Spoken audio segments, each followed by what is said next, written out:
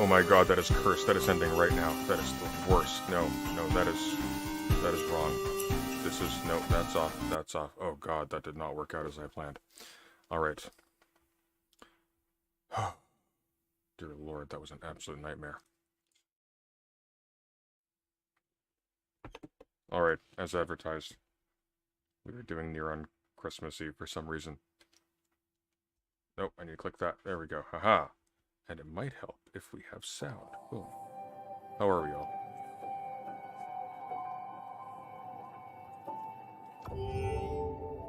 Well, that volume's a little low, isn't it? Let's turn that up a bit. Let's bring you closer. How's that? You should be able to hear me a bit better now. One of these days I'll get the hang of actually making sure the mic's within hearing distance.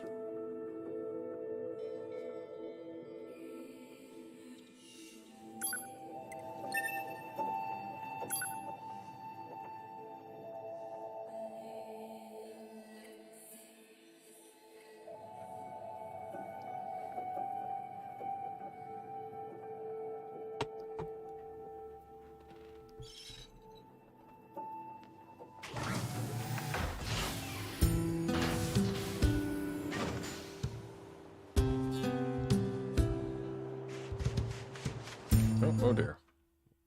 That should be down there. There we are.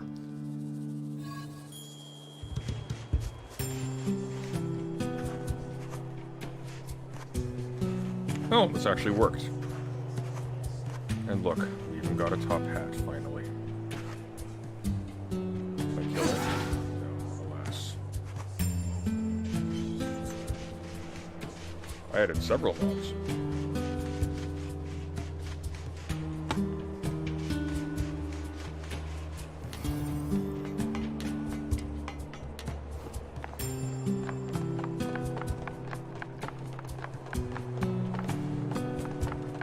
Detailed as it gets, unfortunately.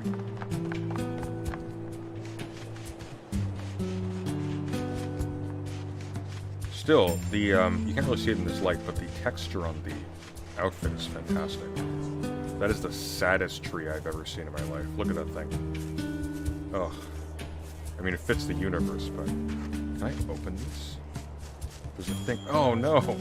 It's actually the opposite. I can't open the one item that's actually there.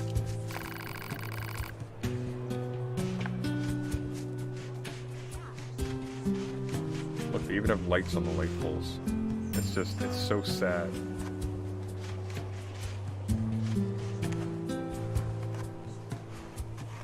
The footprints are like, okay, I see what they're going for. It is just the sand footprint, but yeah, more than nothing. I wonder if there's anything in the room.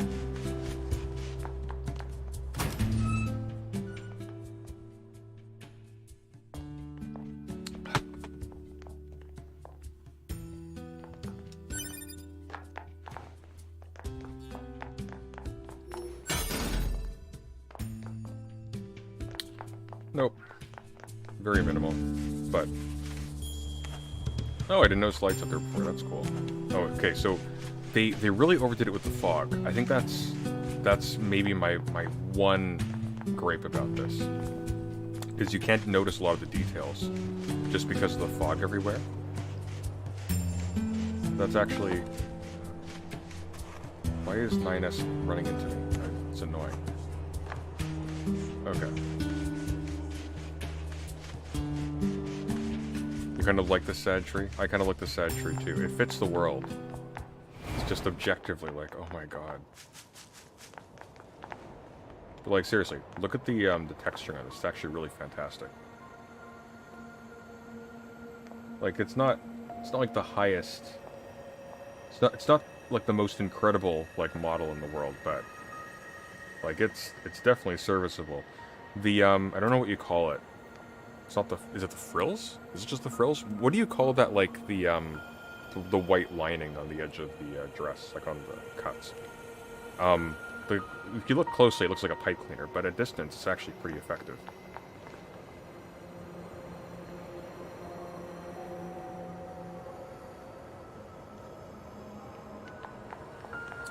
Alright, what are we doing? Oh, right, we talked to Anemone.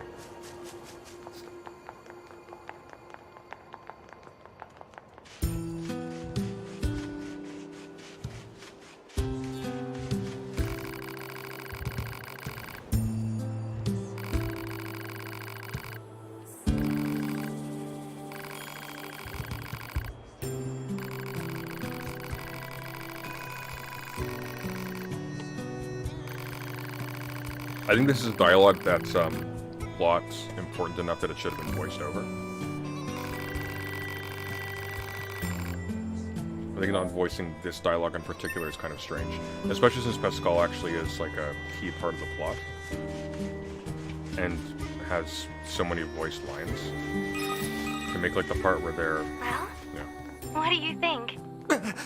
He just started transmitting to us directly. Now do you believe we're not a threat? Your mouth can say anything it wants, but you still don't have a heart. I suppose that's technically accurate. Yes, well, you're free to visit our village whenever you like. Alright, let's increase our speed a little bit here, because this is... I'm feeling sluggish.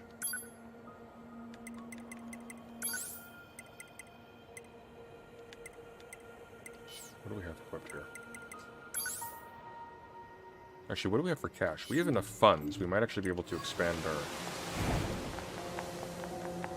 our chip limit. So how's everyone's holidays going so far? Mine have been exhausting, but otherwise positive. But, oh my god. We had a massive snowstorm like we've never had before. Snowstorm's the wrong word for it. We had massive snowfall, which is extremely unusual for us. No, rest when you're dead. So I spent easily about 20 hours over the last couple of days just trudging through, like, almost waist-high snow in parts. Usually just like knee-high, but it was bad. So I'd go out and do shopping for like 3-4 hours, and then come home and just die. It's awful, but what am I doing? Right. Chips.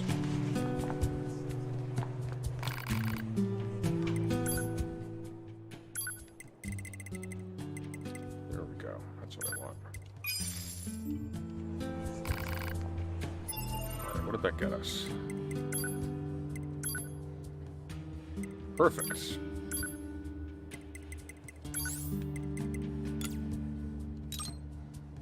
Get some movement speed going. Actually, can I wonder.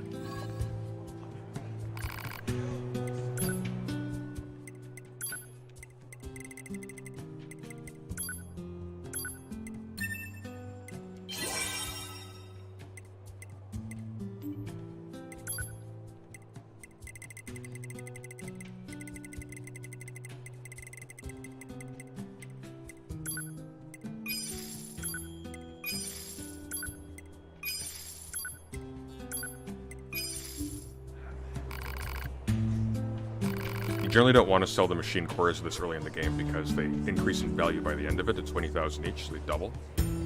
But I don't care. I just want the money. Okay, so what I want to do.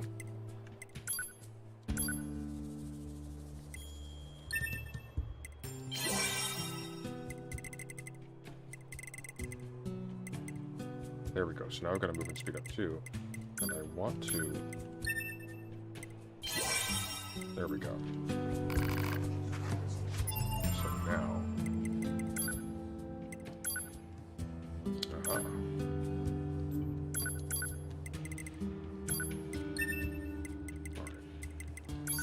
So for support, we want movement speed up 2.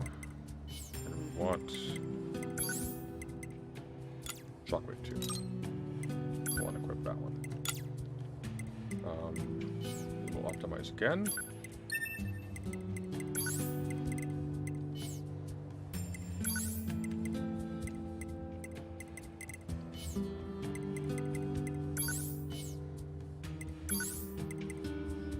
And we'll increase our shockwave. And we'll add... Can I fit that in? Oh, just barely.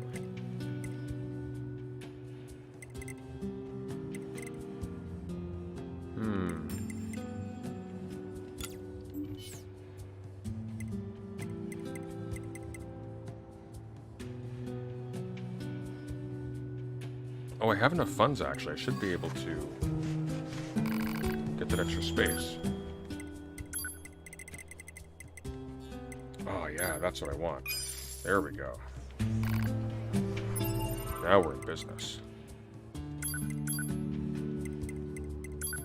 Sorry, we'll get to the interesting stuff soon. I know this is riveting.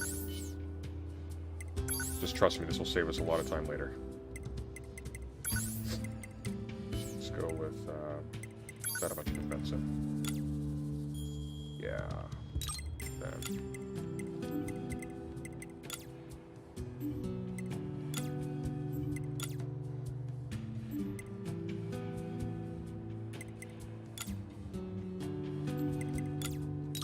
That'll do. Alright, let's go. Save quick.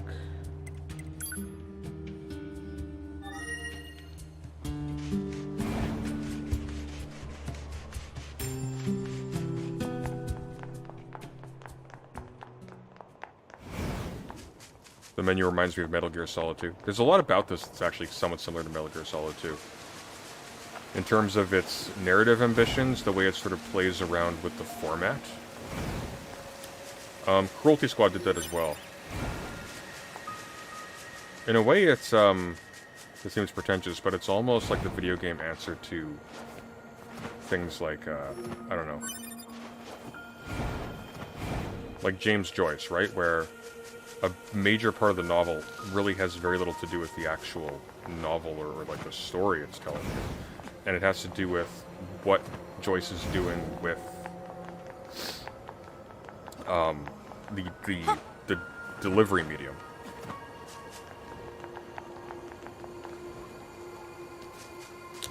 Alright, where are we going? Let's see. We are going... Oh, we're going back to Pascal, okay. So I think we can just warp there now. Good night, Aaron.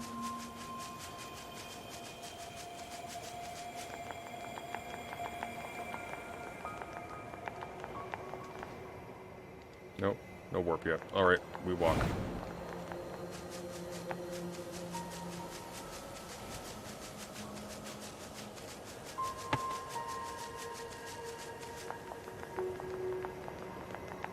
Didn't get MGS2 when I was a kid and have seen Buck Wild, but it turned out to be incredibly prescient.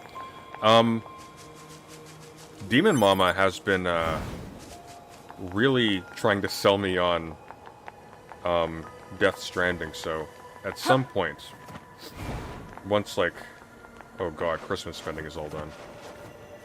And I've got a video about that I'm going to be making in the next couple of days, because, dear god, there's some psychotic elements about sort of social conventions around that.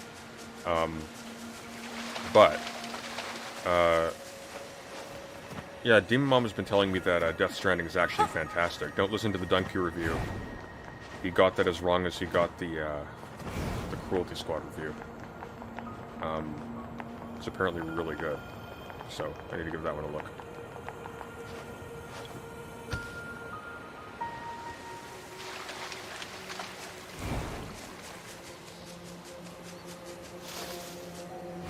I couldn't get through Death Stranding. The story is great, but the gameplay gets tedious, does it?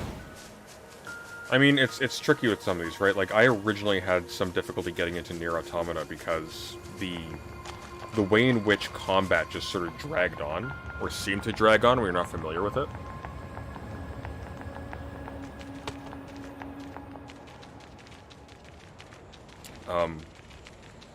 That was like turning me off it pretty hard, but I stuck with it, and it turned out that actually there was some logic behind what they were doing. Sorry if my voice is a little off today. I did catch something in my travels, so I'm a little under the weather. Not severely, but I'm stuffy. Oh, you brought me some high viscosity oil. The anemone is just so kind and understanding. If only all of her.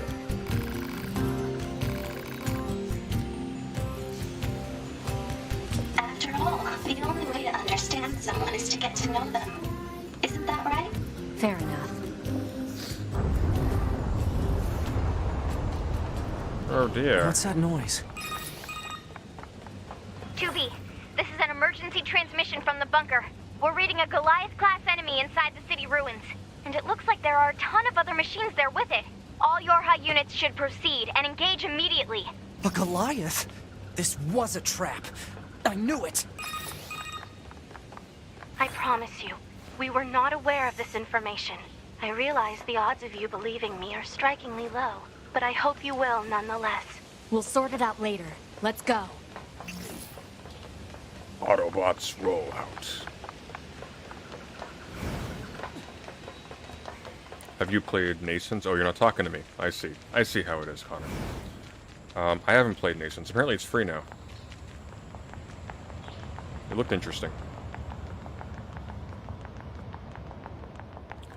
Death Stranding is really good for the kind of person that likes hiking. I do like hiking, actually. Haven't done it enough recently. 2B, Command is deploying new flight units for us. They just sent the coordinates, so let's get going. On it.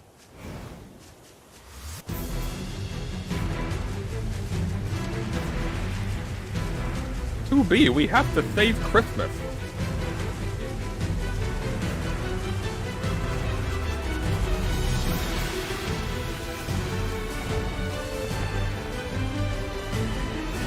Hup. Yeah.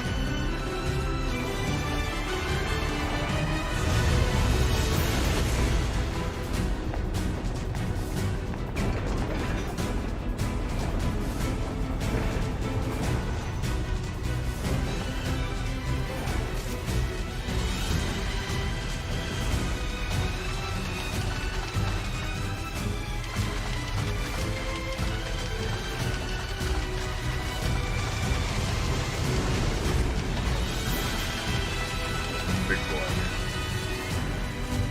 Moose. The flight units should be on the roof of that building up ahead. It'll be dangerous, but we're not going anywhere unless we pass through that Goliath's Oh, legs. what was that? We should be careful. What is that? Oh, that's what that is. Okay. It's kind of them to alert me where the bullets are going to land.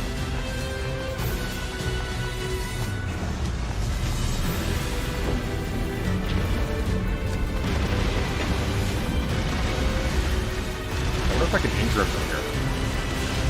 I can. Can I just fight him from here? Oh, saving's possible. Okay, good. Brilliant.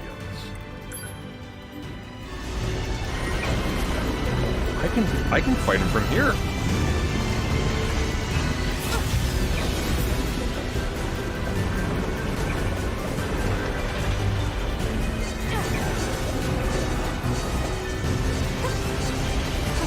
Wait, am I damaging him, or I am damaging him? I'm doing damage. Okay. Well, let's give this a go. Let's just try taking him out from here.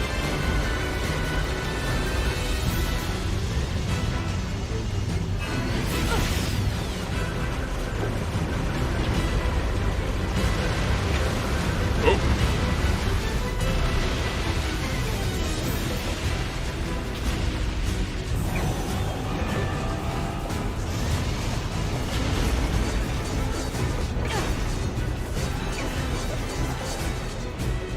Okay, I'm gonna assume it's not doing anything. Let's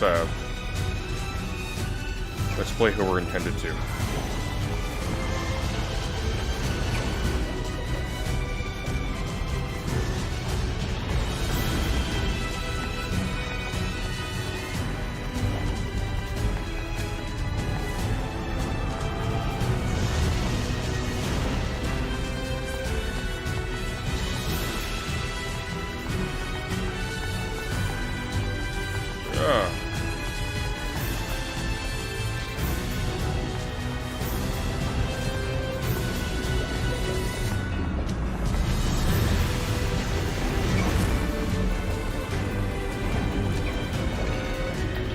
Oh.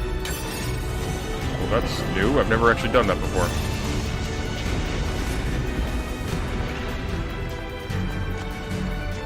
I have no idea where I am. Alright.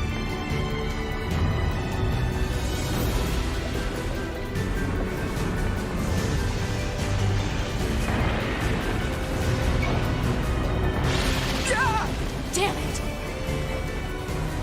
2B! Displaying data on central wiring hub.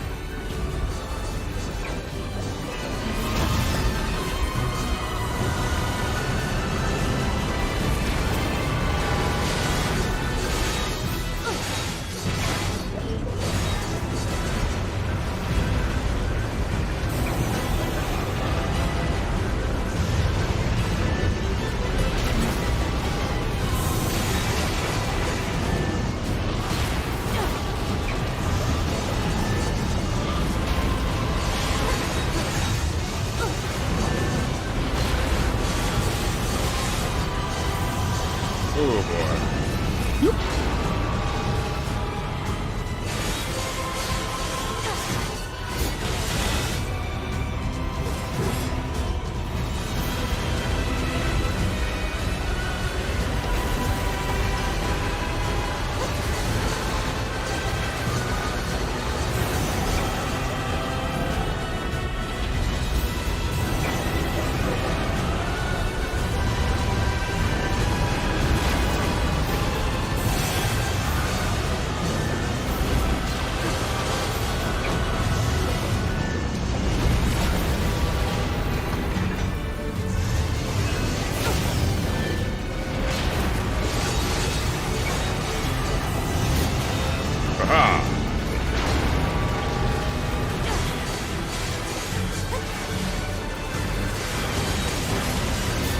See a goddamn thing.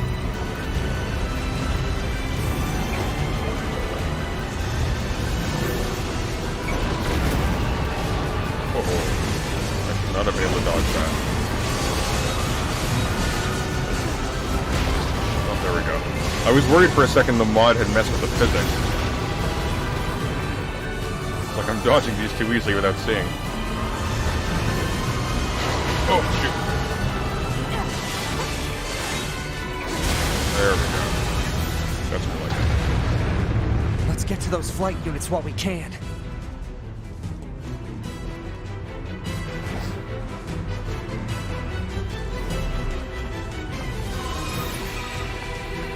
Be careful. The skies are packed with anti-air weapons. Make sure to approach at low altitude. Copy that.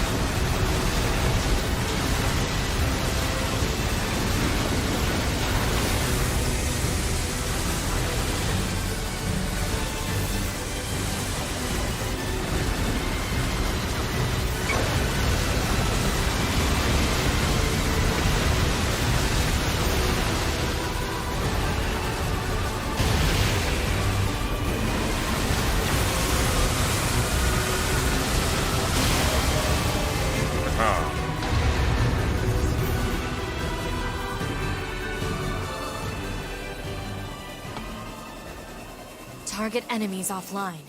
That should do it for the Goliaths. Look out! It's recharging! Ah!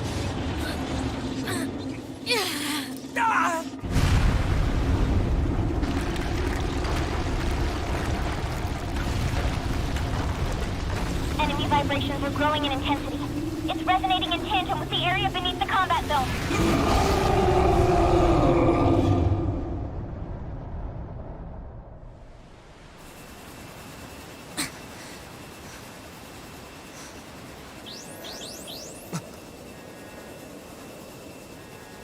What the...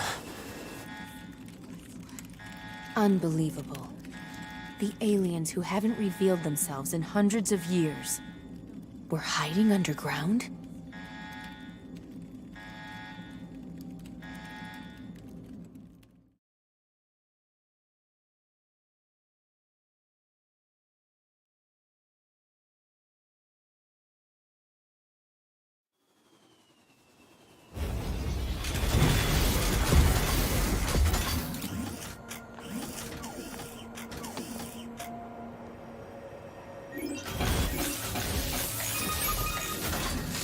No, I wanted those. This is your commander.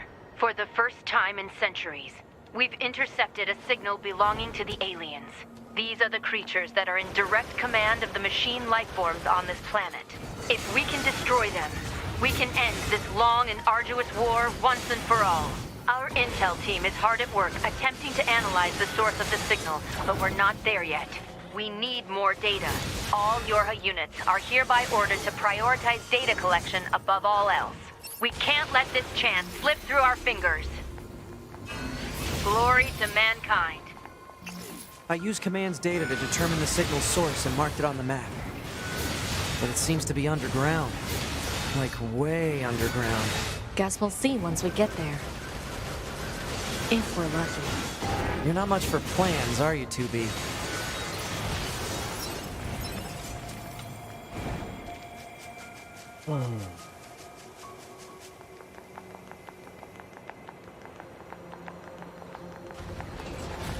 Hey, tequila. Oh, that's a new one.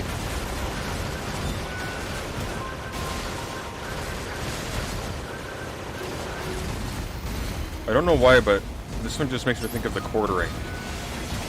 I can't for the life of me figure out why, though.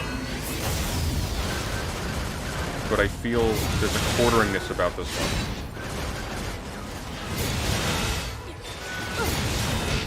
Ow.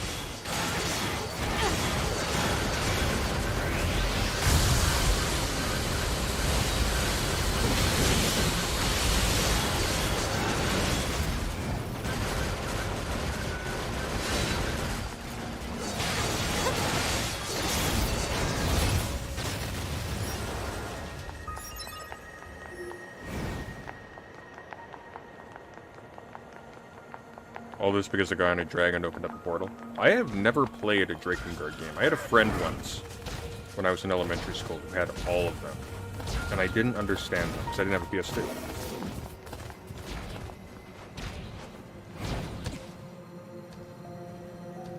All I knew is they were What is mechanically this? very awkward. Analysis. It is a cave-in caused by the collapse of an open space underground. Why is there such a huge cavern beneath the city?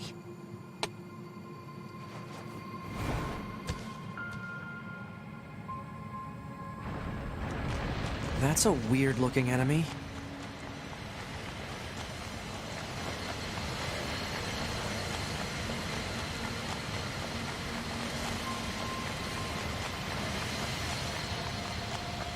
The ground is caved in. There must have been a hollow down there this whole time. Ow.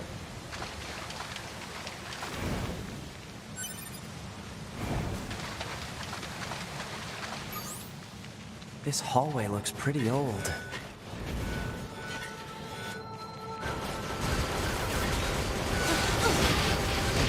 Ah.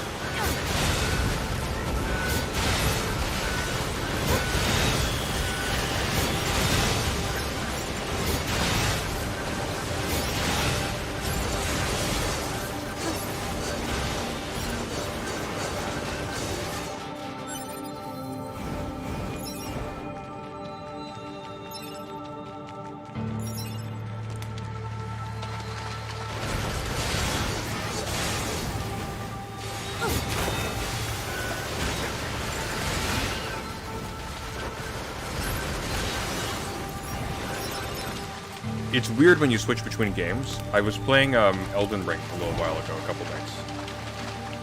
And you use... Oh, see? You use the right thumbstick to lock on. Not...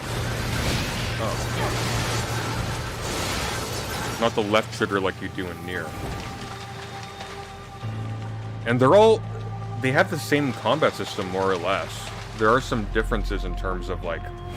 Look at all these dead machines. The range and types of Seems like attacks they've you been can here pull for a off, long but time. the way in which you handle them is identical. It's basically just an elaboration on Ocarina of Time's lock-on system.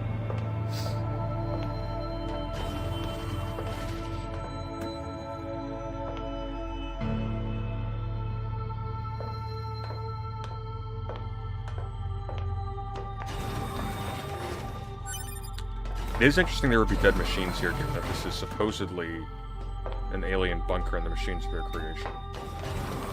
What is this place? I don't know. There's nothing like it in the database.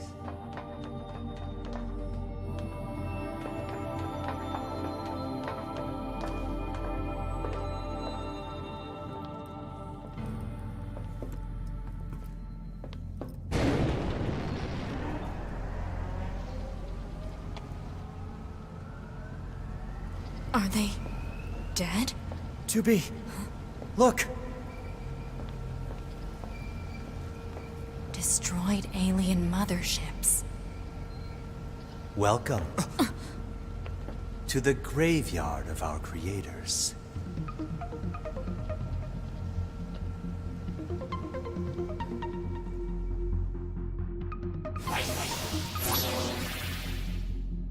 You. 2B, look out! My name is Adam. The aliens you seek are no longer here.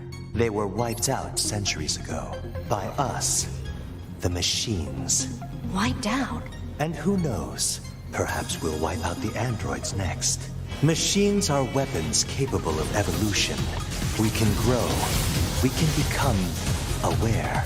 Eventually, the intelligence within our network began to surpass that of our creators. You'd probably be surprised at how quickly it happened. You destroyed your own creators? Oh, there's no need to fret about them. They were simple, infantile, almost like plants, I guess you'd say. They held no value to us. But the humans on the moon, now they are interesting. Why them? Because they are an enigma. They killed uncountable numbers of their own kind, and yet loved in equal measure. It's fascinating, don't you think? What could possibly drive such behavior? We have dedicated ourselves to unraveling this riddle of humanity. And now we will allow you to assist us. You were made in their image, after all. Assist you with what? It's simple. We need you to locate the humans on the moon and bring them to us.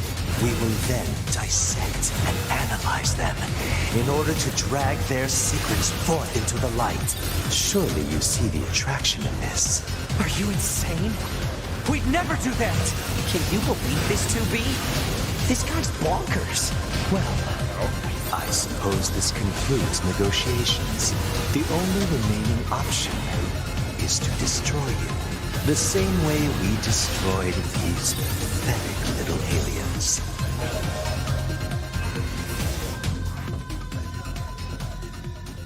Time grows short. This year, this is the fate that befell our creators. As for your beloved humans, I guess we'll see, won't we?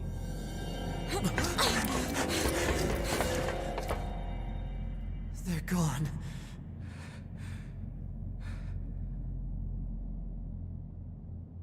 The aliens were already dead. Yeah. We better get back to the bunker.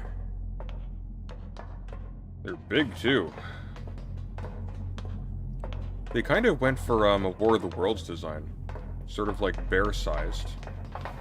Except, their heads are dicks. So that's a thing. Although I do like how they sort of resemble the machines.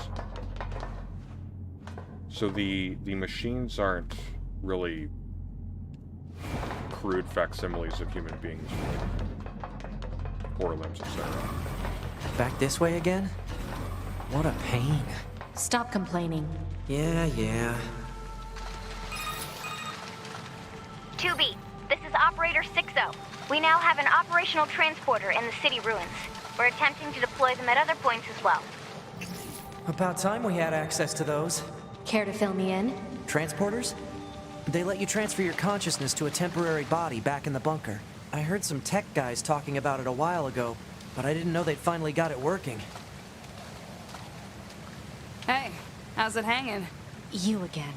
Your commander told me to build a new access point, so here you go. Oh, and I got the stupid transporter up and running too. Thank you? I've known the commander for a while now. She sure is good at pawning work off on people. Next time you see her, give her some lip for me, will ya? So this has a transporter now, huh? Still, transporters are pretty handy. They're way faster than flight units when it comes to traveling between Earth and the bunker. Flight units also leave us open to attack, and they're expensive to operate, too.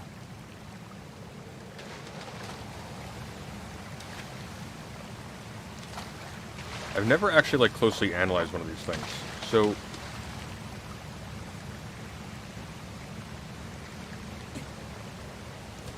There are what look like cards or tokens or like plaques with rings on them. I don't know why.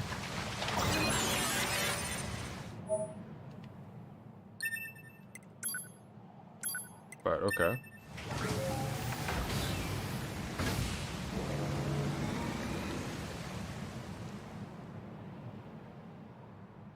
Yeah, it's not really a transport system. It seems to be a vending machine. It literally just stores their bodies on the ground or wherever they are, and then it activates one wherever they're going, for some reason. That concludes our report on the events surrounding the alien wreckage. Then they were dead this whole time. The Council of Humanity needs time to formulate a plan. Until then, this information must be kept confidential. Speak of it to no one. Of course. Your next mission is to gather additional intel on the individual known as Pascal. You mean that freaky machine we ran into? This order comes directly from the Council. Knowledge of such unique individuals is essential for the success of future missions. Understood. So we find out later that there is no council and that all information is coming directly... Sorry, all orders are just originating with the commander herself. So that's interesting.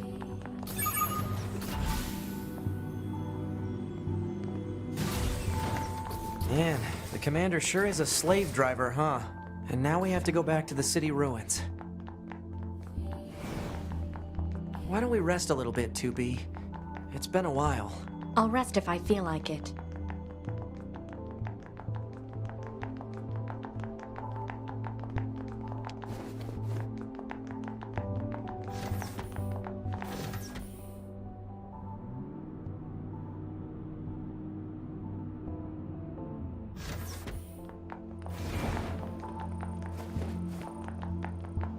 Nope.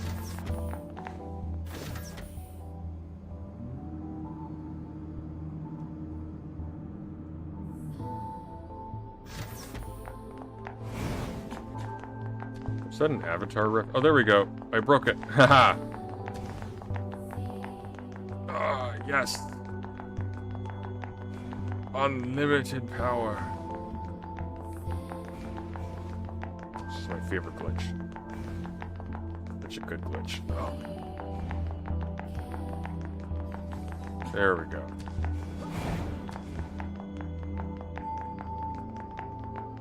No, the commander gets orders as well. She's aware that the humans are dead, not the full extent of the Order project. Yeah, but she's aware that the Council of Humanity is dead.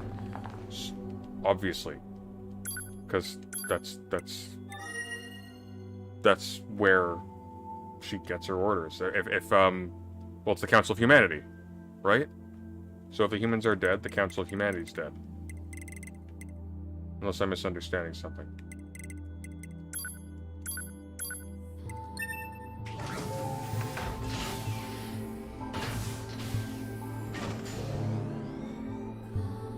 The voice acting is good in this. Surprisingly good. But I put a lot of that down to the writing. There are a lot of really good voice actors in really bad games. Like, I don't think any of the voice actors, some exceptions in Final Fantasy X, were bad. It's just the game was badly written. Like, there are some lines that just human beings don't deliver, you know?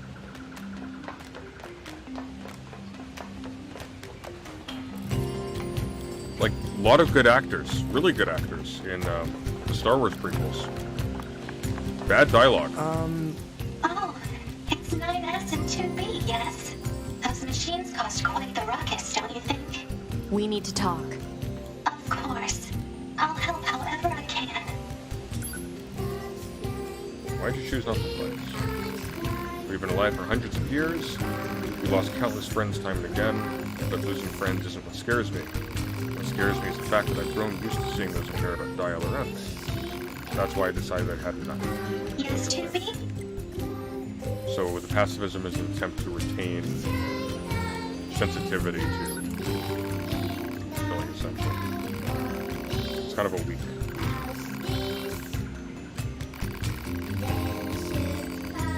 Which it is, because, like, in the course of...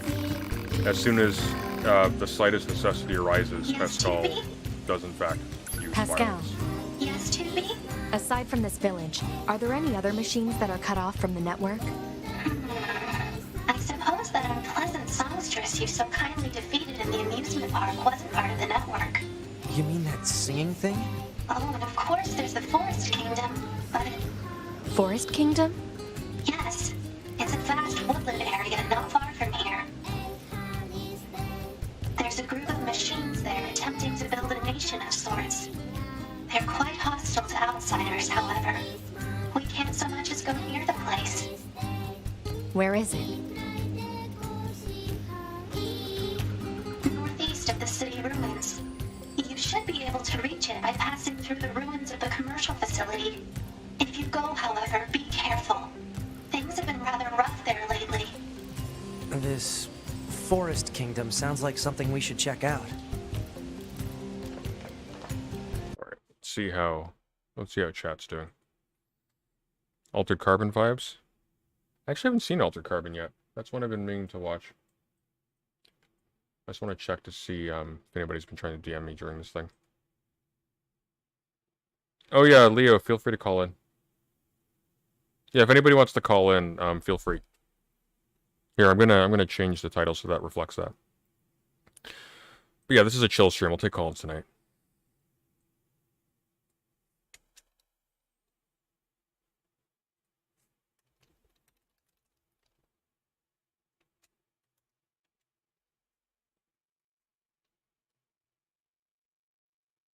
Here we go. Yeah, you know the drill. If you want to call in, get into the server and go into the what are we calling it? Get into the stream guests channel and say hi.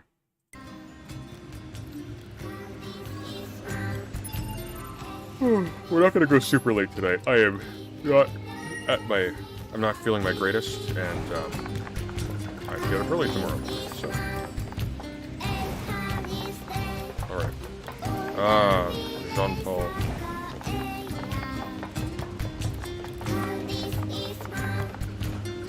There's too much to read. I want to read Being in Nothingness. I really do. Hey, get down. Here we go.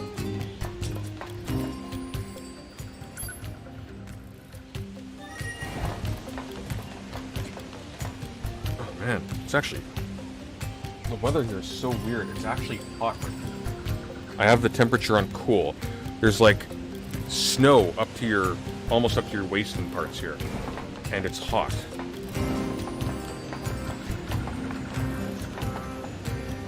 It's mildly disturbing, actually.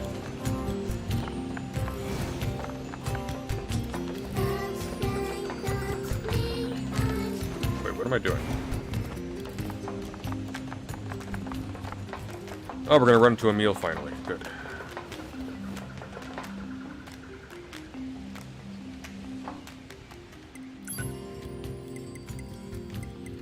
Want to go to... Desert camp is close.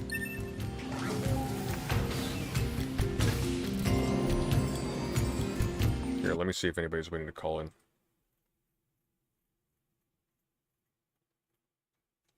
I know at least one person was asking.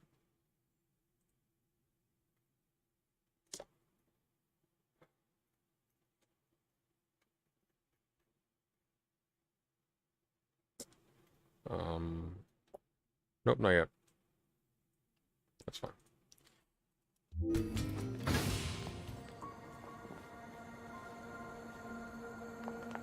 Leave me alone, jackass. I can't deal with your weird hobbies anymore.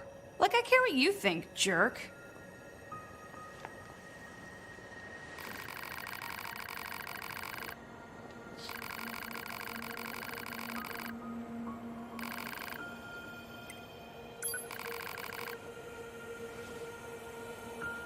We will come back to that.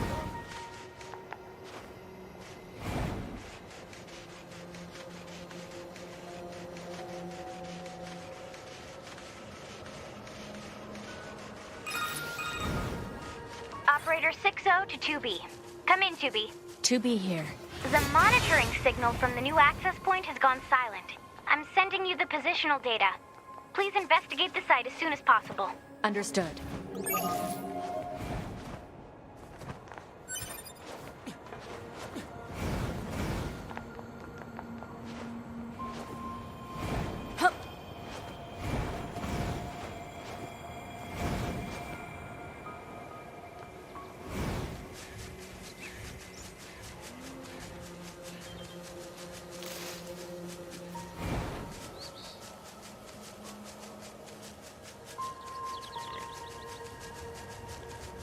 Say, 2B, What? when do you think you'll be willing to call me Nines? 9S works just fine. Well, yeah, but... Man, this job can be pretty rough sometimes, huh? We don't get to choose our assignments, and you should work on keeping your opinions in check. Yorha aren't allowed to be emotional, remember? I think some of us are better at that than others.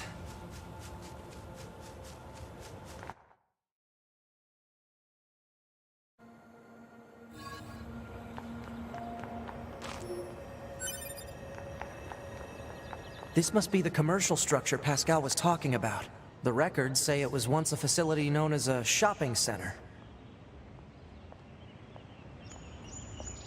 It is interesting, isn't it, how, the wreckage looks immensely more aesthetic than the thing actually functioning as intended. Because functioning as intended, it's kind of an awful thing, isn't it? It's...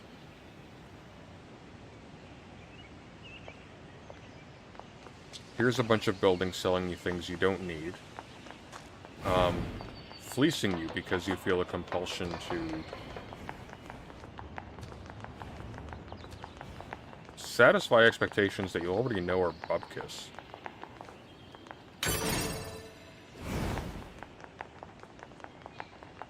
But they register you as resourced, important, etc. if you have them, so. Whereas you put it into this state,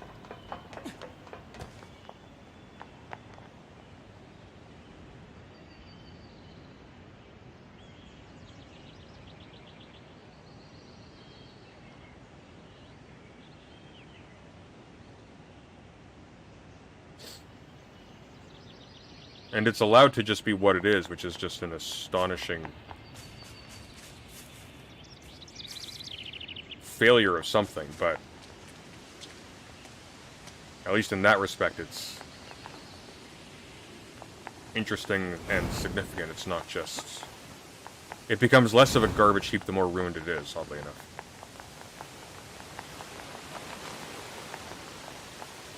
No getting through here. Maybe there's some kind of mechanism we could engage?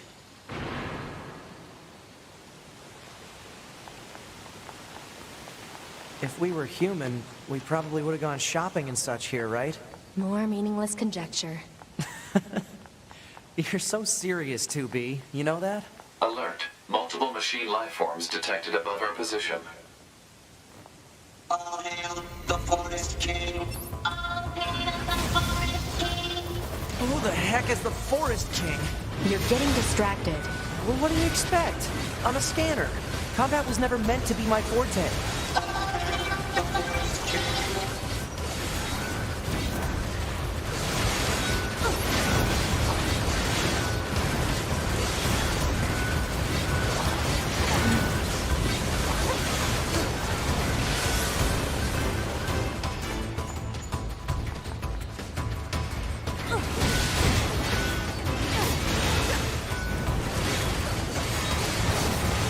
Check this guy.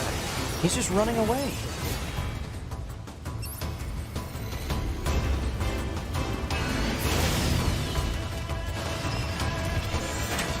It's going to explode!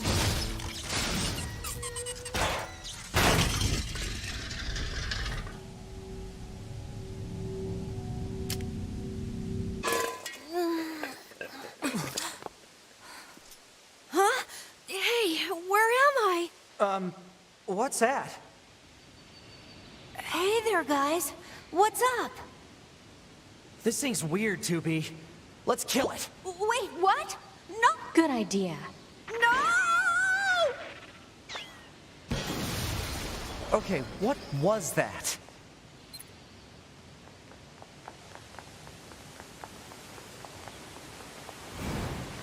I'm playing Nier Replicant at the moment. I haven't acquired Emil yet, but I have read a little bit about it, so Emil could have probably killed them both. Actually, even in canon in this game, he could have killed them both, so it's just kind of funny. Looks like the forest is just ahead.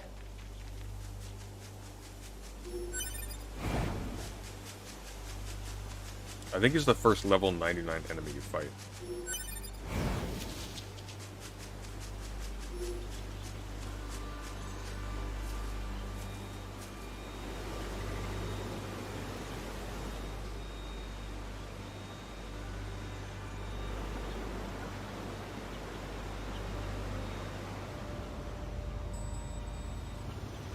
Aim for the enemy androids.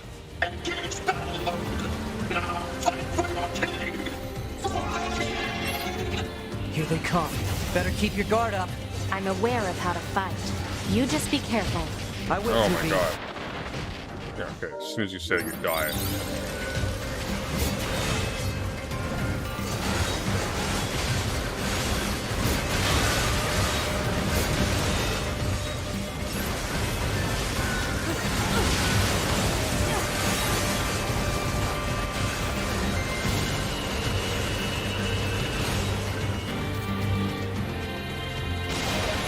These machines. They were talking about a king, right?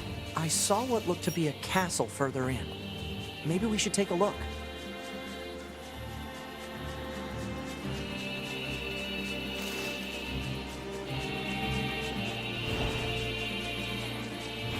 Here's something interesting about this game. I haven't talked about this yet, but I will when I make the video on this.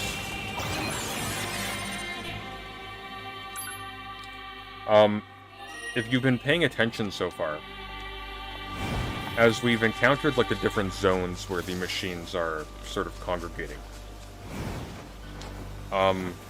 they do develop, but not in terms of, strictly speaking, consciousness per se. Like,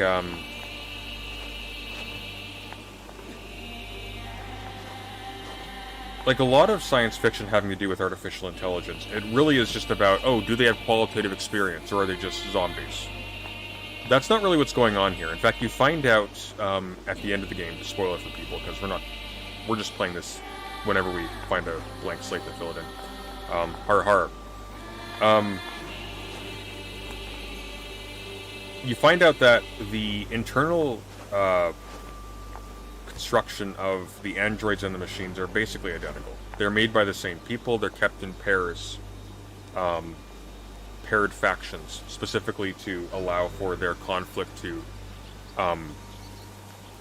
trigger, like, evolution. Sort of an agonistic process of mutual improvement.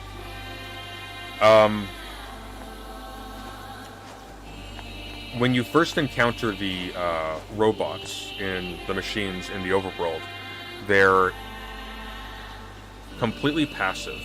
They will defend themselves if you attack them directly, but they won't defend each other. And they have no interest in each other or in you. You walk right by them and they just walk right by each other. The second time you encounter them, they're in like a weird, almost orgiastic sprawl of imitating copulation, rocking cradles, etc. Just like bare sort of animal reproduction and family grouping kind of thing. A lot of people miss this. When you get to the amusement park, there's a heavy emphasis on sus. Oh, shut up! Don't talk. When you get to the amusement park, there's a heavy emphasis on sort of like socialized sexual relationships, where they're massively complicated by things like discrete monogamous family groups, which in turn results in like competitive courtship, being obsessive about beauty standards, stuff like that. You get to the basics of really what you have once you have the first sort of village scale of human organization. That's the last one we visited. Now, here there's sort of a splitting. So we've encountered Pascal and a group of sort of independent, pacifist, thoughtful, self-reflective, and philosophical machines who are concerned primarily with, you know, being better than the other ones. They've separated themselves off. They've been cut from the network, as it were. That's how they describe it.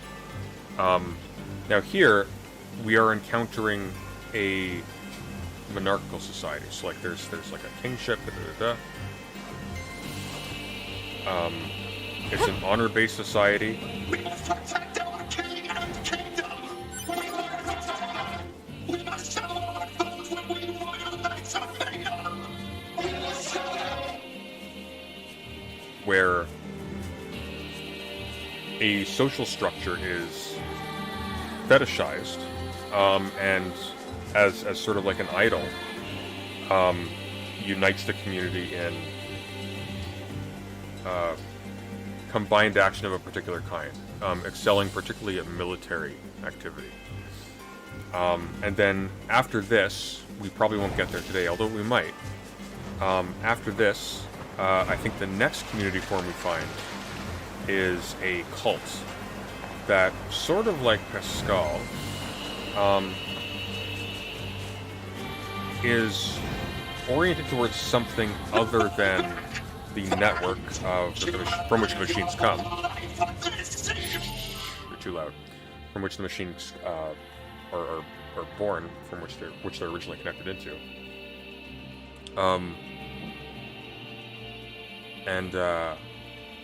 And they become like a suicidal quasi Christian cult that believes that supposed to reach that castle? Oh my God! Stop talking. That believes that they ascend to godhood if they die. They're trying to imitate a single figure who is dead. They've fetishized that figure as being in some sense divine. Therefore, they think that by imitating him, they become divine or whatever. It's a very ham-fisted facsimile of Christianity. I think my interpretation of this game is that the title Automata has nothing to do with the question of consciousness at all. Not in the sense that, like, AI enthusiasts typically talk about it. Obviously, the machines and the androids have qualitative awareness. Just obviously. For one, we play as one of them. It's not in question. The automata aspect, the automata title refers to the processes treated as inevitable of agonistic evolution that premises the whole setting, where these mastermind intelligences have created two competing robot races to fight each other and become stronger and stronger and smarter through that agonistic process. And it is that process that is automatic and unfree. Because automata doesn't have to do with consciousness, it has to do with choice. You're an automata if there is a unconscious chain of causality that governs what you do.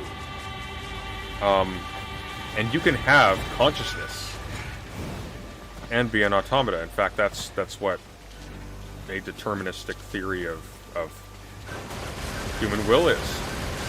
It's saying that, yeah, we have a will, but it's what that will is governed by processes beyond our control. We don't choose them.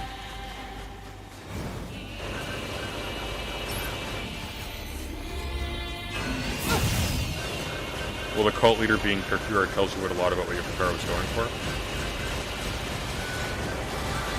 guess I'll have to read Kierkegaard before I do that video, won't I? I haven't read Kierkegaard. I have Kierkegaard. I haven't read him.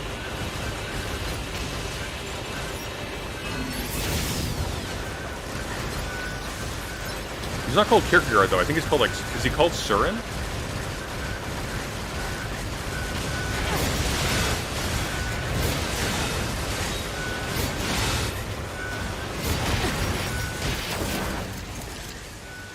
The game obscures a lot of what it's doing in the first playthrough. So, like, this playthrough that we're doing reveals very little.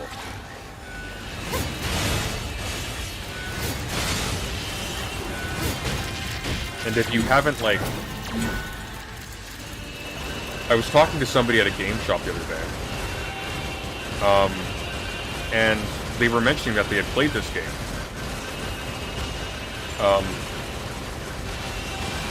But they didn't realize that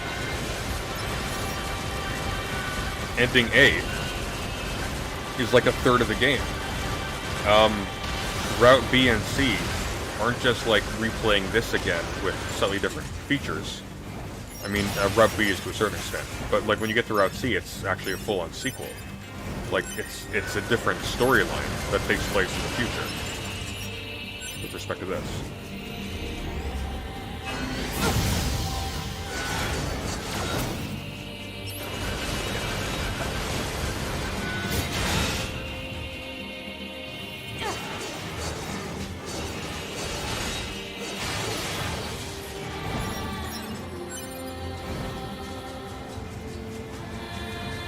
He's not called anything by the characters, but in the unit data it's called Kierkegaard. Okay.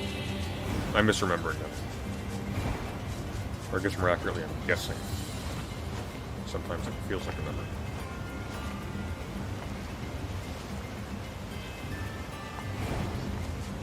Alright, we need to get across. There's a trick to this, and I keep forgetting what it is, so bear with me. You do have a caller on the waiting room, thank you. Thanks for reminding me. I will always forget. Oh, I need to go into the stage. There we go, and I need to drag him there. Hello, Elzaz, how are you? Hi there. Yeah, Here, let me turn the game volume down a little bit. Oh, alright. And, let me turn your volume up, because you're a tad quiet. How are you? Yeah, doing well. How about yourself? Pretty good, thanks. How are your holidays going?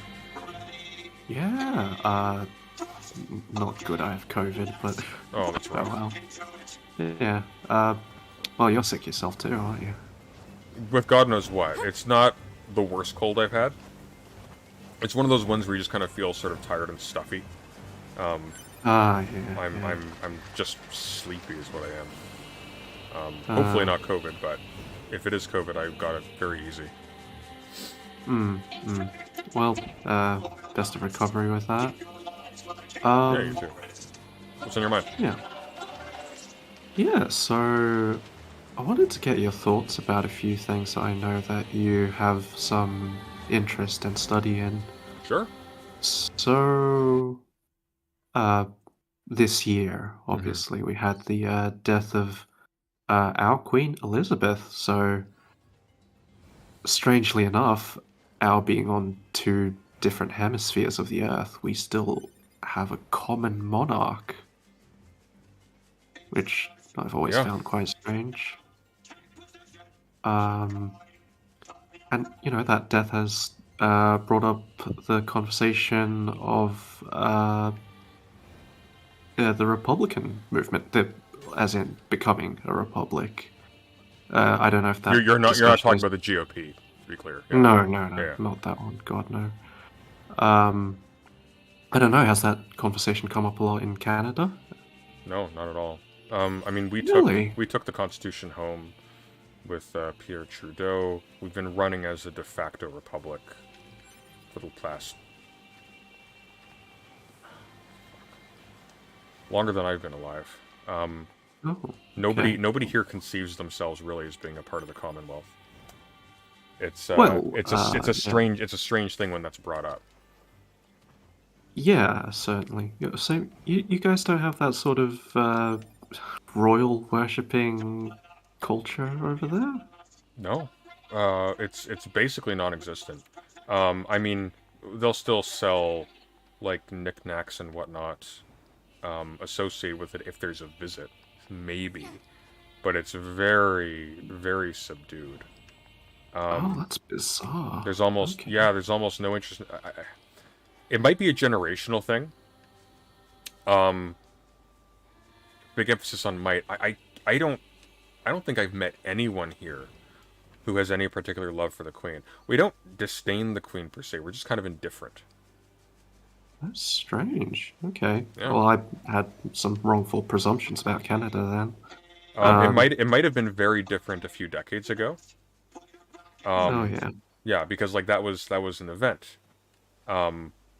Like formally, well, I guess more symbolically, separating ourselves from the UK. But yeah, no, it's never talked about. So it's strange. It's really strange. It's one of That those is things that comes strange. up. It comes up in well, especially since like we will talk about the crown in the abstract as that which, for example, like native groups have treated land with. But we never talk about the crown as if the crown is like the royal family or the I mean, they monarch. still are the head of state, aren't they? Or is that not in the Constitution? It is in the Constitution. That's why the Governor General has technically more more direct power than the Prime Minister, but we treat the Prime Minister essentially as our president, with some Yeah, exceptions. a lot of bizarre things happening there in Australia with the Governor General at the moment and yeah? Prime Ministership. Yeah, so I it have turns not out been our, paying attention. I'm curious. oh, turns out our last Prime Minister just decided to, in the middle of the pandemic, well, even a bit before that, to assign himself the roles of several of his own ministers in private, and only the Governor General knew about that because he has to be sworn in with the Governor General. So yeah, massive breach of power. He just took all the jobs of his own ministers in secret. That's interesting. He can do that. That's really Uh, curious. Well, I mean, it's the Westminster system. Like, I don't know if even, at least in the Australian Constitution, the role of Prime Minister isn't even mentioned once. It's a That is also true of us. entirely. Yeah. So a lot of it runs off of convention, obviously. Well, that's neither here nor there, though. So, well, I was about to talk about this discussion about turning republic, but turns out that's not really happening in Canada. But Well, I mean, what's kind of interesting is that it turns out that being a republic actually has very little to do with what's written down in your constitution. yeah. Which, I mean, of course, like, this is something I harp on a lot. Like, a constitution isn't really the document. We call the document the Constitution. We like to think of the written document as Constitution as if it itself guarantees rights and, like, the limits of people in public office, et cetera. But, like, ultimately, no. What is law is what is enforced, and that's that. And it being on a piece of paper, no matter how expensive the paper is, or how important its name is, or how much gold encases it, it's just a piece of paper. Very much. And I would say that is also true of another particular another particular document. There's an apology letter framed in Parliament House in Canberra to the Indigenous peoples, and it's on display, and you can see it yourself. And I've seen it, and it's emblazed in gold, and it's beautifully handwritten, apparently. But ultimately means quite little when we're missing out targets for closing health gaps so poorly. And I know the Indigenous people of Canada have had a rough time as well. Massively so. In fact, now that you mention it, one of the things that the sort of the ethical breaking up of Canada and the Commonwealth has affected is when we talk about issues of indigenous governance, for example, a lot of people here, which not to put too fine a point on it, but I mean basically white Canadians, a lot of people here have a tendency to think about it as if despite the fact that, again, like, as you pointed out, we're still technically, formally under the same crown that has abused the treaties it made with those indigenous groups. We tend to treat it as if this is a thing done in the past by a different community. People in government don't talk about it this way, of course, because they can't, but like the average person discussing this. Yeah, hold on though. Treaty? There's been treaties signed between the Crown and the indigenous tribes? Is that? Yeah, we have treated land all over Canada, and untreated, unceded land as well. So there's a whole lot of, like, it's not really a gray area because has just been misappropriated, but there's a whole lot of traditional land that was recognized as belonging to the territories of various groups, where we either made agreements giving them rights to, like, specific spaces to be, respected, or we didn't make those agreements and we've just sort of allowed companies to kind of make their way through anyways. Oh, okay. Yeah. Well, I mean, if we're talking about indigenous land rights, there's been a bit of that in Australia as well. It was interesting that you brought up treaties, though, because a lot of the conversation about the amelioration of indigenous subjugation in Australia has revolved around writing a treaty to essentially describe the terms of, well,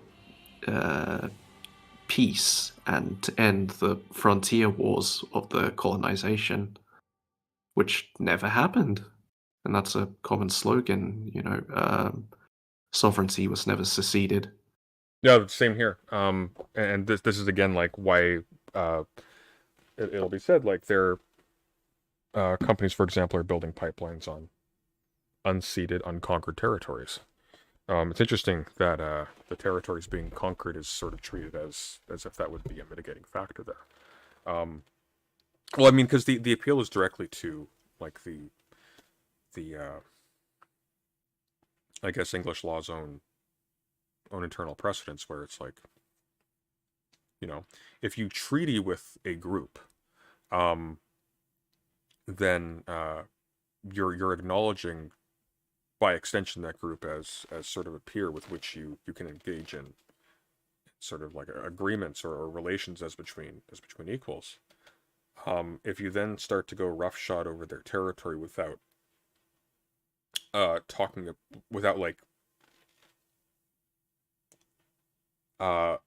litigating exactly what is appropriate and what isn't with them as if they were equals, then you're kind of affronting your own law in a certain sense. You're acting entirely without, like, the conventions by which your state is run. So you're in, like, this sort of chaotic criminal zone where you're just pillaging and plundering. But it's okay. It's nice. Liberals who are doing it, so we're just sort of fine with that. And then at the same time, the same sort of liberal adherence to laws can be used in the opposite direction. Now, this sounds like the name of someone who isn't real, but have you ever heard of John Batman?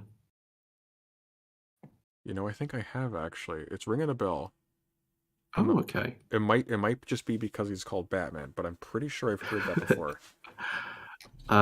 Yeah, so John Batman was a early settler in Victoria, down in the southeast of it's spelled Australia. Batman, actually, guys. Yeah, his name is Batman. There's a place in Melbourne called Batman Avenue, named after him, and the whole city was almost named Batmania after him as well. But essentially what he did was he walked out into, the middle of a bunch of tribes, and the Wurundjeri people would be the original owners of the land, I believe. And He'd He massacre them. Oh, no, no, no. See, this is why I'm saying you can use the same liberal justifications to break the same justifications. All right. He didn't massacre them. He gave them some pots and pans and some cloth, and then in exchange asked them to sign a contract which gave over the entire plot of land upon which Melbourne is now built, and then, decades after, they were expelled from that land. So there is a treaty. I'm just reading the Wikipedia article. I know, like, the height of rigor here. So it says that Batman settled in Van Diemen's Land, modern-day Tasmania, in the 1820s, where he rose to prominence for hunting bush rangers, and is a leader of massacres of Aboriginal people in the Black War. I see. During this time, he was notorious for committing multiple mass killings of Aboriginal. Yeah, well, that's interesting that you bring that up. This is one of the things that gave impetus to what would become the passport system, and the emergence of the border, even within, like, the liberal English empire, as sort of a demographic filter, as opposed to what it used to be, which is literally just, these are the holdings of so and so. These weren't treated as if these were like you could trespass on someone's territory, but it was like trespassing on someone's property. You didn't have the sense that, for example, immigrants coming over the border was polluting the interior. There wasn't like the strong sense of there being like a robust inside and outside. It was just the ground itself was owned. One of the things that gave impetus to the passport system, what will become the passport system, is that they had a similar problem with labor in India. So India was, of course, under the subjugation of the British Crown, but as a consequence of that, Indians were regarded as British subjects, and British subjects could freely traverse the empire. This is like a necessary function of liberal politics. If you cannot choose your location, if you cannot choose your magistrate, you can't give tacit consent to their rule, so you have to be able to move. However, there was a problem, because you'd have these companies and these recruiters who would find people who were illiterate, and they would make them sign contracts that were extremely unfair for work that was extremely, like, bad. Not all the time, but I definitely do recall you talking about Canada and racism and how it gave rise to the passport system, and it struck me as eerily very much parallel to some of the history that we have in Australia as well. I'm not surprised at all. My account is like really impoverished. It's largely tracing the work of Radhika Mangia, who did a lot of work with respect to relations between well, her focus was on India in particular, India and Africa.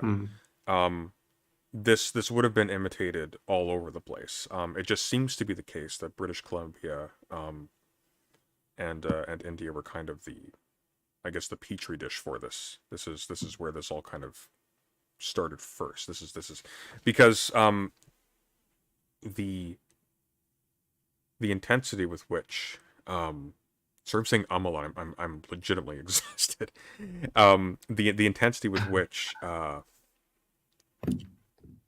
these systems were pursued, it wasn't just out of, like, bleeding heart concern for, the poor Indian worker who might be getting a rough deal. It was also because they weren't just going to Africa. They were also going to British Columbia, where I now sit. And a lot of people who looked like me didn't like that very much. Companies like that because they were very good workers. But people didn't like having wealthy Indian neighbors with funny hats and multiple spouses, maybe, or whatever. So all of that stuff would, like, conditions would start to stack up. Like, well, who is your spouse? How do we determine who someone's spouse is? Oh, we can only allow one spouse. If it's more than one, there's no spouse. And you had all these weird conditions pop up governing what a passport actually allowed to travel or to enter into a place. Um, but fuck, where was I going with this? Right. So yeah, so the reason why here was focused on was just because it was the racism of landed Canadians, bluntly, that largely gave rise to these systems and the way in which they occur. Because of course, like, there's a perfectly reasonable um, justification for assessing whether or not somebody is actually like making a free decision to travel to a distant land to labor under someone else's watch before they do so. But that wasn't really the Yeah. motivating factor. That was an alibi. Sort of concern trolling in the early days.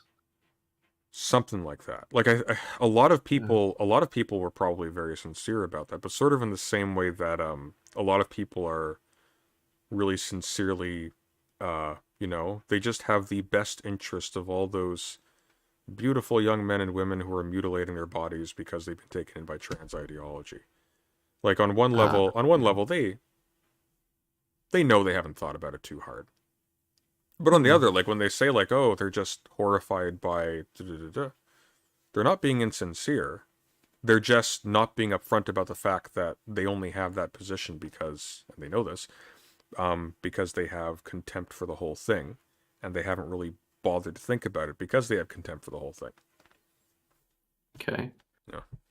Well, in Australia, it was a lot more blatant. Well, the policies themselves were called the White Australia policy collectively, and Oh, they have that here as one of well. the There are ways. some Wilfrid Laurier quotes that are quite colorful, is an ironic choice of words, but he was I could imagine. yeah, he was pretty upfront about the fact that, and this is with respect to the natives here, not with respect to Indians per se.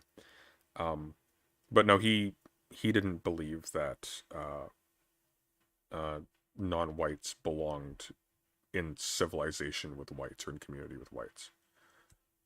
Okay. And this was we have like speeches recorded about this. This is well known. Crikes.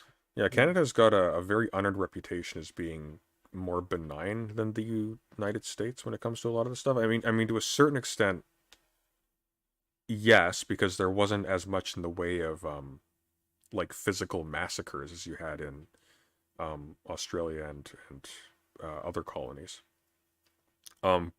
But we absolutely did deliberately try to stamp out their existence and cordon them off into irrelevancy and take all of their territory and basically just disappear them from being anything that we have to deal with responsibly. Yeah, genocide. Yeah. That's unfortunately still a controversial word to use to with respect to describe this, colonization. I don't think it is with respect to this. This was pretty deliberate. I mean, look, when you're literally kidnapping a group's children. Oh no, I'm not disagreeing. Oh no, I'm just I saying, know you're not. I'm just saying I don't think it's even that controversial in this case anymore. I think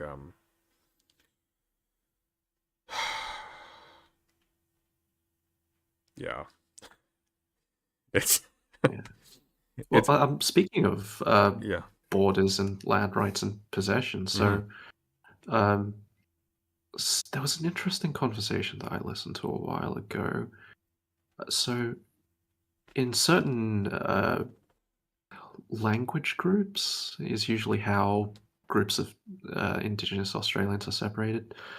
There would be very intense sort of ownership of the land because, obviously they rely on it to survive, and therefore to come onto somebody else's land was a very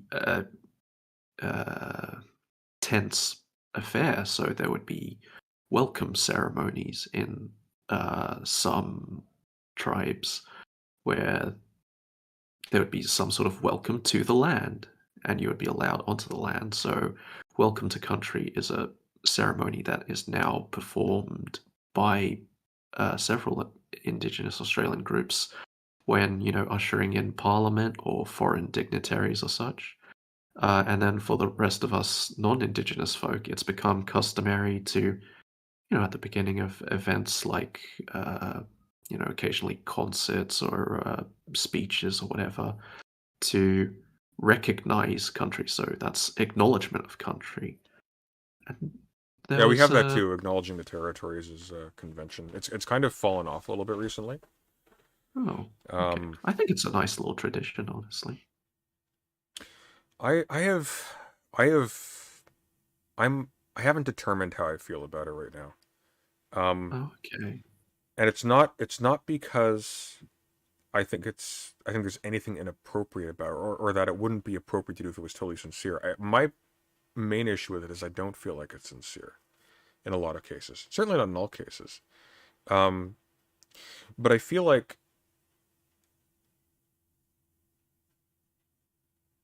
it's tricky. Like this would happen a lot at my university. Organizations that are made up of students who have, in all likelihood, no access to any kind of executive control over the use of the land on which they're operating, would do this as a sort of automatic and token gesture, regardless of who they were talking to, whether it was in private, And I don't have an issue with that per se, but eventually, as a result of this becoming sort of a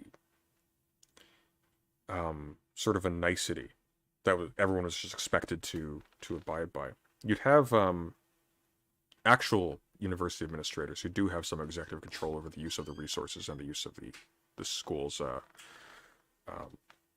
property and whatnot. And they would start saying, like, we're going to acknowledge that we're on the oh shoot, I can't remember. Give me a second, it'll come to me. It's been so long. I haven't thought about this in forever. The one quick moment. I actually want to get this right. Yeah, feel really it's stupid just like not remembering that. the people who used to reside on the land. Yes. Coast Salish. Okay. Yeah. But yeah, but they would like start speeches with this and whatnot. And my immediate thought then when I'd hear these people, it's like, oh, so you're acknowledging that this territory isn't yours. This is on unceded land. You wouldn't be acknowledging it if it was, if it was properly treated, if it belonged to you as part of a fair exchange, because it would be yours. But no, you're acknowledging it because no, we've taken this. It's like, okay, that's interesting. What are you doing to give it back? And the answer is always nothing, of course. So it's like, I don't like the way it's been wrapped up in kind of a liberal, and I mean liberal, not left wing, like in a liberal virtue signal culture, to the point where it's slowly rotted away the significance of the gesture, which was to say, like, hey, we're trying to engage in like a productive activity here, making the best of what we got, but while we're doing so right here, we're using facilities that are planted on territory that was stolen from a brutalized and raped people. But like that makes sense. That makes sense. Keeping people with a mind to that makes sense. That being subsumed as like a expected in the way that you say season's greetings or something on a sign during the holidays, I don't like that. But it's not my business at the end of the day. If the people whom it concerns appreciate it, then whatever. But yeah, I guess I was questioning the utility of the thing itself. I think it has utility. I just think the utility of it can be robbed from it. I was viewing it much more from the perspective of its usage as a ceremony, because it was traditionally conducted by some peoples as a ceremony to literally welcome people onto the land, or to acknowledge the land that they're being welcomed onto. I like that. That's not all peoples did that though, and that we've just sort of like made this new culture where that is a done thing. Well, that makes a lot of sense though. That's sort of assuming the status of like Lord of the House or whatever. Like this is your land you're coming into, therefore they welcome you. It's not the I don't know, it's not the tourist booth or whatever that greets you. It's like, no, this is a representative of the sovereign entity in which you are entering, welcoming you in. Yeah, like Yeah. as I was saying before, it would be traditionally in a lot of places if you were to have come onto some indigenous group's land without being welcomed, you know, you'd be speared through the legs is the usual punishment. Hmm. So like that, that's it is a ceremony with some pretty important historical roots there. No, well, you're trespassing on their territory otherwise. It's basically a small-scale act of war at that point. It's like Hmm. breaking into someone's house. It's a interesting parallel to the uh, evolution of passports from the liberal order. Well, I think the crucial thing is with the evolution of passports and whatnot. It wasn't that borders and walls and things like that were defended. That's what walls exist for, and walls have existed forever. Um, what was interesting there is that you had a political entity that had basically gained control for all intents and purposes over, as far as a lot of people are concerned, basically the entire Earth. And now they were determining along ethnographic lines who could go where. That's really what was at issue there. It wasn't the fact that like people couldn't. It wasn't the fact that they were like, oh, the British Isles themselves, as like or not the British Isles, like London as a community, as a city or whatever, only allowed people in at the front gate, and only who met the conditions that they set as like sovereigns of their territory or whatever. Because that's entering into the house of a community. That's entering into a community.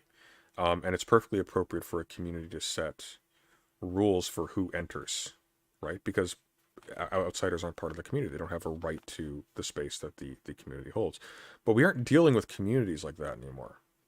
Even when we're talking about like quote unquote cities like London or whatever in modern day, we're talking about fairly amorphous sprawls that are administrated in a very abstract way. And so what determines who can go where is purely ideological and imposed from without. We're no longer talking about like this is the traditional territory of this group that's been here for hundreds and hundreds and hundreds of years, and they have like an intimate relationship with the territory itself. And so when you trespass upon it in a certain way, like you're actually doing harm to the people who live there, or you're actually threatening them, or you're actually disrespecting them. That's not the kind of world we're talking about anymore. We're talking about a world where that's basically already been completely uprooted across the board. Very few exceptions. And you have administrators from on high who are sort of like possessed by a whole bunch of racial and ideological and whatever prejudices, just kind of arbitrating who can go where like brain dead gods. That's the reason why modern and then afterwards using the notion of like traditional territories and things like that to sort of post hoc justify purely racially motivated policies that sort of imitate the form of them. So Trump's Muslim ban or Trump's wall or whatever, stuff like that. Like it sounds the same when you talk about it, but it's not the same. It's not the same thing for a large tribal group that has occupied like a territory for a very long time and has occupied it specifically because it has a particular relationship to the land itself. They haven't just it's not just real estate to them. Like that is a part of their life cycle. Very different relationship to the land and to sovereignty over the land and themselves as a people. Well, it's almost not even appropriate to talk about sovereignty in the sense that we talk about sovereignty with respect to states. Because when we talk about like the sovereignty of states, what we're talking about is like how far do the channels of power run from the center. such that a state can actually like control territories, like control and feel, as it were, like it's holding, so that if another state starts to impinge on it, the states feel it, and then you're in a situation of conflict between states. Well, then there's the question of the sovereignty of peoples rather than states, though.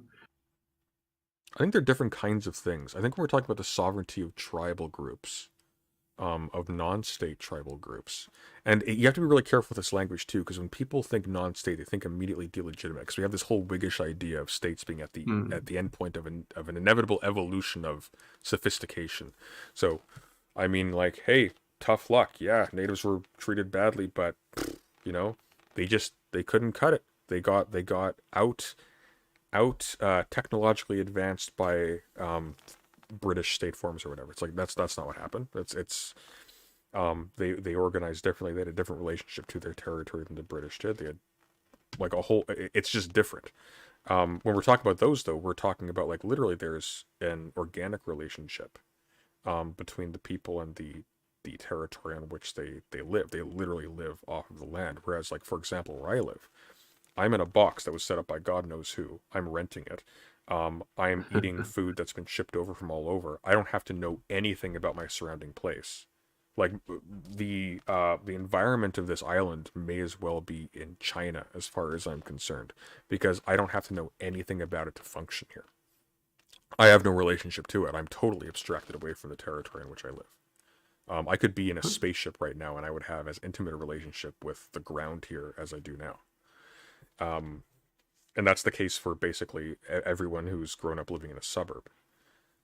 You can have relationships with city culture, or like you can have attachments to like the history of a state or a country or whatever you want. You can be proud of like stuff that a particular city has achieved. But you don't have that same connection. You can't really compare the two side by side, because one is sort of idealization of a bunch of things that are sort of emergent from a concept of a community, and one is quite literally, you go to this river to get water, you go here to hunt, you go here to pick food, you go here to farm, da da da da da da. You actually, to a certain extent, you are the land that you're on. That's an essential part of who you are in your life. Yeah. Well, interesting asides, the only reason that Melbourne is located in the place that it is because of a small waterfall along the Yarra, where therein only fresh water could be collected, and so the entire geographical location of the city was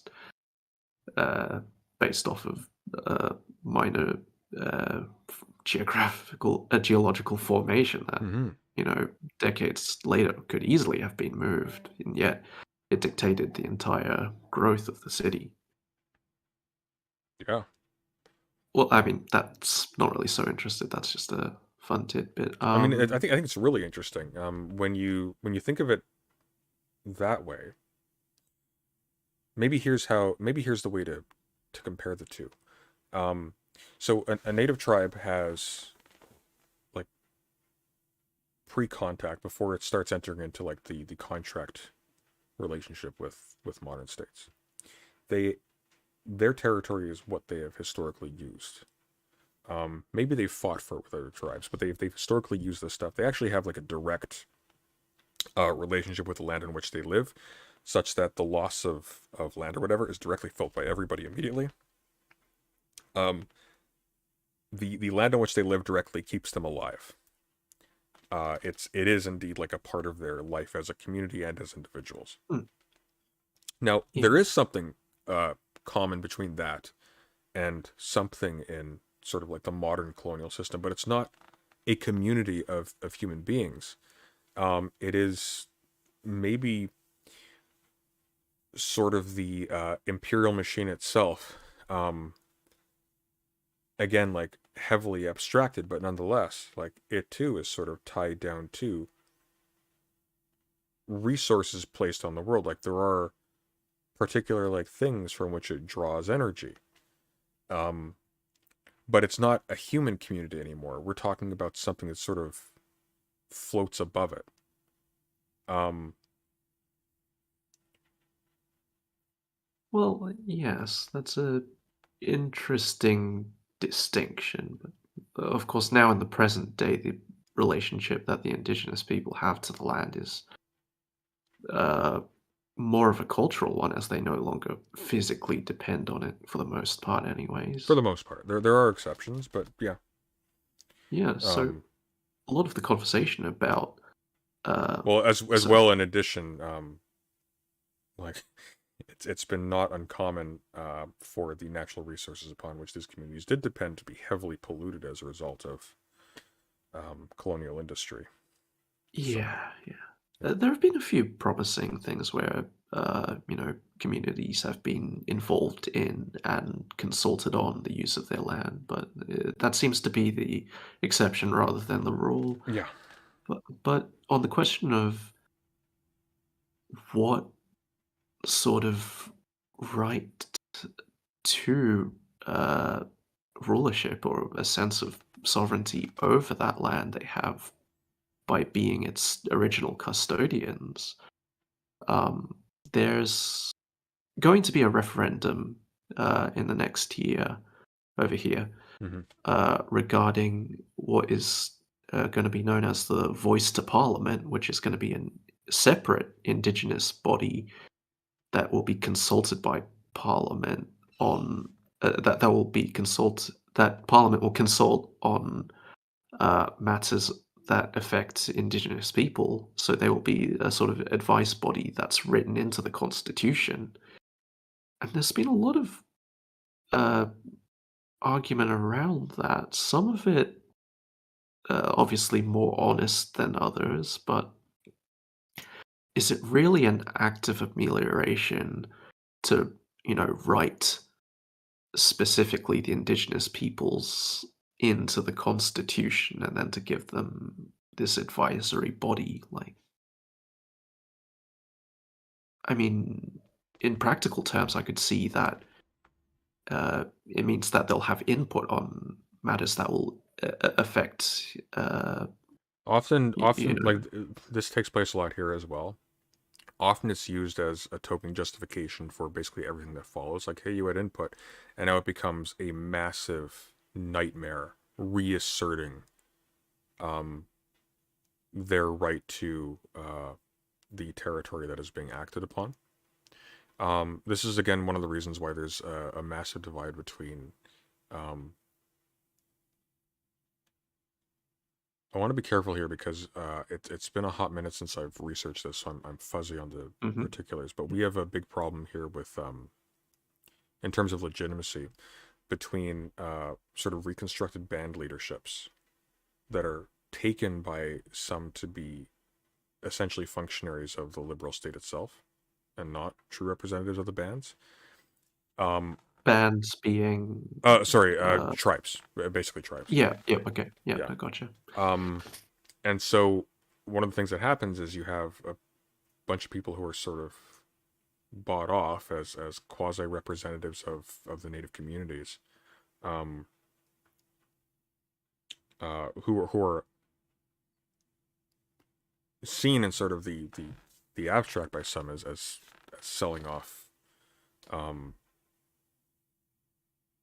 selling out their group's belongings essentially. Or that's not even always necessary. More often than not, like they'll have one or two people just sort of present, or they'll have a few people present. They'll be sort of like, oh, look, we've consulted, and then it's business as Yeah, usual. I mean, that's raises the very interesting question of which indigenous persons actually get to have that voice if Yeah. they are indeed given a And here's voice. something else too. Like, if we don't have like a robust understanding of what indigenous sovereignty is, what the hell does it mean to have them represented properly? What does it mean for them to be consulted? Does that just mean Mm, like, oh, there is a organization that is relatively recently reconstructed, maybe just constructed in some cases. Because like language death and culture death, like the scale of it is immense. Like, oh, yeah. so Are you aware of the stolen generation? um, I know the term, the I need to review this very quickly. I'll do that while we talk. Yeah. There's No a few problem. stolen generations. Essentially. Oh, okay. I'm sure there are across the world. Blame the British. Oh, I see. This is the Oh yeah, so this is what corresponded to the theft of Canadian children in Canada. Yeah. This is very similar. So, just like how in Australia, they removed children from their families to basically just delete these communities within a generation Yeah. from the field of play. I think it's horrifying because Oh yeah. it's a cultural genocide that succeeded. It's not. It's actually a little bit worse, honestly. Hmm? See, because like when we talk about cultural genocide, often like we're talking about like it's and it is bad. It's really horrible to take a people and break down their dignity and composition, all the stuff that they value, so that they basically just don't exist as a group anymore. You've destroyed like a whole thing by which people for centuries have defined their significance and their meaning or whatever. That's one thing, and that's a crime. In this particular case, think about it at the micro scale. They literally went just they had people going around. They find children unattended who looked the part, scoop them up, wouldn't tell their parents, and they just disappear. Like imagine if your child just randomly vanishes one day. You never have any closure, just gone. Oh yeah. That's Yeah. one of the things that's really horrifying about the bodies that were found recently at the residential schools in Canada. Yeah. This is a big news item. It's not the fact that they died. These children were not. Well, I mean, this is where it gets iffy. These children were not murdered. They weren't dead because of violence, quote unquote. Well, they were. What they died from was tuberculosis. Here's the actual violence, though. They were only in those schools because they were stolen without their parents being told. And then they died and were buried unmarked, and their parents were never informed. So these people just disappeared. That's about as horrific as it gets, unless you're like going into like Hammurabi territory. I suppose that makes it two genocides in a sense because long before those children were taken, their parents were already considered unpersoned by the state in order for that to have happened. Sort of, yeah. That's again like this is really where the strength of the language of indigenous sovereignty lies, because if the if the Canadian state was trying to act as an actual conquering force, where it's like, hey, look, guys, I respect that you want to like own your territory and have like your weird little rituals and whatnot, but we got the guns and we're taking it from you. Just how it is, like Isle of Milo stuff. That'd be one thing. That'd be clear cut. It'd be bad, be really bad, but there wouldn't be an argument there because it'd be like, well, if you want it back, you're just gonna have to get guns and take your chances. Otherwise, that's that. What else are we going to appeal to? Yes, sir. Go on.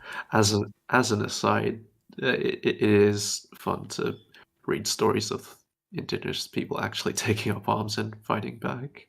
Oh yeah, there's it's a shame. It was through Professor Flowers, so I'll probably never be able to get that name again. But there was one person who had a channel where he actually sort of detailed cases like this. It was really interesting. Often those people are demonized. Because I mean, there's all sorts of stories like the Battle of Gate Pa in New Zealand, and there was an excellent documentary that was aired by the Special Broadcasting Services here in Australia called The Frontier Wars that, sort of shone some light on what actually happened, because the common usage of the word frontier wars hasn't it didn't arrive until like very recently in the lexicon in Australia, just because it was always the presumption that the British rolled in, killed everyone, met no resistance, settled down. Yeah. But that really was not the case. No, No, it was not. It wasn't always the case that it was like an actual war per se, but it was not just, oh, there's just nobody here. Yeah. They just popped up afterwards. We didn't know, guys.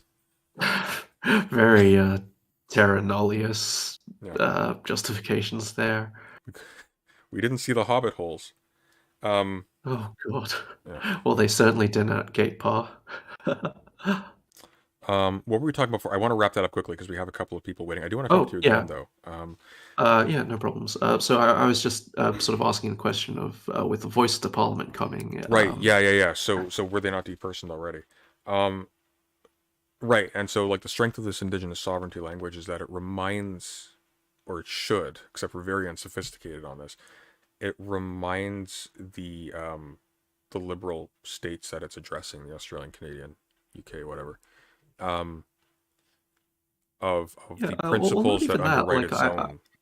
I'm wondering about the utility of the discussion at all, because we're going to have a vote on this, and so I don't know if anyone knows, but in 2017 we had a postal survey about gay marriage, and I think that was highly inappropriate in retrospect, because suddenly this thing that was about the right of a people to exist became a public discussion when it never should be. They should just be able to. No, there should be an empowered body in government that is entrusted with the decision-making authority to determine when a group exists within its purview. So that when it identifies, for instance, oh, we've actually reasoned this out in terms of the law, and no, there's actually no legal reason to consider gay couples as being in any way. Well, the problem is that now. The problem is that now gay people in Australia have to live every day knowing that 46 or something % of their fellow citizens voted against them. I don't necessarily have an issue with that. What I have an issue with is them knowing that was up to a vote in the first place. Having 46% of people being against them, and knowing as like an ironclad fact that it doesn't matter if 100% of them are against them. The law is that they have these rights. That's far more reassuring than having like mass approval. I guess it wouldn't be 100% because they're part of the population, but you know what I mean. Yeah. Well, different. I guess it's a bit of a different conversation when it's a referendum and it's necessary in order to append the Constitution. Referendums are generally a farce of what democracy is. Democracy is not when you have oh golly gee, I get to decide on this particular thing right now. Nice. That's not what democracy is. Democracy is simply when the people as such is the ultimate source of rule. Like, for example, I mean the imposing of the referendum, that's the result of democracy, although like a very ideologically corrupt one, I would argue. Because you never make important decisions by reference to just the mass by itself. That's silly. But the referendum itself, that's not the demos ruling. That's just a plebiscite. That's literally just nothing but like a sociological raffle. Yeah. Well, I don't want to take up too much more time, but well, I'd love to talk about this extensively, but it's Christmas at this point already, and I'm sure people need to get to sleep, so I don't want to like keep the people waiting in the wings too long. But it's been a pleasure talking to you. You're Elzos. Do you have a channel or anything I can send people towards? No. Okay, well, no worries. By all means, come back on another time and let's keep talking about this, because this is right. This is my jam. So, take care. All right. See you guys. Have a good night. Merry Christmas, or whatever it is you celebrate. I shouldn't be presumptuous. Hello, Leo. Hello. How are you doing? I'm doing. How about you? I am extremely tired, but I am doing all right. Oh, that's unfortunate. Okay. Oh, by the way, did you see the list of guests in the? Oh, right, we're doing that. Okay, hang on. I'm being terribly irresponsible. Give me a second, and I will find it. Let's see here. You happen to get it right just by chance, anyway. Okay, I got it right. You're first. Okay, brilliant. So then it's Daedalus and Okay, Gabble yeah, Gab, and is anybody else waiting? Yeah. No, we'll just do those two, and then we'll be done. What's in your mind, Leo? All right. Okay, so these are somewhat unrelated to the last conversation, so excuse that. So I was wondering, have you read much moral philosophy, or like what you would call moral philosophy? Moral philosophy or more philosophy? You mean moral philosophy? Moral philosophy. I've read a little bit. Read a little bit. I've read, and I mean, depends on what you want to count. Like, I'm not necessarily sure I would count Aristotle as a moral philosopher per se. Oh, I would.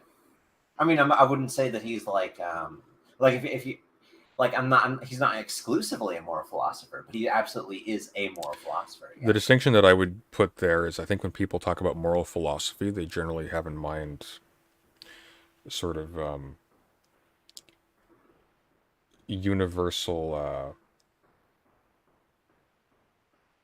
Fuck, what's that term? It's on the tip of my tongue. I lost it. My credibility is said burning away universal, as we so speak. the term universal conjures to mind the term categorical. Thank you. That's it. Exactly. That's it. Okay. Sort of like universal imperatives or whatever. They're thinking of like the mode of talking about morals as something which you like as something operating as a chain of causality that's apart from, like, you know, material interests or whatever. It's like, this is the thing you ought to do despite all the stuff that you want to do or need to do, things like that. Whereas with Aristotle, that's not really what he's talking about. You can sort of derive that from Aristotle, but what Aristotle's talking about in his ethics and in his politics is primarily what needs to be in place to sort of grow, almost like in a garden, to foster human beings that are virtuous, in order to create a city that's virtuous and things like that. And the virtues have like a specific practical value to them. They allow for the flourishing, the survivability of the community as a whole, or the maximizing of its goods, taken in almost a very animal sense. This is why he separates, or this is why he doesn't make his ideal city like a philosopher king city, because that doesn't maximize the good for the community. That's like a godlike good, he characterizes it as, for the individual. But yeah. Well, when I meant moral philosophy, I mean, I apply that to like a much broader thing than what you were talking about. I was thinking about, like, I mean, would you use ethics as in a different way than you'd use the term moral philosophy?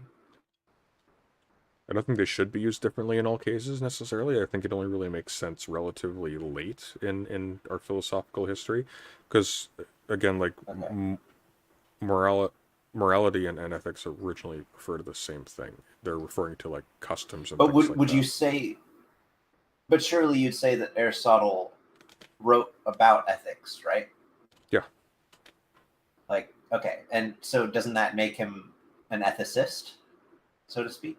Sure, but if you want to be really technical about it, around the time Aristotle would have been writing, or shortly after, when we talk about morals, we're talking about the same thing that Aristotle is talking about in the ethics.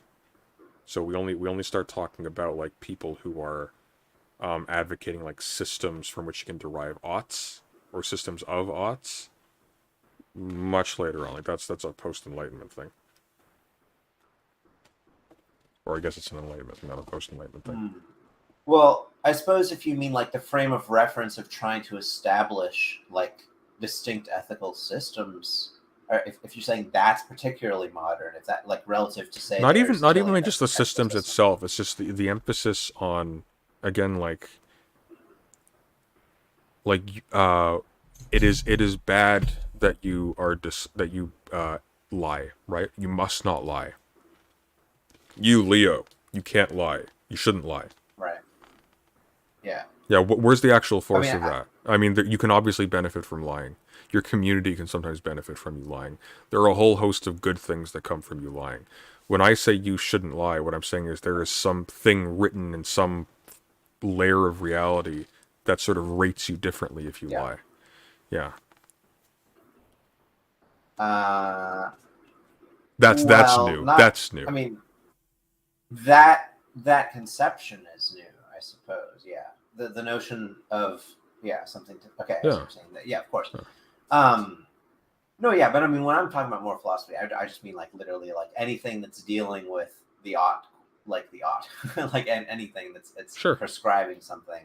Yeah. In a sense, But I mean, there like, isn't crucially, like, sorry to cut you off one more time. Like if you go back to Aristotle, there isn't really a not baked in there. There's things that like we associate with oughts, like there's like political science, for example, is the science of the human good. There's an association between the flourishing community and the best that human beings can be. There's no ought there though. We don't have to. We are not under any pressure to be the best we can be. It's more entirely descriptive project.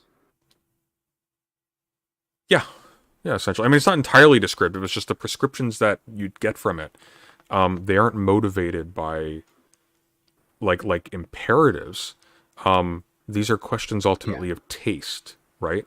So the thing that you achieve through virtue is more impressive and more worthwhile, but you don't have to. In fact, they even require like a certain bedrock foundation of people who don't achieve those things in order to make them function.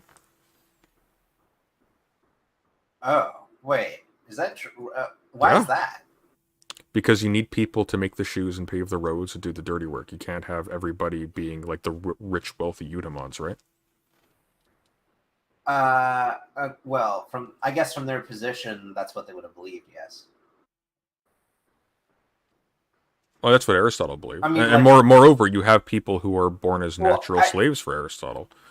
So, I mean, I just mean, like, in their time, like, you know, their conception is based on, like, the conditions where, like, the philosophers have this leisure time, and then the people who are making the roads and the shoes, as you said, don't. Or and women. So they're not participating in philosophy.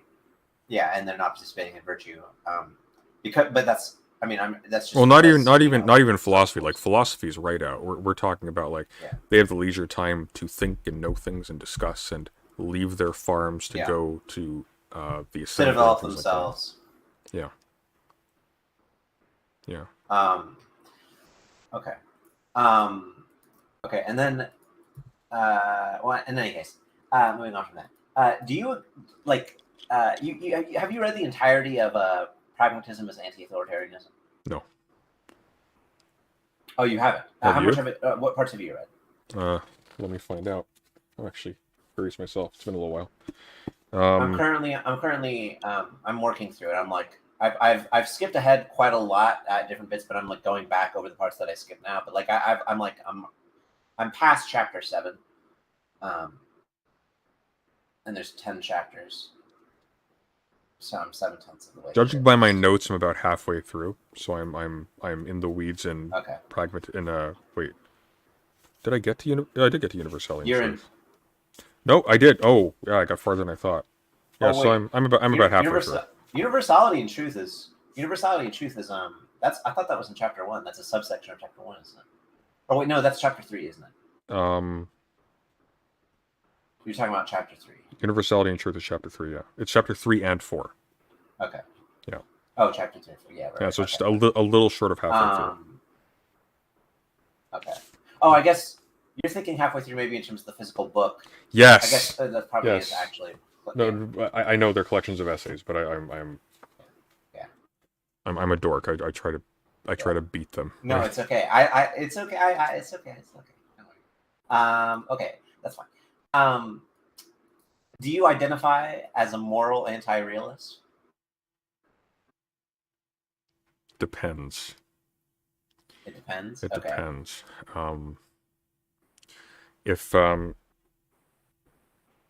If you mean, do I think that morality or moral oughts are sort of unconditioned by, like, accident? Yeah, I'm a moral anti-realist. No. Or sorry. Okay. What do you mean? Why don't you tell me that, and we'll. No. You know what? Go on with what you were saying, though. I don't want to, though. I hate it when douchebags in philosophy do this, because like, you're not using that term the way we use it. I'm a political science. Sure. No. I think... or political scientist, not science. Well, yeah. I will be a political I mean, science someday, but not yet. Sure. Oh yeah. Speaking of which, I might have already asked you this, Mhm. and also this is like moving away from the exact topic I just brought up. But how do you distinguish between political theory and political science? Political theory is just theorizing about politics as a topic.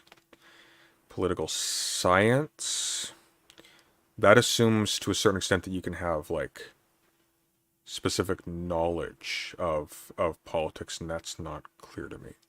There's too much there's too much that's kind of, I guess, metaphysically fixed about that. Whereas, as far as I'm concerned, the political is an entirely accidental category that needn't be Entirely accidental category. entirely accidental. I mean, it's Do you entirely mean down. that it's entirely outside of our control? No, I mean it's non-essential. We didn't need to sort of evolve culturally to have it. And in fact, most places in the world didn't. It was only because of the hegemony of specific groups historically that it became sort of universalized. Now, stuff that gets sort of packaged into there, that's pretty hard to avoid. So, like, for example, relationships that emerge between groups that are like coveting the same resources, or who hate each other for whatever reason. Like, you're gonna have like a lot that's packed into the political sort of emerge there, anyways, of necessity, because the political involves at its core just relationships determined by war. But like politics is an entire specific field of activity. There's nothing essential about that. Why do we even talk about it, Sure, except for but- the fact that people have So wait, yeah. what you were saying that because the political is entirely an accidental category, it can't have a science, or a science can't study it, or something like that? No, I just don't like the term as much, especially since like what is treated as political science in the academy is it often acts in that way. So I think in particular, most schools of international relations theory, most schools of comparative politics, things like that. My where I would most levy that critique that I just made is at political philosophy, because political philosophy tends to have baked in notions of like the human good or whatever. I don't like that at all.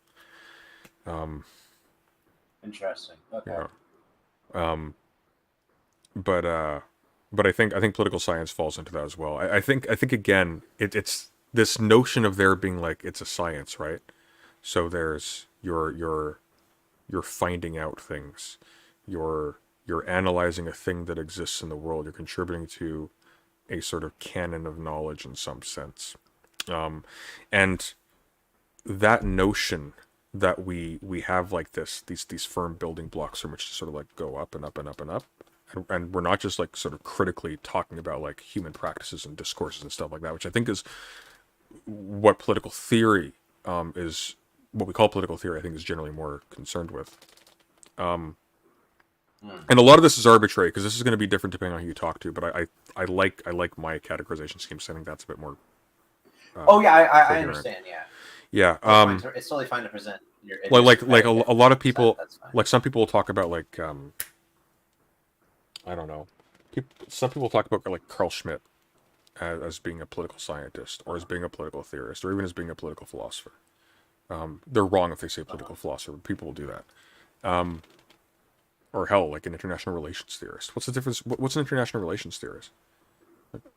That's presuming a whole bunch of things that would presumably be subsumed under like political science or maybe political philosophy or whatever. Like it's well, so I mean, in terms of what I think of as like, I mean, if you don't mind me giving my take on it. Go for it, yeah, please.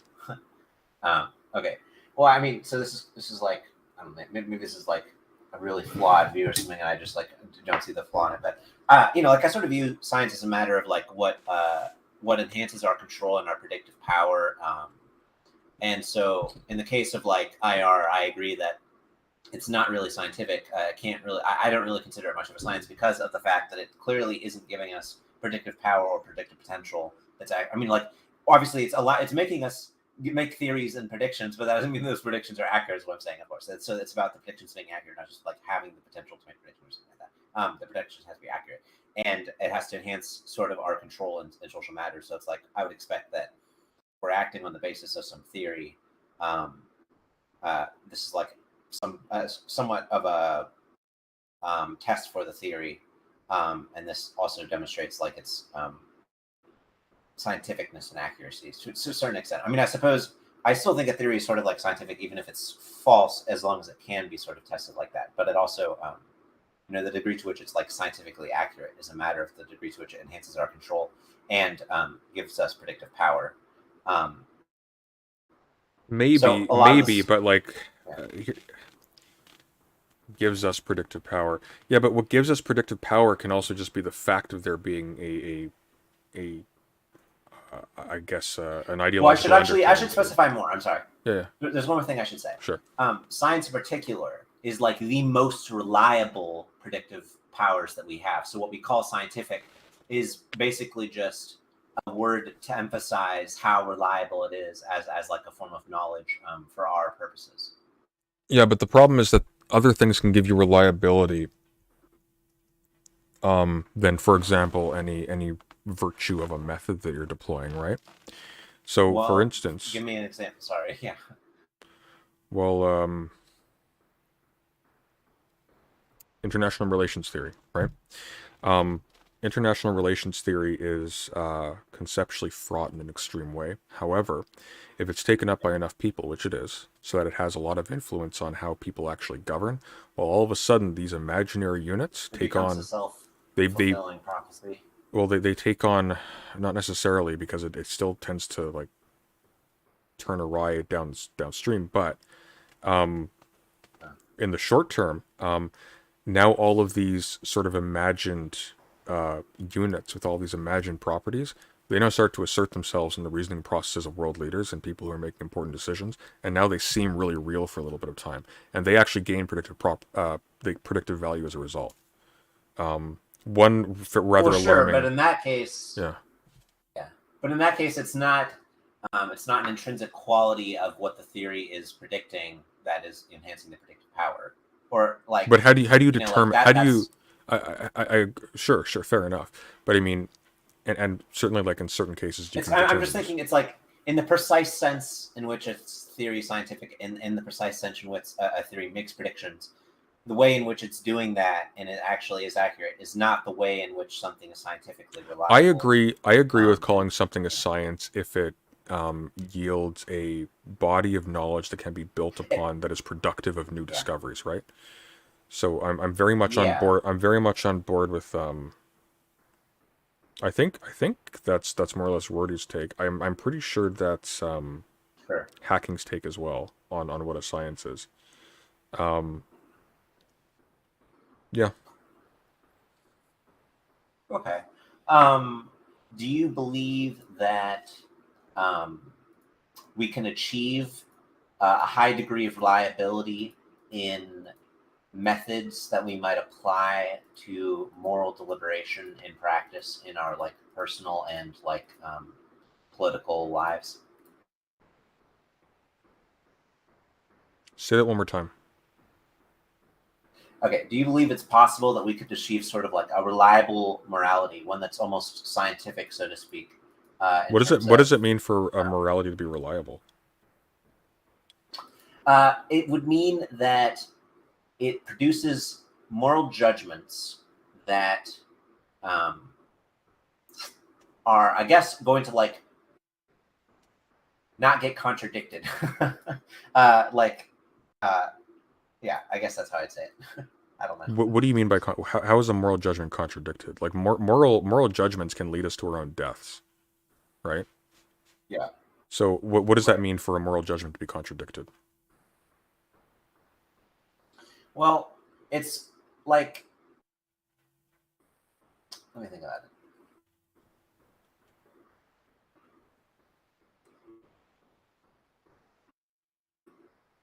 I guess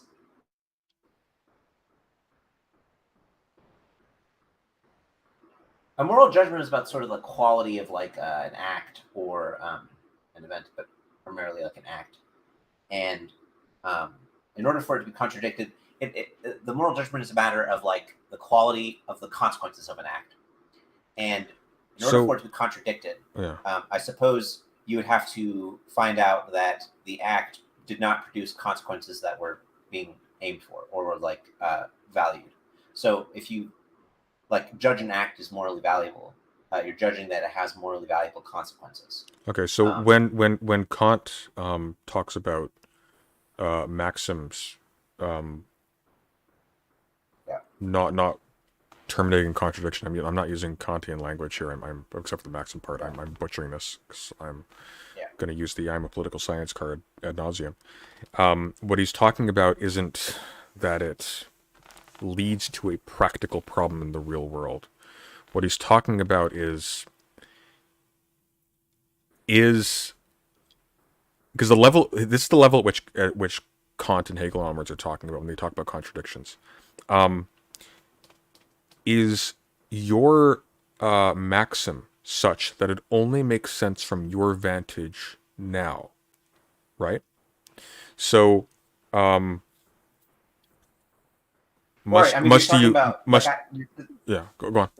In the case of the categorical imperative, like you're talking about like a golden rule type principle, like no. Not exactly. What I'm saying is that for Kant, the moral qua the moral, like the moral in itself, is that which you ought to do completely unconditioned by anything in particular. This is why he goes as far as to talk about like it can't even be to be truly like the moral. It can't even have to do with anything specifically human.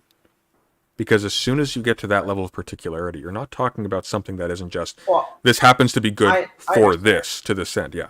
I don't share his theory of morality though. Like when I think of a moral judgment, I believe that a moral judgment can be contingent and it can be wrong, and it can be conditioned. Sure, but Sure, but like my question then though is that if we lose that frame, on what plane does that quality sort of reside that you're judging by making a moral judgment? Like, where is that? Yeah. Like, where is it? See, for Kant, it's like it's out there somewhere. It's like God almost, right? It's just, don't know. Right. If you're saying like, oh well, like we can actually judge the quality of a thing as being moral, and so well, where? Well, I mean, if like just to give like a basic ass sort of moral anti-realist answer, it would just be like our sentiments. Like we experience moral valence in the form of emotions, and these emotions are not just. Sorry, I'm so sorry. My brain fizzled out for a second. Start from the beginning. My apologies. I'm so sorry. It's okay. Okay. It's okay. No worries. Okay, so to sort of give like a really basic ass like moral anti-realist answer, I guess. The moral quality is sort of just a matter of sentiment, but the sentiment is sort of like it's connected to consequences and intellectual things. It's not just like totally irrational or that's a weird way to put it. It's not like it's connected to like actual beliefs and propositions and things like that. But we experience moral valence sort of just as like emotion. So if you're asking like, what is the value quality, I guess, in like a judgment, it's sort of just like, I'm sort of just saying it's like, maybe it's just our sentiments. But these sentiments have like logical structure to them and, or like they're connected to propositions with like logical relations to each other. So you can have contradictory moral sentiments within you. And in fact, we all often do, and we have to resolve them. And it's like a major problem for us. We have like contradictory sentiments all the time in different situations that are moral. And so my point sort of is just that there's a degree of objectivity in morals, even if the moral quality itself boils down to a sentiment. The sentiment has sort of like, it has tendencies and like consistencies across it, and it can be like aligned, like different moral sentiments can be aligned or disaligned. I follow you. I guess my question then would be though is why are we bothering to talk about morality at all? Why not just talk about sentiments?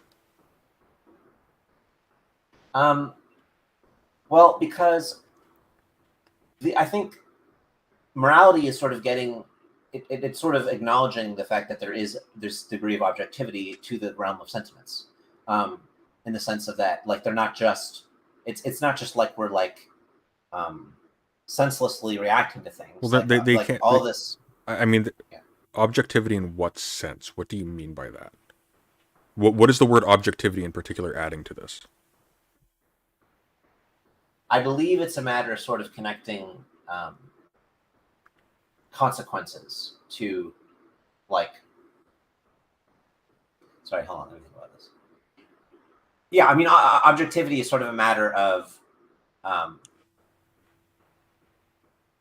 studyable consequences, I guess, like intersubjectivity. It's something that is shared between different people, and or that, like, multiple people can communicate about. I guess I should say, and the sort of mutual experience. Morals are mutually experienced. And also it's pretty obvious. Like, we have very similar moral sentiments in certain cases between different people. I'm not saying that there's like a universal thing that applies across all people in all cases necessarily, but I do think that there's like a massive amount of generality in different cases across different cultures, and that this generality also allows us to make like pretty reliable or like strong prescriptive arguments.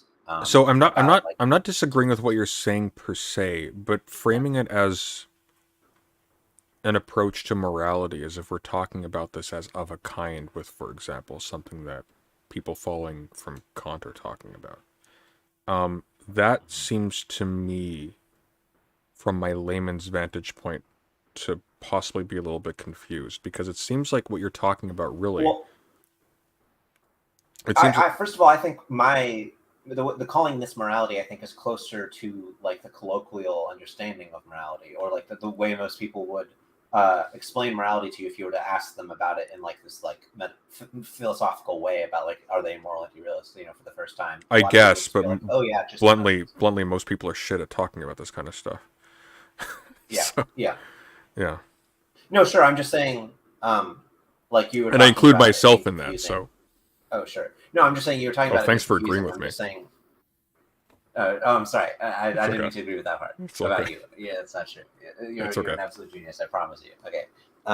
Say it 3 more times and I'll believe you. Sorry, go on. Okay. Yeah. No, yeah. It's all good. It's all good. I don't think I'm gonna say that. It's okay. Okay. Let's see. Was there any other questions I wanted to ask? I wasn't done pursuing that. Okay. I think I'm satisfied, and I don't want to keep the other guests waiting. Okay. All right. Well, can we continue this later? Because I am interested. Oh, well, do you mean like tonight? Like I'd be available for tonight. We can keep on talking if you want. I give the other person more time than you've had so far. No, I meant Daedalus. Yeah, it's okay. If it would make you feel better, we can bring Daedalus in while we're talking. I see what you're saying. Oh, I see what you're saying. Okay. No, I'm saying you don't need to hurry out. Like I've said, I'm taking in calls, but I don't guarantee that I'm going to get to everybody quickly. I understand. Okay. Yeah. No, sure. I didn't know how long you intended to stream for, so I wasn't sure if I was like cutting into like till whenever. Till whenever. I don't have a bedtime. I'm a big boy. Yeah, I get you. Okay. Okay, gotcha. Anyway, earlier I asked you. Oh, actually, sorry. You were asking me a question about why bring up objectivity and morals, and I believe I answered you. Do you remember? Like, what was your response to that? I think you were saying something to the effect of there is still like a kind of there's a emergent concrete fact of the matter about how these things sort of play out in reality and between people, such that you get something sort of objectively measurable in what we call also moral judgments. Not only that, but I'd also just point out, like, I mean, obviously morality is like a part of our life, and it's like you can't exactly just ignore that, like, it's there. So like even if you sort of call it all like emotions, it just seems sort of like you can't. It's not like you can live life independently of like moral conscience. Well, like you can slow down, cowboy. Like what we're there's stuff that we colloquially pack into the term morality that implicates a bunch of stuff that is constantly present in everyday life or in human life generally. Right. But that in itself doesn't valorize the term and that lumping together of those things. So it may be the case that, sort of like politics, right? Like it includes a bunch of stuff that's sort of inevitable and just a part of the human experience. But that doesn't mean that the category itself as such we need to take on board. Sure. No, I agree. Yeah, I mean, it's just because, like, I've sort of come to cultivate a particular conception of morality in my head that is simultaneously, like, quite broad and general, and yet excludes certain things that you might include, and includes probably a lot of things that you would exclude based off what I've heard from you tonight. I would almost prefer, because, like, I think what you're doing has merit. I think what's being confused is that you're relying too much on colloquial uses of some of these terms when when we're talking about like moral philosophy generally, whether or not it's colloquial, that really depends on who you're talking to. And B, it just doesn't seem to me like you actually... like Christians wouldn't say that morality is just emotion or sentiment. Or at least I wouldn't expect them to. I was just saying, you were saying it depends on who you're talking to, and that's obviously true in the case. Like, colloquially speaking, if you were in a Christian community, I'd expect that Christians would be like, no, morality is from God, or like from these objective things, from whatever God said, or something like that. So, go ahead. Maybe. I mean, like, I have to think about that a little bit. That's okay. Yeah, I'm not actually 100% I wasn't even trying to pose it as like a question. It was just meant to be like an example supporting what you were saying, just to like show that I got it. But maybe I don't get it. I don't know. I'm sorry to do that. No, but like typically, as I've experienced at least, how morality coming from God is typically discussed is God is sort of just sitting there as a justification for why you would have to take sort of moral ought seriously. And what it ultimately boils down to is like a bunch of carrots and sticks. And there will be some sort of reference to like, who created the moral oughts? Right? Well, it's not even, they wouldn't even necessarily say that God created moral oughts. What a lot of them will fall back on is the moral oughts are in fact reflections of God's character. And so like you can collapse the moral with the godlike by themselves. William Lane Craig had this really stupid retort to people who are like, are the laws good because the gods make them, or the opposite? For a question. Yeah, and he would say, no. What is the actual phrasing? He said something effective like, "No, God sets these laws because He is good." You completely missed the point of the question, but whatever. Like the question is what does good mean? It's not. Thank you. Thanks, Craig. Like,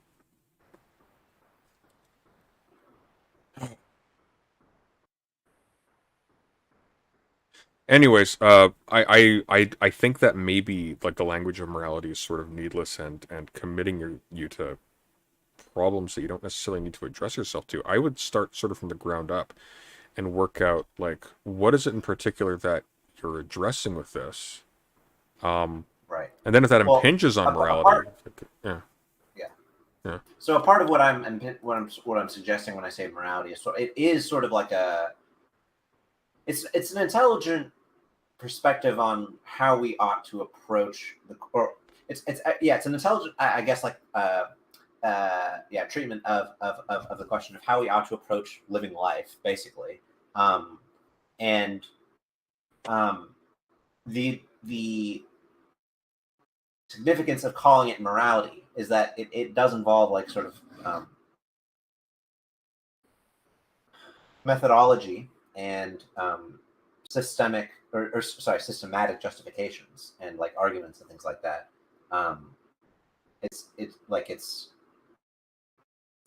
I think about it in terms of like principles and things like that. Like it's not just. But I mean, that's not just morality though. There are a few things that operate like that. Like science, for Well- example. well, I operates mean, I to was a just going to certain say- extent, yeah. Well, sure. I mean, I would call like the idea is to make a moral science, or like that's sort of my goal. I mean, not to say like I'm inventing something new or anything like that. I just mean like that's Okay, like, so well, I would believe that distinguish between a science of morals and a morality. So when you say morality, we typically are talking about a system.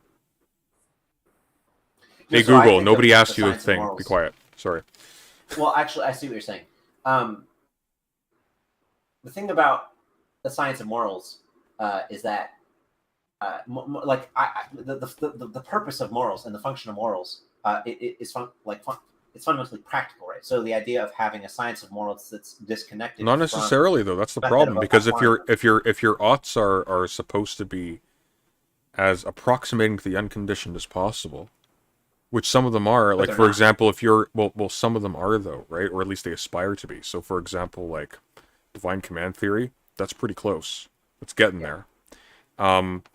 It's not there, but it's I getting see what there. you're saying. Yeah, Yeah. that's not moral science. I see what you're saying. That is a form of morality that is not. That's the assertion of a system, right? That's the assertion of like the divine. Yeah, I see what you're saying. What you're talking about sounds like a science. It sounds actually very close to what Hegel was doing. Oh, really? Huh.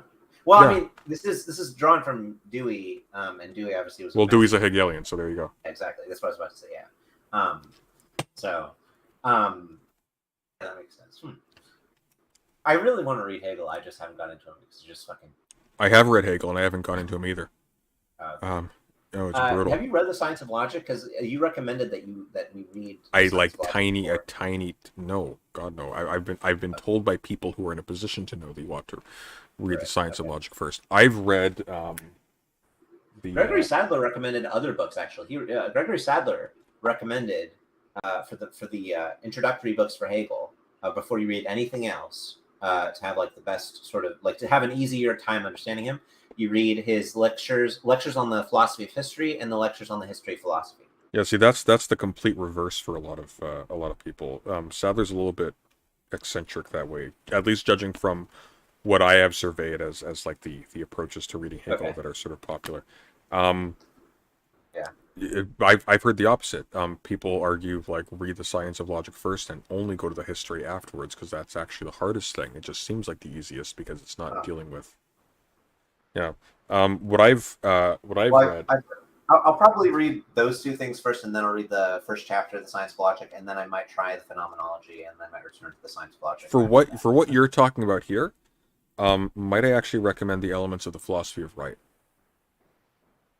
Oh, sure, I should read that as well. Yeah, I mean that's dealing a lot with his moral philosophy, right? Like that's his moral and political philosophy, and moreover, a large part of it is a condensation of a lot of his previous work. This is the last book he wrote before he died. Okay. And it's much more it's both much more readable and I think much more robust than a lot of his other earlier things. And he retreads the same ground a lot. Like he writes really big books that do a lot of the same stuff. There's a whole lot of, like if you even just go through the table of contents of like the Phenomenology of Spirit and the Philosophy of Right, and it's a very similar map. Yeah. Dewey kind of does something similar to that. I haven't read any Dewey. I need to do that at some point. Oh my god, yeah, you do. Did you read the entire The Essential Pierce book? God no, I've read a lot of it. Okay, I've read like 70% of it. I found him to be like so like almost harder to read than Hegel. He is violently dense. Yeah. He's very eloquent and he's very clear. Pragmatist philosophers. Pragmatist philosophers. Yeah. American pragmatists are like remarkably clear, which is probably because they're writing in like the English that I've grown up with. But you won't say that about Dewey, I don't think. But I haven't read Dewey, so maybe Dewey can be pretty clear, but Dewey's also a reader of Hegel, so of course he's going to be like a little shit that way. Dewey's like the driest of all of them, though. Like by almost by far. Like he uses incredibly technical language, or like the terminology he uses is always very like scientific, like organism and shit like that. Instead of like. This is just very quickly. I'm going to answer chat quickly. Okay. Mike Gribinov asks, "What's the best book for modern lib political philosophy?" I would not take her as an authority, but I would absolutely use her as like one of the strongest representatives of a robust liberal political philosophy. Hannah Arendt, The Human Condition in particular, very worth looking at. Especially if you want to get like a fairly strong but deeply problematic analysis of the history of political philosophy generally. I would also, I mean, don't if you hate yourself enough, try Rawls. If you want like sort of an What's wrong with external, Rawls? he's the most boring fucking writer on the face of the earth. Also, the okay. theory of justice needed to be like half the size, which is why he rewrote it and did that. Oh yeah. I would also recommend Wendy Brown if you want like really good critical survey work. Like it's not survey work, but it has surveys in it. Wendy Brown's books on neoliberalism are fantastic. Why haven't you brought McManus on recently? I just I haven't had occasion to. I've been neck deep in work generally. Also, I like McManus, lovely person, but scheduling him is a fucking nightmare because this is what'll happen. This is what'll happen. It'll be like, hey, are you free to come on and talk on this day? Okay, cool, awesome. All right, see you then. Day comes up. I got 30 minutes. Really? Oh shit, that's. Oh god, I didn't realize it was like that. Okay. Oh yeah, no, it's like hey, yeah, I got about 30 minutes to talk. It's like, oh, okay. Well, yeah. Yeah, okay. I guess let's see where we get in 30 minutes then. I don't know. Yeah, I guess he could sort of prepare you ahead of time for like how little time you might have, because I mean it's like it's not crazy that he might just be that busy. But, I'm competing with his dinner most days. Okay, he has time. Okay. He respects Well, I mean, it. He respects his I guess time you're more than saying- I respect my time. No, you just want him to go hungry just so you can talk to him. That's what you're saying. Exactly. I want him to be on the back foot. Okay. I want him to have like a pit in his stomach okay. so I can All like right, sure. yeah. You can grease his mind, or you can search his mind for all the secrets and shit. Sure. Let's pull in Daedalus. I don't want to keep him waiting. Theories. I'm Okay, going to leave you here though, yeah. but I'll pull Daedalus in to join us. Sound good? Okay, thank you. Okay. By the way, if anybody wants to chat tonight, I'll be up for a little bit. So, just come into the server and go into the stream guests channel. Where on earth did Discord go? There it is.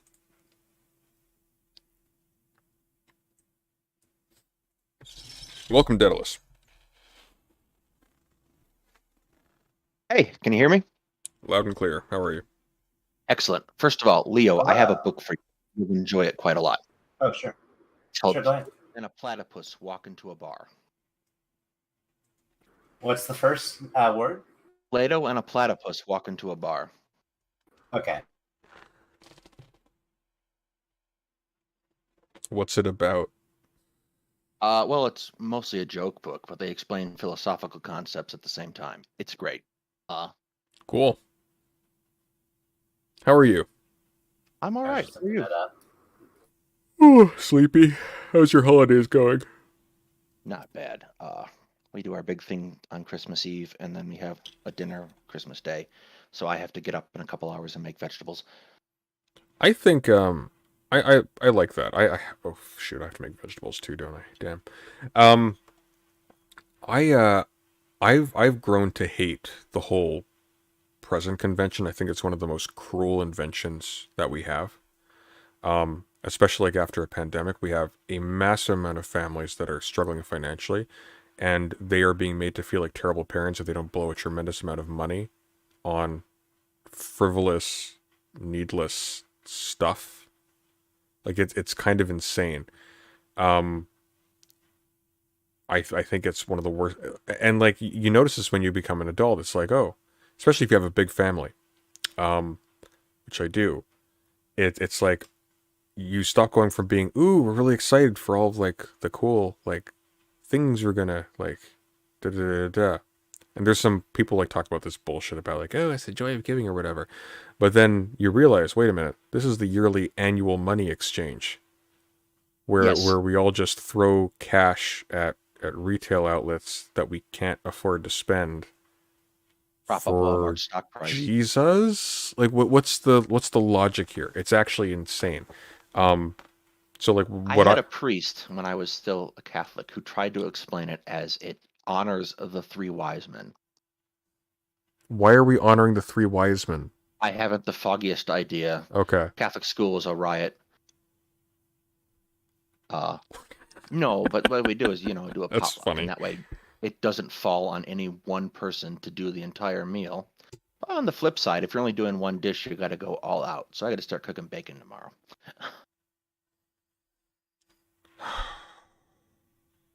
Yeah, I'm responsible for yams.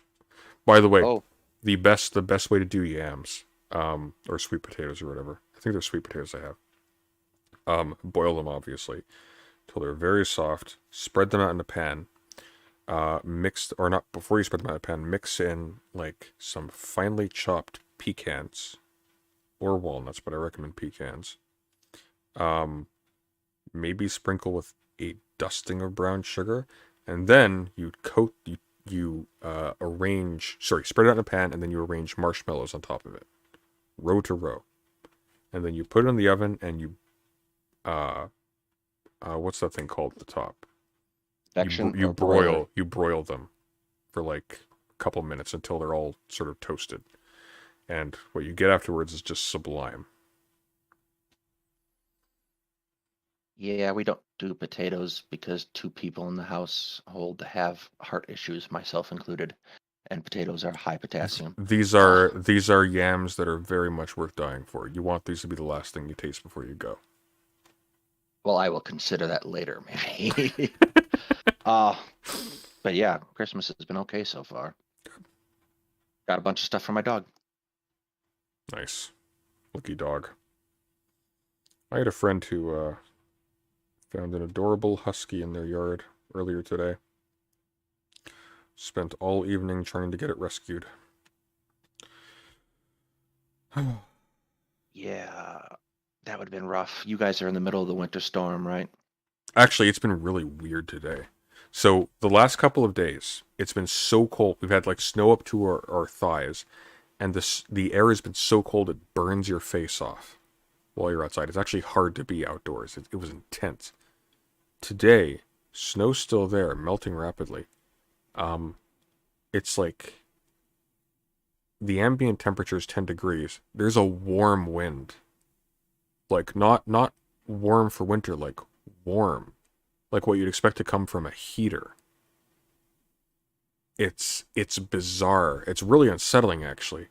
I was outside earlier grabbing like some last minute like essentials, and there was like a gust of like hot summer air. We're surrounded by snow, piles of it. And it's just it's really strange. Kind of what it's like here, actually. Where are you? I'm in Colorado, but we had the storm first because it came off the Rocky Mountains.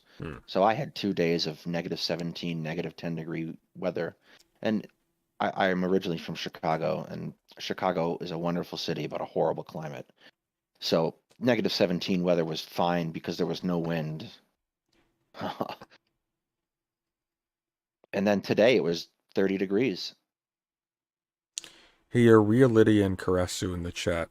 Just cool it off, will you? Play nice.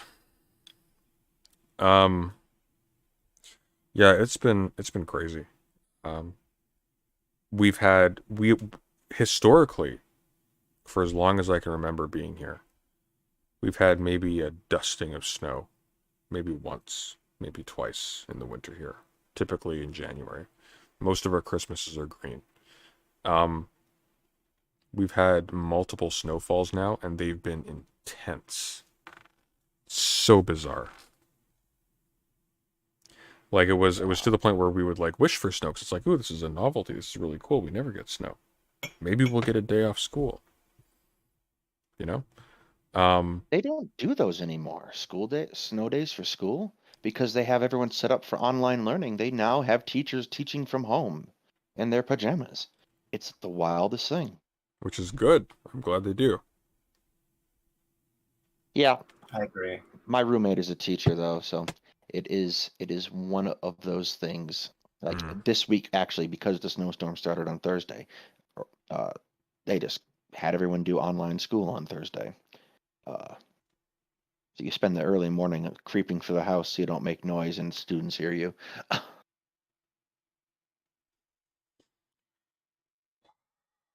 Yeah, and that's why the American education and the Canadian education system sucks. They aren't paying their bloody teachers. They're stuck rooming. Well, we are kind of in a neighborhood that would be beyond our price point either without that. Yeah, but I personally wouldn't. Look, I've got very cynical, but I've got some rules here. You make sure that the people who are taking care of your children and who are taking care of your kitchen and your toothbrush are well paid and comfortable.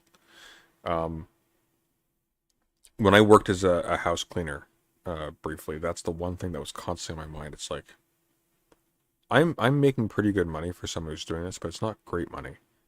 And if I'm bitter and I don't have like a whole bunch of the things that are specific quirks of my personality that make me like care about this, I can see people cutting corners in ways that I would be horrified if it was happening with stuff that I'm like using to eat out of and same goes for retail where I work. Because I work at a grocery store, and like the way people treat food. That's how you know you're a real philosopher.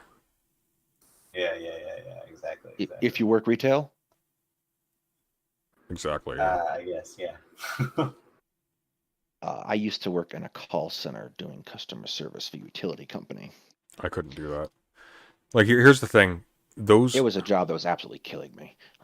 Oh, yeah, because it's like, you can make more money, but you are clawing your way up to it. It's painful. I've done, like, low-end sales jobs are just, or anything of that sort. Because it's not, here's the one merit of retail. It's humiliating and demeaning and you're underpaid. But you can be mostly passive. It's not very intense generally. Or if it is intense, it's mindless enough where your brain and your body aren't both being exhausted. Actually, I worked as a retail parts manager for a car parts store for a while. And it was one of the most fun jobs I ever had. Just the people around it. It was a good time. Yeah. Yes. I have some good memories like doing stuff with coworkers, and that was fine. Restaurants can be a little bit similar, but much more intense. Restaurants are high intensity work all the time. I worked in one of those too. But yeah, so my original reason for calling in tonight, after you started that first discussion about genocide, was I am doing a history podcast, and in January we're going to be talking about the UN Convention on the Prevention and Punishment of Genocide as the topic. I should shoot you some documents. Yeah, that was actually what I was going to ask, if you have some documents that you'd recommend, because the historian I work with, I'm a military historian, and he studies the Holocaust, specifically in Ukraine. So he is kind of grounded in this topic, and I am catching up. So I was wondering if you had any documents you wanted to send over. I do, as a matter of fact. Without getting too much into it, you might have noticed we haven't responded to Loanerbox. Oh, well, I'm not sure that's a worthwhile adventure. I'm not sure either, but we definitely could, as well say there. Yeah, I have been spending an awful lot of time watching, because I didn't do much of watching all these people before, like Destiny Vosh and all these people, and there's a whole lot of... He's so disappointing. Here's the part that kills me, right? And we have documentary proof of this. When we were preparing for the conversation with Loanerbox about the transgenocide issue, we were very, very strongly in agreement that we respected this person's intelligence and their character, and that we were not going to try to brute force them into a position they didn't believe in. We were just going to try to facilitate a conversation that would allow them to have a more productive relationship with the community that this concerns on this issue. That was it.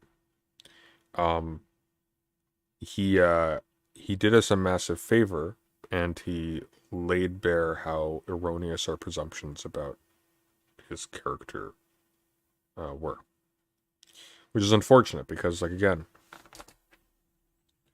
my intention was to treat him as somebody who was well-intentioned and intelligent and who had a lot to offer. Turns out that's not so much the case. You know, it keeps happening too. You keep doing these very public, and I think there's a value to it though, doing these very public preparations for these discussions, and then no discussion ever happens because the other guy runs off. But I still think there's value in doing the public preparation. You know who didn't run off? Do you think that Portland is burning guy? Preparation. I did a couple days of prep for that one. He didn't run off. Do you think the preparation is causing them to run dataless? Maybe. It's a really weird. Or are you just saying that's like incidental? It might be incidental in the case of those like Destiny and Lonerbox in particular, but it seems like it's a really weird ecosystem to operate in, is having these discussions with people, because there's almost an expectation that no one prepares at some point. Which is interesting, isn't it? It is. And it's interesting that Lonerbox's complaint was that I prepared with help. Yes, that's strange. See, if I was going into a debate, like say academically, and Lonerbox has pretensions to being at least somewhat competent, right? I would expect that every single person who is taking part, they are getting tons of help from people who are very qualified. I would be expecting them to bring the very best that they can muster within the time period they have to prepare. Well, and that's the entire thing. Like I kind of get at, and I've been talking about over on my channel, is there's specialties, and you work with other people in specialties. Like, because we're historians, history is huge. You can't be an expert on all of history. It's just not going to happen. There's just too much. You work with other people. You get help because you study one thing, someone else studies another, and that way you work together.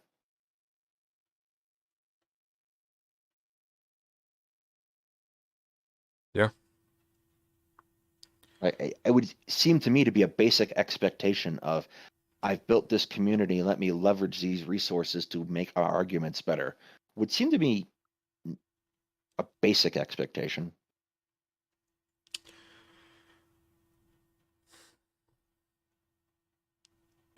Yeah, again, like the principal issue with the Lonerbox thing wasn't that he had the position that he had, because a lot of people have the position that he had. A lot of very intelligent people have the position that he had. I think it's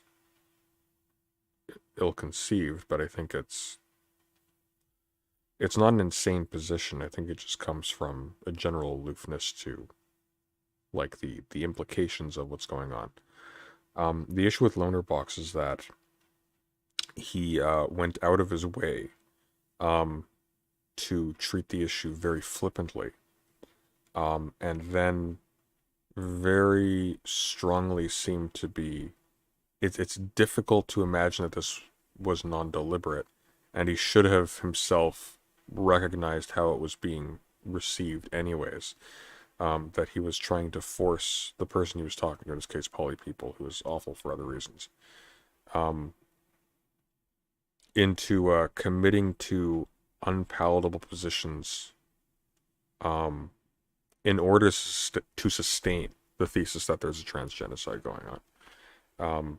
With the added thing of like, oh, this is very, very much in violation, if it's couched in any prescriptive language, very much in violation of Twitch's TOS. So you're also, by the way, forcing them to self-yeet their platform. It's just nasty conduct. That's the main issue. It's not the positionality. Like nobody here expects general easy uptake of the idea that there's a trans genocide on the grounds that even the worst of these proposed legislations goes through. For God's sake, like it's not even like massive consensus that trans people as a category are even valid. That's a highly contested thing. It's contested on spurious reasons, but it is a contested thing. So the expectation that there'd just be wide uptake of this is simply not there. The issue here is that once we're now talking about this seriously, and once everybody party to the conversation is, has the pretense of taking it seriously, well, begs some questions if then in practice you don't treat it that way, right? Yeah. The other thing I think more generally about genocide is that it carries with it an expectation that you do something to stop it if you label something as a genocide. Yeah, there exists that expectation in international law, which is why you get the waffling from countries calling them like a genocide or genocide-like actions, so they don't have to do anything. Yeah, but Loner Box doesn't have to do anything anyways, so why on earth he's being as slippery as the United States is when it comes to that issue is beyond me. Yes. Because Loner Box, to my knowledge, is not actively committing a genocide. He doesn't have any conflict of interest there in terms of what he's doing. So it seems to me like it's just an ego thing. He finds some notions silly. He overestimates the value of his own intuitions, and if he finds himself on the back foot, well, guess we just need to beat those people down. Or run away.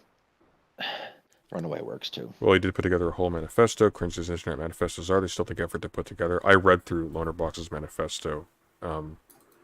It was one of the most. It was disappointing. It was really disappointing. There was no development of his argument. It was extremely weak. I really think the term manifesto gets overused in this space. It also wasn't a manifesto, but leaving that aside, we'll just call it a manifesto because that's what people call these things now. Thanks, Stephen. So they can ask what counts as a legitimate manifesto in your eyes? Because I've made a document and I've considered calling it a manifesto, but I want to make sure that it passes your test of legitimacy. I think generally it's not just it lays out a program for prospective future action or for an ongoing project or whatever. So it's saying these are this is what we stand for. This is the world as we see it. This is the problem as we see it. This is what we are going to do. This is who we are. That's a manifesto. Someday you should make a channel manifesto for your channel. I'm not entirely certain these documents, they don't put forth policy prescriptions. Like a manifesto has to be, this is what our course of action is going to be. Well, it doesn't have to put forth policy prescriptions. It could, for example, be saying this is who we are going to be and how we're going to comport ourselves as a movement or as a group, right? Like that's a manifesto. Yeah, it's almost a declaration of intent, though, in a lot of cases, or supposed to be anyway. Yeah. Yeah, what it's not is like here's me addressing my critics. That's not a manifesto. That's here's me addressing my critics. It's an apologia or something. It's something. Oh, by the time Destiny's 50, he's gonna have a Summa. Well, what the hell is that? Oh, I see. Okay. Well, I think he is far more Destiny in any case is far more interested in just having arguments with people about things than he is on actually advancing policy prescriptions. Yes, I know he did that whole thing where he flew into Georgia and canvassed for the late Senate race or the Senate runoff, but but that takes nothing. That's a stunt. Yeah, not a particularly. That's not a particularly. Here you want to understand what Destiny is. Look at what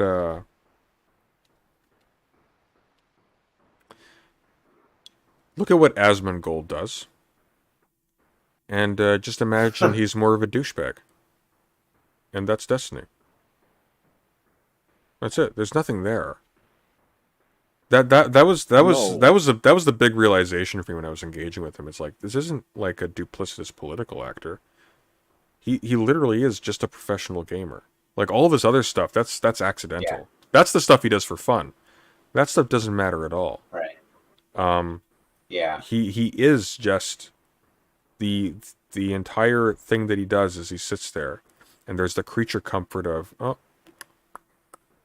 guy clicking on his keyboard, sort of having casual chats. That's it. In any case, I mean, in any case, you could be argued like you could argue like maybe Georgia was like an attempt on his part to change his fundamental purpose or like his professional purpose from just being a streamer to being a political actor, but he neglected to understand that the things that he said in the past like would actually matter, and that like he was preemptively condemning a political career when he said those things, and his activities in Georgia show a lack of self-awareness on his part about what those comments meant at the time that he said them. Oh, it's not a lack of self-awareness. Like he knows what the cost of saying these things is. Well, I mean, he would not have gone to Georgia and canvass. He would not have gone to Georgia and canvass if he knew that it was going to end up in him being humiliated by the candidate turning on him and saying that he would not be able to. No, but he understood. He's not stupid. He understood the concept of, hey, if I say something really racy on Twitch, people might distance themselves from me. Like, he understood that was a possibility. Well, I'm not saying he had no understanding of that whatsoever. I'm just saying he clearly didn't seem to understand how it would conflict with whatever possible sentiment he has. No. The thing with Destiny is a complete lack of vision. For him, success is literally just growing his sub count and increasing his wallet. He doesn't care if he actually does anything. That's the problem with Destiny, is he has no actual. Well, I mean, ambition. I agree that's his current condition. No, I think that's always been the case, Georgia included. Georgia, like, look, if you're if you're like, we're getting into real politics now. If what you think that is canvassing for a local politician, I'm sorry. Like, it's. Well, I mean, just wondering, so I understand. I mean, why did you? I mean, didn't you bring on a canvasser for your stream? Right? I did, yeah. So let me know if you think that canvassing is a worthwhile activity to like get people to engage in. I think it is, but that's a worthwhile activity for individuals to engage in. Destiny is almost no capacity to really swell those numbers. And canvassing is increasingly it's increasingly underpowered. Phone canvassing is basically dead. People block those calls. Yeah. Or they don't answer calls from numbers they don't recognize. Yeah. Door to door, like. Door to door is a really. Well, I mean, in the case of Georgia, right? In the course of Georgia, he seemed to have quite a lot of people like fly out. Like, I don't know if it was. I don't know how. I mean, I don't know what substantial numbers counts as to you, but like it seemed like that those numbers weren't like. If your subscriber base is over 600,000 people, it's more than 100. Yeah. So right. More than 100 people, or sorry, to clarify, when you say it's more than 100, are you referring to what would be a significant amount for him to get out of his audience? It's no, like if you're not making an actual dent in the end, and he wasn't, then it's like, okay, so you're what? Saying it would take 100 people. I don't know what the actual number was. I'm a little bit curious. Let me see if there's a record. Well, I mean, how do you? I'm just asking. Like, how do you know he wasn't making it then? How do you know? I'm just asking. Sorry. He did it for a day. Canvassing is an activity that you overtake in a period of time in an election. It's weeks or months in the case of the longer election. I didn't realize it was only for a day. I didn't realize that. Okay. The efficacy of or it might have been a day. It was like the efficacy of canvassing is actually it's small. I thought he did it. I thought he did it for a pretty long time, and it was like separated out. No. Pursuant to like prior to our conversation with the canvassing organizer, what we were looking at was studies on the efficacy of canvassing action, and typically their function is not really to sway like immediate elections. It builds relationships for an extended period of time. so it won't affect this election. The bare fact of canvassers may, and again, like this is fuzzy, appears to correlate with increased voter turnout farther down the line. But who knows if that's the cause? Like it's one of these things that's very difficult to measure. Well, I mean, okay, okay, sure. Maybe canvassing isn't effective. However, that doesn't mean that Destiny realized that or understood that. That doesn't mean that his attempt was like totally illegitimate. That doesn't mean his attempt was smart or. I don't think his attempt was illegitimate. I didn't say that. Well, I mean, in that case, well, I thought you were implying that. No, I said he has a lack of. I said no. I said he has a lack of vision. I said for all of his growth, like his idea of like leveraging that to actually make a serious change is to do what like high school students do when they're looking for like non-work experience to put on their resume. Okay. I totally agree with you that what he did was like unintelligent in terms of like the actual means and stuff that he had. No, it's not unintelligent, it's unambitious. Like by itself it's perfectly respectable. That's those are synonymous things in my view in that respect. Like okay, they shouldn't be in my opinion, but go on. Intelligence and ambition don't really correlate necessarily. Well, I mean, I sort of view being ambitious as like an inherent facet of what it is to be intelligent, because you can't really. Elon Musk is ambitious. I'm not saying that. Okay, so let me clarify. To be ambitious does not make you intelligent. Okay, fair enough. But to be intelligent means that you have some ambition. That's how I view it. I don't think that's true. I think there are a lot of intelligent people who don't have a lot of ambition. There are people, for example, who are like massively talented, like systematic thinkers who are perfectly happy to just talk about Warhammer all day long. Like there's nothing intrinsic to ambition that or intelligence that makes you ambitious. I guess what I'm thinking about. Sorry, let me clarify even further. And Destiny's intelligent, by the way. Destiny is like a very whatever else can be said about him. Like the computer in his head. Let me clarify what I meant by ambition even more. Yeah. Okay. So by ambition, I don't just mean like you're doing something that's like, say, conventionally impressive by, say, like social standards. Like, say, like you were talking about World of Warcraft as if it was unambitious. And I mean, I guess Warhammer. Do not conflate the two. I'm sorry. I thought you said World of Warcraft. I'm so sorry. If you do that in certain environments, you might not make it out alive. Yeah, I understand. Which includes this one, by the way. Sorry, continue. Thank you. I've been, my privilege has been checked. Okay. No, there was no privilege there. Okay. Fuck. Hold on. I'm trying to remember what I was going to say. That distracted me. What was I just talking about? Ambition. Oh, yes. So ambition. So when I'm thinking of ambition, I'm just sort of thinking like it's sort of the desire to push for excellency in whatever domain that you think is here we a go. valuable thing. Just sorry to cut you off there. So Tequila Sansa says, if you're talking about this recent canvassing, Destiny got around 300 people in Georgia. That's actually pretty good. But 300 people for a month is good. 300 people for a time is just, No. I'm not saying the overall effort like was like an event of moment or like decided the outcome of the election or anything like that, or even majorly contributed. But 300 is a pretty good turnout to get people to actually come out. Yeah, exactly. No, granted, audience of 600,000. I was like, that's what. But like, I've been wondering if you knew the numbers. But yeah. Yeah. Well. Yeah. So what I'm saying though is that I agree that what he did was not ambitious, and in that sense, it was unintelligent from my point of view. Because I think ambition is a matter of pursuing excellence in whatever you're like interested in doing. You're wrong, but So continue. it's right, like rather than just settling for like something minimal. Maybe that's the intelligent thing to do. People are often very much happier when they keep to themselves. Well, sure. I mean, you can even whatever. You can strive for excellency in that category of activity as well. Just keeping to yourself. The point is just that ambition is a matter of like going for like the max that you think you're capable of doing in a given case that you think is like wise to act in or something like that.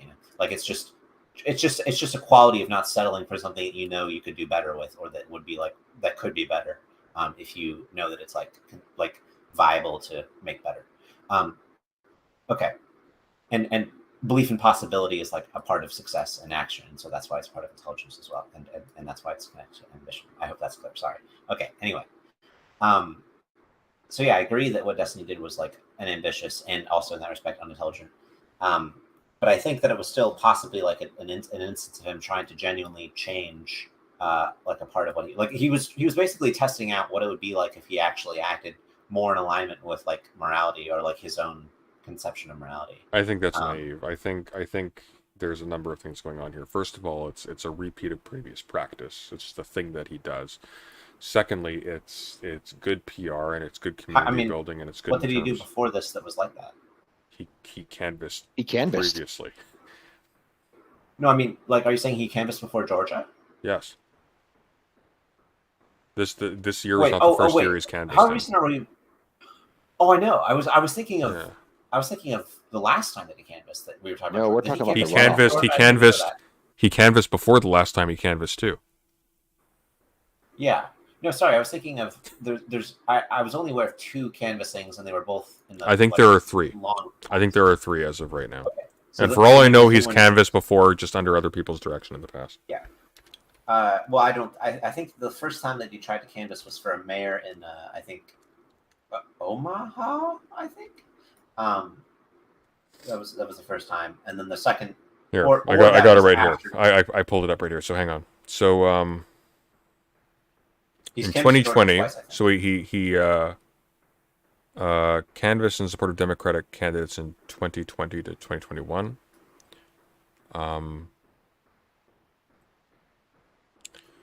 He led another canvassing operation for Mark Gudgel in 2021 for Omaha. So that's afterwards. So he did Wernick and Ossoff in 2020. So that's one, and then same year he did. One had kind of good turnout. Had 140, so it's not negligible. Yeah, exactly. So yeah. Here's the thing. It is negligible, but it's not negligible for one person to muster that many, who's not like a major celebrity. Yeah.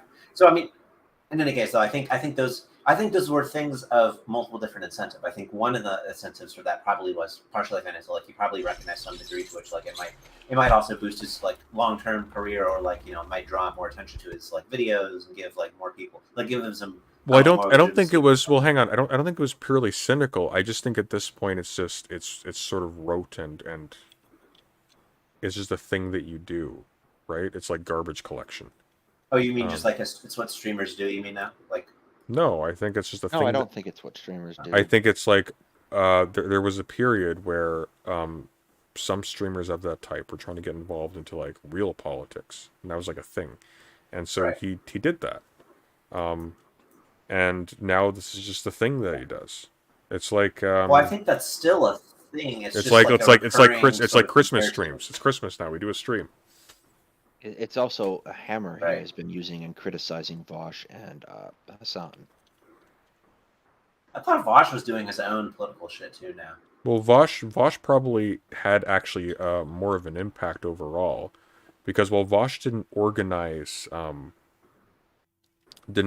canvassing efforts, what he does do very well is actually like community building on those issues and keeping a very large community awake to them. So he's probably been like very helpful towards canvassing organizations, including the one he's been plugging for the past few months. Vosh himself going out canvassing, I don't think would make a massive dent. And I think he's smart to recognize that. Like that is literally just like it's Dylan Burns going to a truck to throw diapers for 5 minutes to like, hey, look, we're helping the war effort by throwing these diapers. It's like you're clearly like getting in the way of the people who are doing it. That's not a slight on Dylan Burns, just like that particular thing was staged, which is fine. Okay. But it's like no, but that part is fine. There's nothing inherently wrong with that. Like it's showing, okay, this is what we're doing. But they went to the next place. Why don't you go to Ukraine? What's that? Nothing. Why don't I go to Ukraine? Yeah. That's what I asked. Because they need artillery shells, not lectures the state the and hang, truth. no, it's against the prime directive. I cannot Oh, interfere. Jesus Christ. I cannot That interfere sounds kind of... in another culture's settling of a thing. It'd be against evolution. Be violating the natural course of events. Sure. Okay. Sure. Sure. Also, it's going to be very cold very soon there, so maybe wait a couple months if you're going to go at all. Wait, is Dylan Bird still in Ukraine? No. No, he's out. He's out. I'm pretty sure he's out. I thought he was in the States. Dylan Burns actually produced some pretty educational material out of that, though. I thought that was good. Again, it's one of those things, like, does it make a dent? No, but it probably helps a few people understand a thing. And it may make some, like, small interventions here and there in terms of how people perceive this issue. I mean, the impact of these things is all very making fuzzy, a dent right? is... Well, I but I mean, when you say that, it's like, it doesn't have to make, like, I mean, it depends on what, like, when you say it doesn't make a dent, it's sort of like, well, you have to just adjust your standards, like, what proportion of thing we're talking about. So in this case, whatever Dylan is doing is probably, like, more than sufficient for, like, a good thing to do in the world from his point of view, unless you're saying he could be far more effective in what he's doing, therefore it's like... Sorry, when I say a dent, what I mean is that, judging by what's taken place, I don't think if that was removed entirely, you would mark the difference if you compare them side by side. Like, it would be small. Like Destiny's canvassing efforts, 300 people, that's actually impressive. That's a lot of people to bring out just on your name brand alone. That's actually pretty good. But do I think that like determined the outcome of anything? No. It might have helped, like here and there. It might have swayed a few people, but like I don't think it made a big difference. I think particularly in the case of Dylan. I mean, I'm just I'm just wondering why it matters whether it ultimately determines the outcome, because it's like what we're talking about is like what streamers ought to be doing, or like. Because like we're talking about Dylan Burns. Dylan Burns has been doing things that he's been trying to be more meaningful in terms of what he does. Right.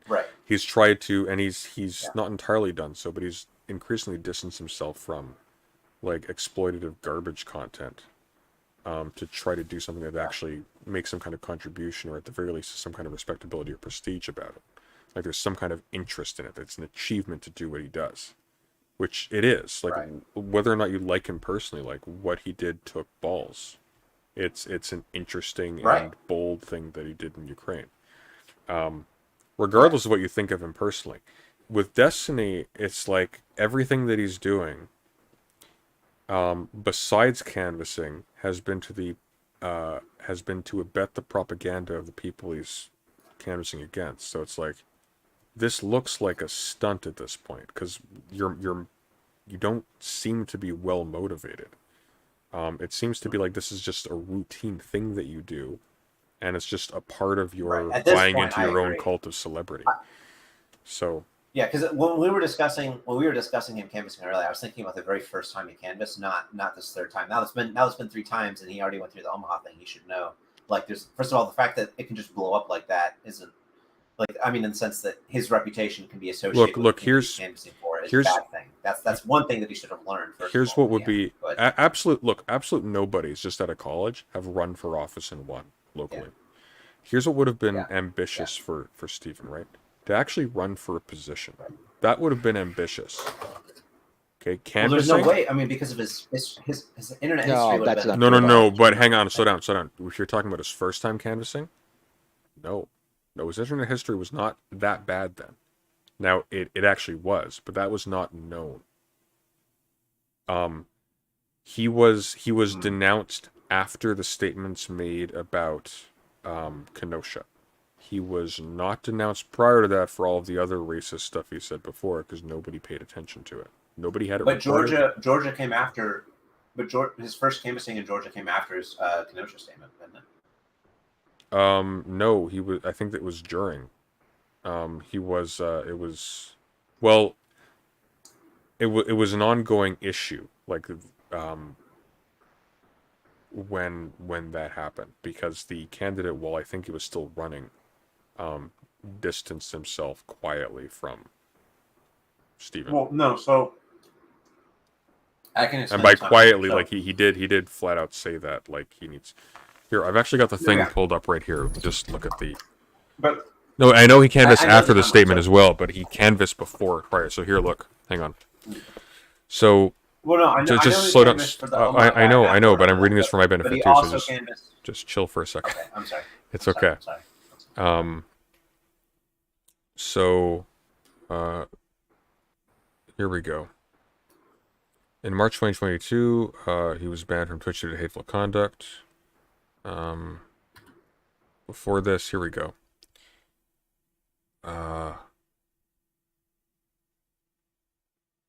Here we go. So, Bonnell was notified in September 2020 that his Twitch partnership agreement would be terminated the following month for encouragement of violence. This termination came as a result of comments made on stream after the Kenosha unrest shooting, in which Bonnell expressed opposition to riots at the George Floyd protests. Bonnell said that the rioting needs to fucking stop.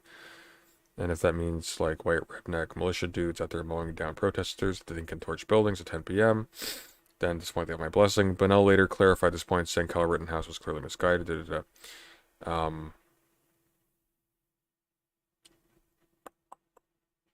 So Gudgel, that was in 2020. Gudgel officially cut ties with Bonnell over the latter's statement regarding riots at the George Floyd protests. So the statements were made before, and then when they became known, Gudgel cut ties with him. Yes, but he also canvassed for Georgia before Gudgel and after the statements.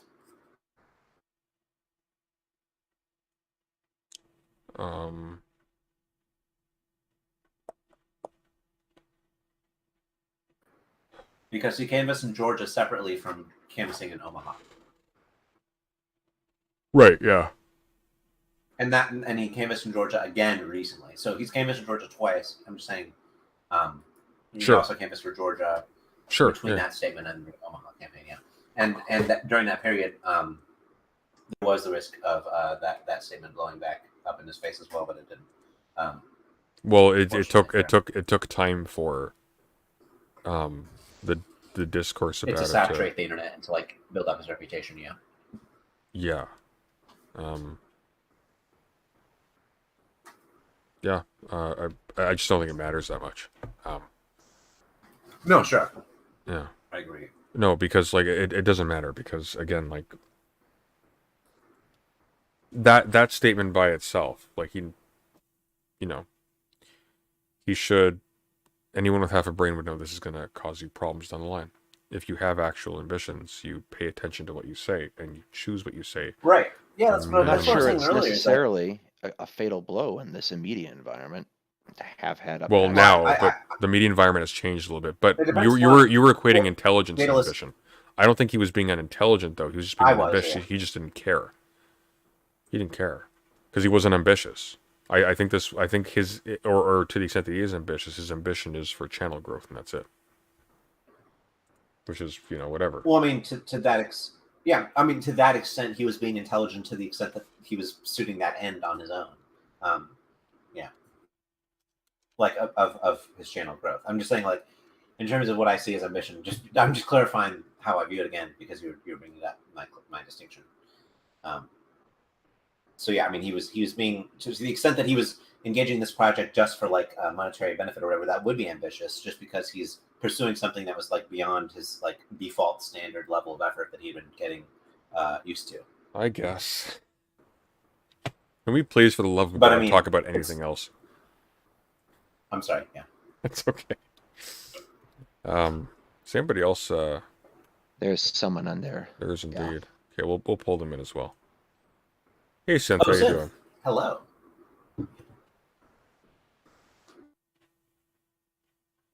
How's it going? Synth. Oh, there you go. Okay. Good. How are you? Pretty good. I've got some contentions, I guess, with the rhetoric you got on Twitter surrounding veganism. Oh fuck! It's you. Mm-hmm. Do we have past issues? I don't know if we do or not. I don't remember you. You had to bring this up at 1:47 a.m. on Christmas. No, Yeah, you think know, that's bad? It's 4:47 where I am. Okay, You're a it's trooper. it's nutcase hours for me. But yeah, I've got a contention with I your don't think. Oh, sorry, you guys have an existing conversation. Go ahead. Nope, we turned No, to no, you, no, but no, no. It's Do okay. not I was just continue. I was going to respond to you, Sam. Mm-hmm. I was just going to say, I think that I don't think you have any history with Sunday besides like some like questions you've asked on Twitter. But I don't think you have I don't think you guys ever got to a fight or anything like that. Okay. Yeah, I don't think so either. can I run to the wash? Can you hold that thought? I'm gonna Yeah, run to sure. the washroom quickly, and then Yeah, sure. we'll talk about it with less urgency in a second. You guys feel free to chat. Just keep it TOS, you know. Sounds good. By the way, while we wait, Synth, it'd be good to have those tweets up just in case Sunday needs to refer to them so he knows what he said. Yeah, I got you. I'll link them over. Okay. I'll go ahead and grab those now. In the meantime, what's up, Dallas Media? What's was your contention about was it? I'm not even sure what the proposition was. Was it just like, is Destiny doing good, or was it, is Destiny doing as good as he should be, or is Destiny acting morally? Well, I had a plan, and that got completely derailed by talking about Destiny. No, I just don't think he's a very effective actor, or really anything. Destiny is? He's utterly incoherent. Oh well, then we're not gonna have much disagreement there. On one hand, you sit around having discussions and praising right-wing figures like Lauren Southern and that little twerp Nick Fuentes. And on this flip side, you turn around and are canvassing for Ralph Warnock. Everyone's going to think you're incoherent. Well, I think it comes off as incoherent, but I think that the I don't think there's anything wrong with him canvassing for Warnock. I think it's better to be inconsistent and sometimes moral than consistently bad, right? Yeah, but I'm not entirely certain you can call yourself moral by associating positively with fascists. Like, the end result of associating with a fascist is almost certainly going to be, if they succeed, people will die. We probably should stop them before they get to that point.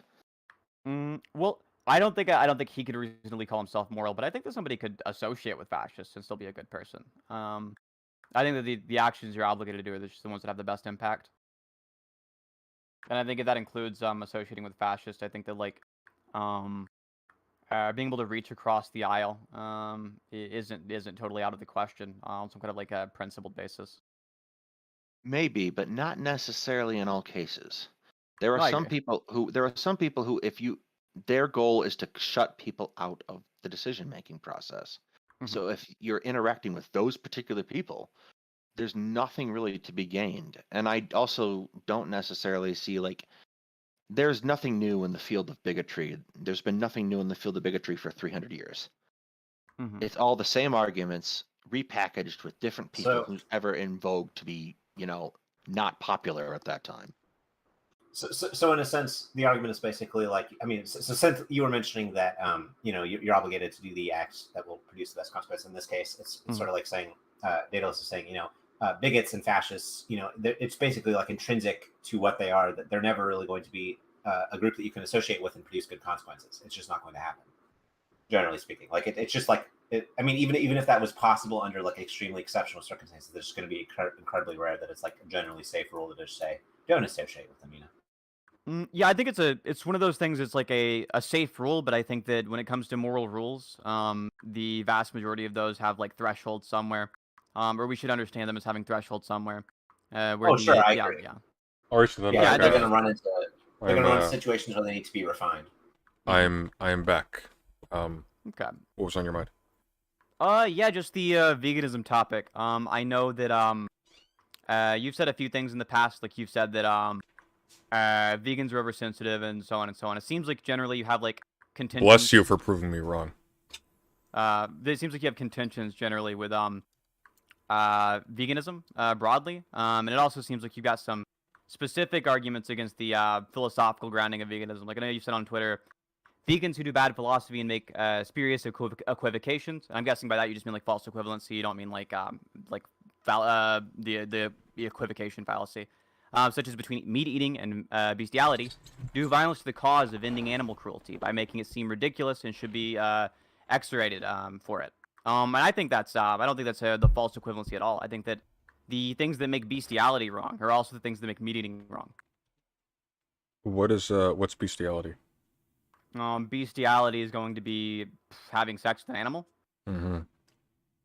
Do you eat people you have sex with? No, but I don't understand how this is going to be relevant to the argument. Because they aren't the same.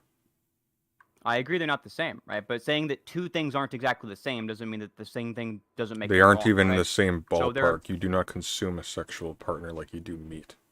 I agree you don't consume a sexual partner, but the Right. whole So point so is what the things that make both what of these things wrong are both the same thing, which is they cause the suffering of the animal. Well, no, because the reason why no, because bestiality doesn't necessarily need to cause suffering to the animal to be disgusting to the average person.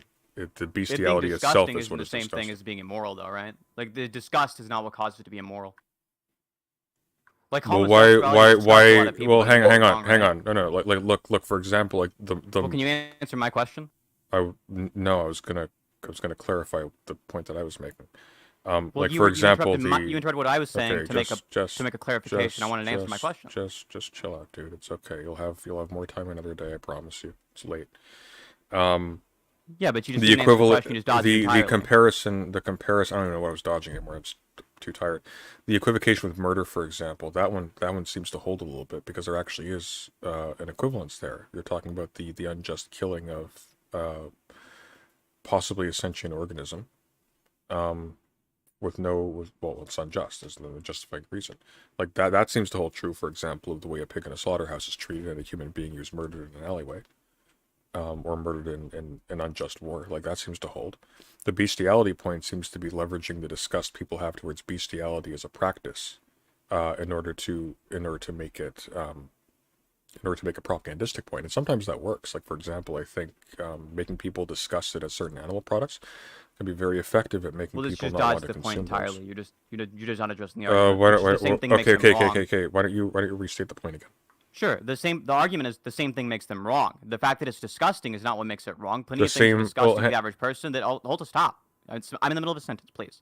The same things that make both of these actions wrong are shared among both bestiality and meat eating, which is they cause suffering to the animal. It's not the case that the reason bestiality is wrong is because it's disgusting. There are plenty of things that are disgusting but not morally wrong. Every time somebody uses the bathroom, that's disgusting to the average person, but that doesn't make it morally wrong, and none of us understand anything morally wrong. And the same is true. The same is true of things which people think are disgusting in a different sense, things that are disgusting in a sexual sense. Look. Hold on just a second. You've talked for a while. We're not debating. I want to talk. We're not debating. I agree. You're just trying to talk over me and interrupt me constantly. I want to finish my sentence. I know you have a list here, but like, I don't have a list. Pick one point at a time. I'm saying something. We are talking about one point. I'm telling you the thing which you are saying is a thing which makes them morally wrong, which is different. But there's no back and forth here. There's no back and forth here, though. You very clearly have bullet points laid out, and you're running through them. Dude, there's not a back and forth because you're interrupting me. I'm entertaining you even talking about this at all. Just chill for a sec. You'll have time to get to it. Can I finish my sentence really quick? No, not right this second, because you said an untrue thing, and I want to address it fast before you run off a million other things. What was the false thing I said?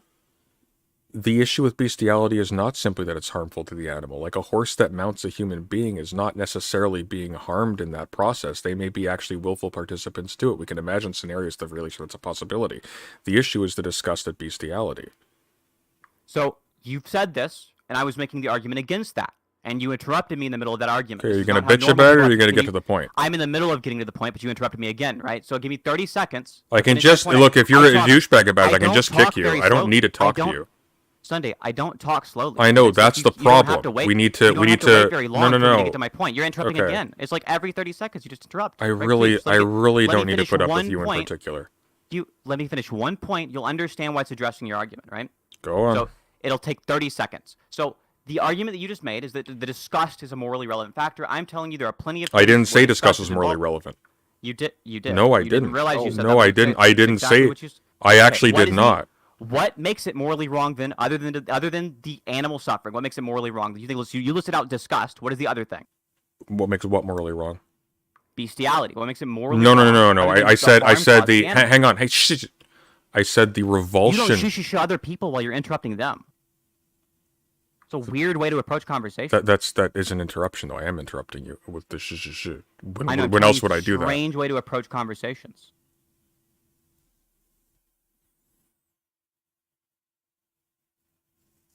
Okay, do you have another thing that you think is morally relevant you want to introduce? No, I'm considering you right now. Okay.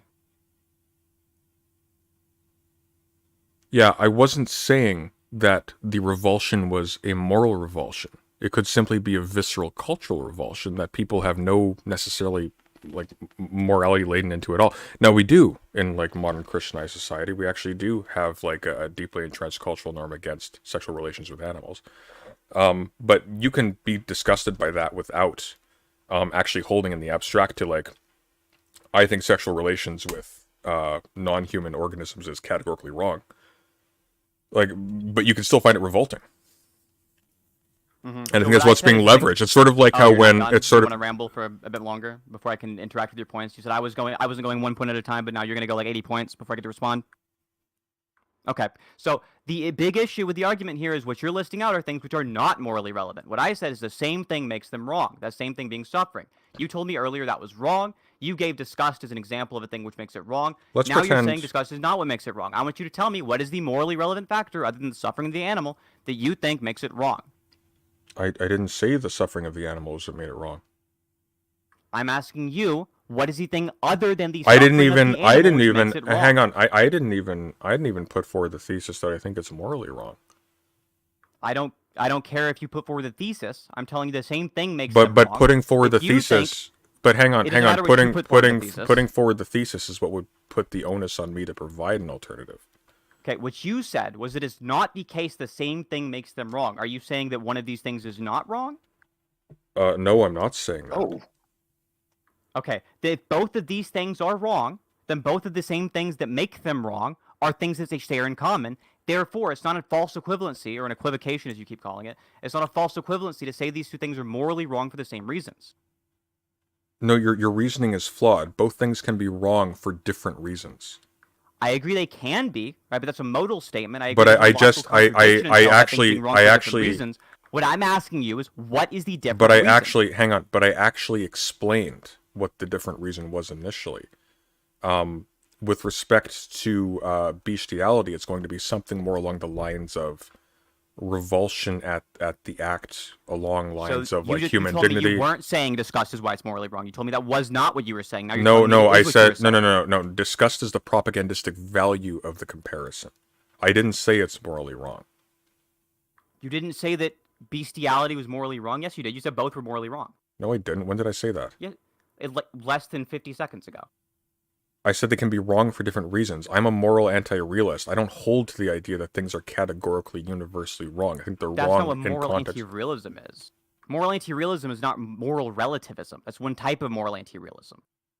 It's the worst type, the weakest type. You can be an error theorist even, and believe in moral fictionalism. Yeah, you and still think is the case that things are categorically morally wrong. You're very smart and sophisticated, and we all stand in awe. The point, though, is that you're very condescending and uneducated. The point, though, yes, I am. The point, though, is that I am not actually obligated to supply universal reasons for why a thing is wrong. Like, for example, I know. Didn't ask you to. I said, what is the reason that they share, other than the suffering of the animal? What is the reason one of these is wrong for a different reason than the other? Why is it the case? I think because people consider it generally, and I'm speculating here, to be viscerally disgusting and in some sense degrading to public morals in some way on grounds of basically seems kind of strange to phrase it in this way, but in a sense of what? Then your answer to the question was disgust. No, the effects of disgust. Childbirth can be disgusting, but that's not considered moral. Disgust is an effect. Sorry? Disgust is a type of effect. That sense of disgust is an effect on the world. It's a world state. Disgust is an affect. I'm talking about disgust as an affect, not an effect. Even if it was an affect, disgust would still be an effect with an E. It would be the consequence of a thing. The consequence of putting your dick in an animal is people feel disgusted. Yeah. Okay. So that's the effect, right? That is one effect. This one is not one that you consider morally relevant. You do consider the suffering of animals morally relevant. I'm making the assumption there that you're a sane person, and you think that beating dogs to death with shovels is wrong. So I would assume that the same thing, in these two things share in common, are both things which make them morally wrong. Well, what if, for example, I don't? What if, for example, I have a particular affinity towards sentient organisms, and I personally, and I recognize this as like a personal affinity, so when I see people who do not have that affinity or worse, are sadistic towards animals, I have a bent towards wanting them to not prevail, or for the norms that those attitudes are embodied to not prevail. And I'm not making some categorical moral judgment about it at all. I'm recognizing that, no, this is a matter of taste. However, it's a taste that I have a strong attachment to, and it will in fact affect how I engage with other people in the world in a very serious way. I have no idea why anything that you just said would be remotely relevant. You having a personal affinity is not what we're talking about when we say morals. I have a personal affinity to chocolate ice cream and dislike strawberry ice cream. But it wouldn't be the case that strawberry ice cream is immoral. My personal affinities are not what moral language is. Yeah, that was the point of what I was saying. Then it's irrelevant. What you just said was irrelevant to the talk of whether or not disgust is the thing which makes one thing morally wrong. I wasn't contending that morally wrong. Do you agree? Do I think bestiality is morally wrong? It depends on what you mean by morally wrong. I mean, do you think it's generally the case that this produces outcomes which we think are disvaluable in aggregate? It depends. By bestiality, do we mean copulating with non-human creatures, or do we mean copulating with creatures that do not have an adult human level of self-awareness and agency in those things? Because these are different things, right? But both are technically. Like it's something you need to parse out a bit more. Sorry, what was the term you wanted clarity on? Why are you so angry? Just like talk like a normal person. I'm angry because you're a condescending dickhead, right? I'm telling. It's obvious why I'm angry. What I want to know from you is which point in that sentence did you have trouble understanding that you want me to clarify? Just tell me the word you had trouble with. Are you there? I'm. Is he dead?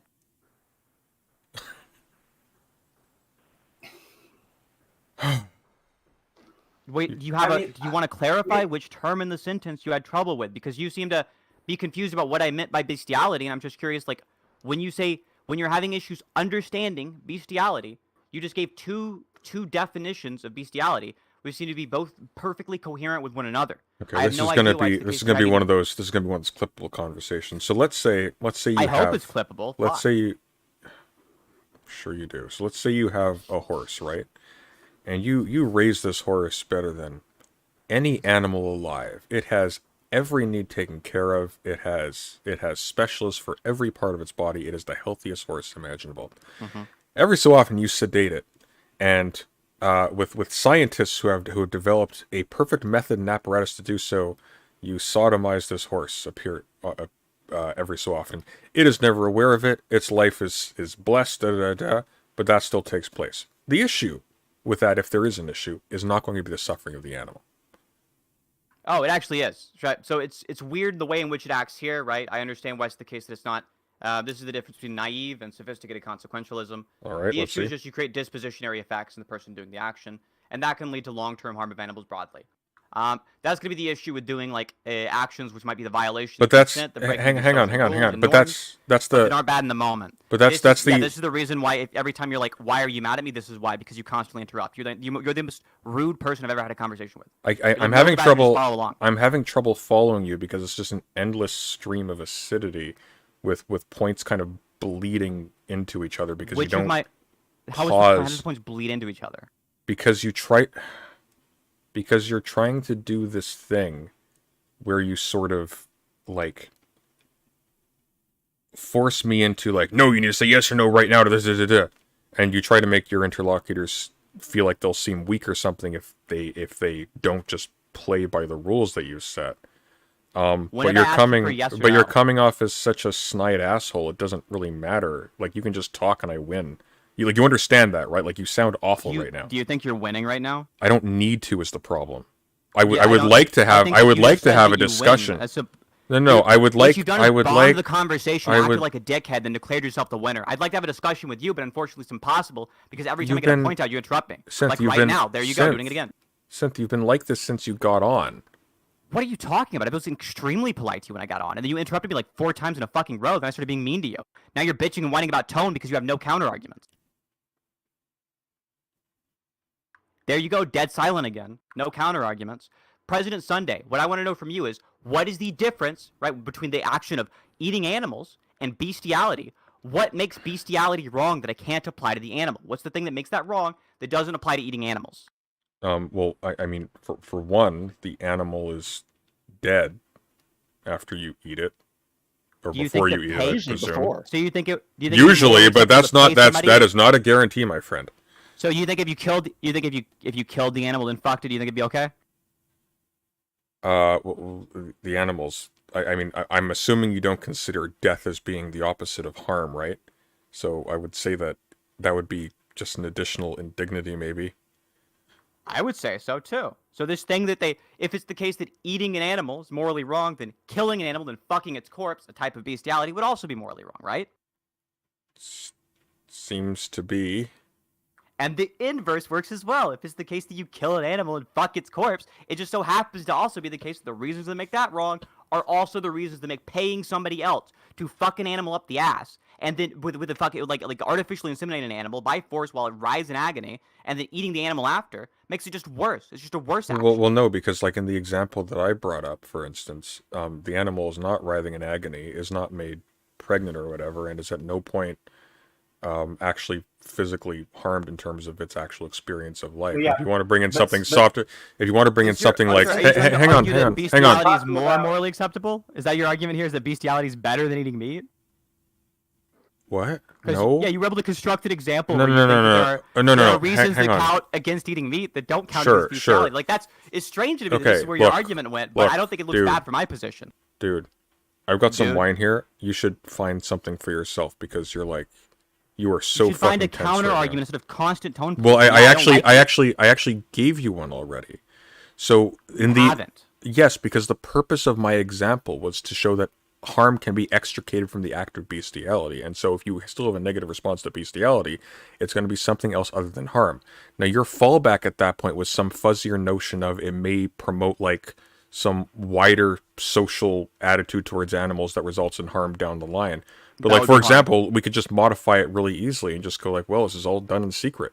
Okay. This is just bloviating, right? So even if it was done in secrecy, the argument that I gave you was about the dispositions of the actor. You change your own dispositions. Even if you did something secretly that was morally wrong and nobody ever realized it, you would alter your own dispositions. That would be the issue there. Why do we that care would still about? result because that results in harm. So in the argument that you just gave, the whole argument that you just gave is just here is some hypothetical case. Oh, of so you're bestiality just where you saying. controlled out So for a lot of the factors that are you're already present in basically meat. so you're What I'm asking basically is, so you're in that basically. scenario, so hold on just a second. In No, that, before you no, before you no, straw man me with that, you're basically no. doing So X, what you're right? basically- I want to ask you, what do you think is still wrong about that scenario that we can't apply to eating meat? So what you're basically just saying is essentially when someone says like, well, the issue with You're just not gonna porn engage is the that question. is that it might affect how you deal with women later on or something like that, or with sex partners later on.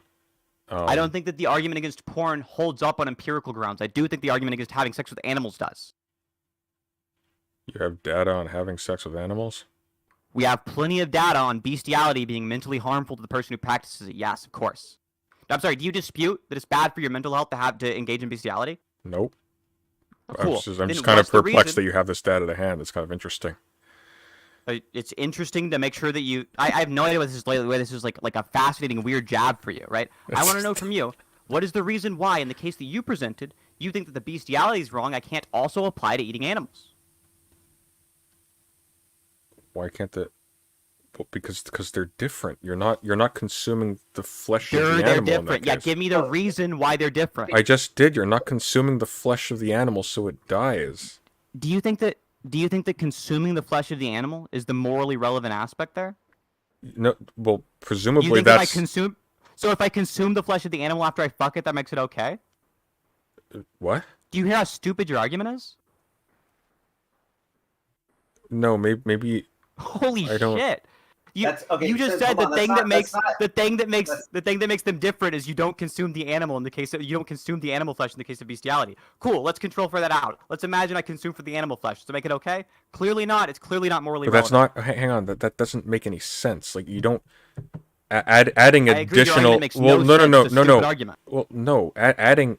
Why would adding in consuming the flesh make the bestiality okay? That doesn't make any sense. Because yeah, I agree. It makes no fucking sense. But that whatsoever. wasn't what Your I argument's said. stupid, your That's what position's you dumb. said. Yes, it was. What you just said was the thing that makes them different is that you aren't consuming the flesh of the animal. No, but Sent, that's what. Well. No, it's what you said. You forgot. No. Hang on. Yes. Stupid. No. That is what I said. The difference is you're not Yes. consuming. Okay, let me. Oh, let you talk. Don't interrupt you. Do you want Yeah. to build up the social standard of not interrupting each other for the rest of this conversation? It would be nice, actually. Yes. I'm down. How about you, Let's Sunday? start you wanna, doing that. Do you want to do that, Sunday? Do you want to not interrupt the other person? I would really. Why don't we elect a moderator? We have Leo and Daedalus here. Do either of you want to take it? I'd rather have a moderator that I know is neutral. I have no idea what either of these people's positions are. How do you want to do it? You want to do it on the Crucible? I don't know their position. Sure. What's the Crucible? The Crucible's Big Papa Fascist, the far right guy. You want to do it on the far right guy's Absolutely. channel? Why? Absolutely. I think he's a consistently fair moderator, despite the fact that I think his views are heinous, and I don't think you're going to say he's biased towards my position. I've got a better alternative. How about are you familiar with Wix panel? It's small, but Why would I want to do it on a Wix panel? because I don't know. God no. I don't want to be associated with Big Papa Fascist. I'm fine with doing it on I'm fine with doing it on any panel that both me and you are not on terms where we think the moderator's going to be biased towards us. Okay, or well- alternatively, we could self-moderate and you could just not interrupt me and I won't interrupt you. Yeah, that's not an gonna. option. That's not Yeah, gonna work. It's not going to happen because you want to No. interrupt, but you don't want to be interrupted. Yeah, that's the ticket. I could also try to moderate. You could see if you like me as moderator, but if you I'm don't, fine, Leo. You can do it if you want. Okay. Yeah, I wouldn't mind doing. Yeah. No, I like okay. I like the Wick idea, and Wick and I are not on. We are not the best of pals. We'll put it that way. So you're not getting somebody like slanted Wick. towards me. So he might be slanted towards me. That might not be fair. Sure. But I like Wick. That works. That works for me. Let's do that. That works for me too. I think that every argument you made here was incredibly fucking stupid. I think that you have no counter arguments to the vegan position. I think you made yourself look incredibly fucking stupid doing the tone policing shit. And I hope that you don't flake out of the Wick conversation. Do you have any follow-ups, any counter? You want to say something? Yeah. Give me a sec. Let me think of something. You want to say something like really dorky and weird and deranged, like you've made an insubstantive rejoinder or something like that? Some weird President Sundayism that we can all look back on fondly?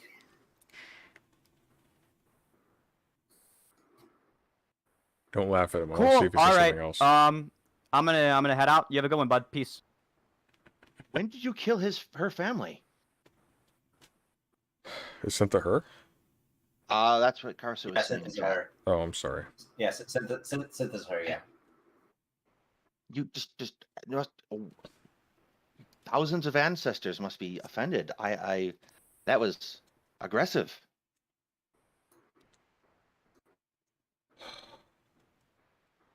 I don't think I've ever spoken to this person before. Only on Twitter. You never spoke to them. I can't remember exactly. What did we say to each other? To them on Twitter. You know what? We could hold on. Actually, let me. 1 second. Why are they so angry? Oh, okay. When did you kill their family? Here, 1 second. So Sunday, what I would recommend is if you go to Twitter, and you go to the search bar, and then you go to advanced search. Are you familiar with how to get to advanced search? Just find it, okay? I don't want to do this right now. Oh, you don't want to do that right now? Okay. No. Well, I was just going to suggest, just so you know, that you can just search up her tag or her name on Twitter, her handle, and your handle, and the mentions and responses too, and just see all the times any of your accounts have ever replied to each other on Twitter. Oh, good to know. Thank you for that. Yeah, so I just figured that would be like a useful way of figuring that out. Yeah. Yeah. And also, I think she had tweets that she could link to, which would be useful for your conversation. I think she would be willing to link them to you because it'd be productive, so that you have a common basis for like what was originally said that started the conversation. What do you think of the So if you wanna conversation? ask her- What do you think of the conversation that just transpired? What do I Wanna think? go first? Like, you want to be more precise about like what I think about it, like in terms of what you're asking about what I think about it. What do you think would be the most? Okay, how about whatever in your judgment is most pertinent? How would you evaluate that in those terms?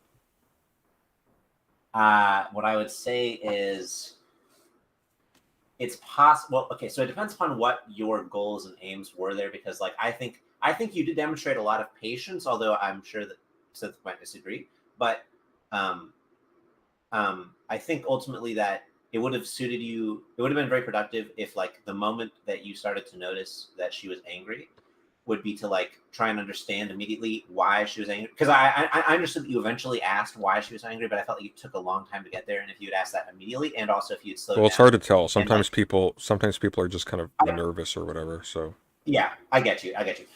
But I think she was angry kind of earlier, and she mentioned these interruptions. Now, I'm not saying, of course, that like you did a bunch of wrong stuff or anything like that, but I think in terms of like suiting your needs there, if you wanted to get to the meat of what she really wanted to confront you with and like move past it and like argue over it, instead of like getting confronted with like interpersonal conflict, then I would have been more patient with waiting for her to finish, and then letting her know that, or asking her for permission sort of to like interrupt her on occasion when you think that it's like really important, but otherwise, respect each other's time more. Like I think maybe she needed more of an explicit formulation of how the conversation was going to go, rather than allowing it to be informally like figured out. Well, this was a call-in thing. Like this wasn't a planned debate. Or I anything. understand. I didn't I'm not realize who it blaming you. was. I'm not blaming. No. I'm not. I don't think you're blaming me. I'm just saying, in terms of like how that could have gone better, like I think it would have. No, I get that, but that's like yeah. That's like something I can't gauge right in real time. So, I mean, I agree with you, but I don't know. Saying I don't know what how I was would tell pertinent. I that. was just, Yeah. You were saying what was most pertinent, so I was just thinking like, well, first of all, I mean, I feel partially responsible because I feel like I could have sort of anticipated this happening, and I sort of knew this was happening at the time, but I didn't want to intervene because I didn't want to be like super like, I don't want to like get in. You're always allowed to intervene, and I will yell at you if I don't want you to intervene. Okay. Okay. I didn't want to like. What about? No, it's fine. What about the arguments themselves? About your arguments? Like she was both, trying both, to get you both. into a position. Oh. It seemed to me she was trying to get you into a position where you either an either or proposition of is bestiality good actually because I want to eat meat type thing. Like it wasn't not. Well, I don't think there was actually much of a problem with her arguments. I just think that there was like lots of problems with being able to communicate clearly about what your answers were, and or like what your opinion was, and then what she thought of that, or like what she was confused about. But like in terms of the arguments, like I didn't like.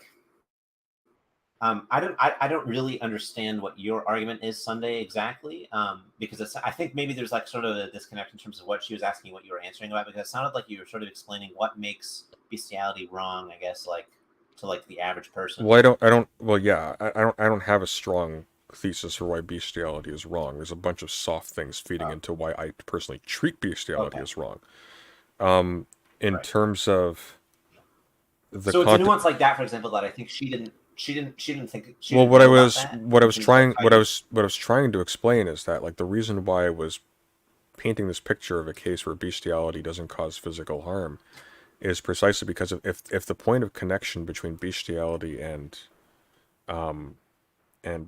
eating animals is the harm done to the animal categorically, well, if we can imagine a situation in which harm isn't done to the animal individually, well, that presents a bit of a problem for that equivocation. If you have to fall back on, well, it can cause like potentially an attitudinal shift on the part of the person who indulges or in part of the broader society, well, then it seems to me they're largely just falling back on a disgust explanation by another term. You're not motivating why that attitude is bad per se. You're just The disgust, but the question is, where does the disgust come from? The disgust comes from the concern with the consequences of that disposition. I mean, she didn't even justify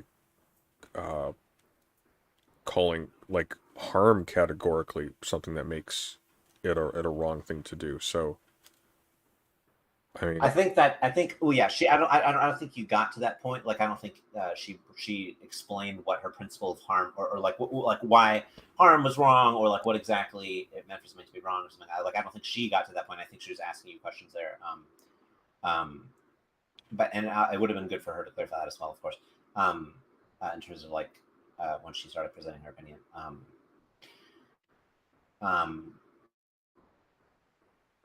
Yeah, the original tweets would also be very useful to look at to understand her perspective, because I'm sure that was like a major. Because like first of all, you should know as well. Like when you were going AFK, I asked her to pull up the tweets so that she would have them. So like if it sounded like she was going through a bullet point, it might have been because she had like literally just looked at the tweets that had given her the reason to come on, and so she was like super prepared, and so it sounded as if to you maybe like she was like, trying to. Well, I wonder if the tweets might not be more obfuscating then. If she's super prepared, then this might have been like positions that she's developed since those tweets were made.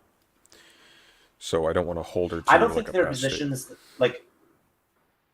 If you mean like her ideas or her opinions have changed since those tweets, I think that's very unlikely, based on what I know about her.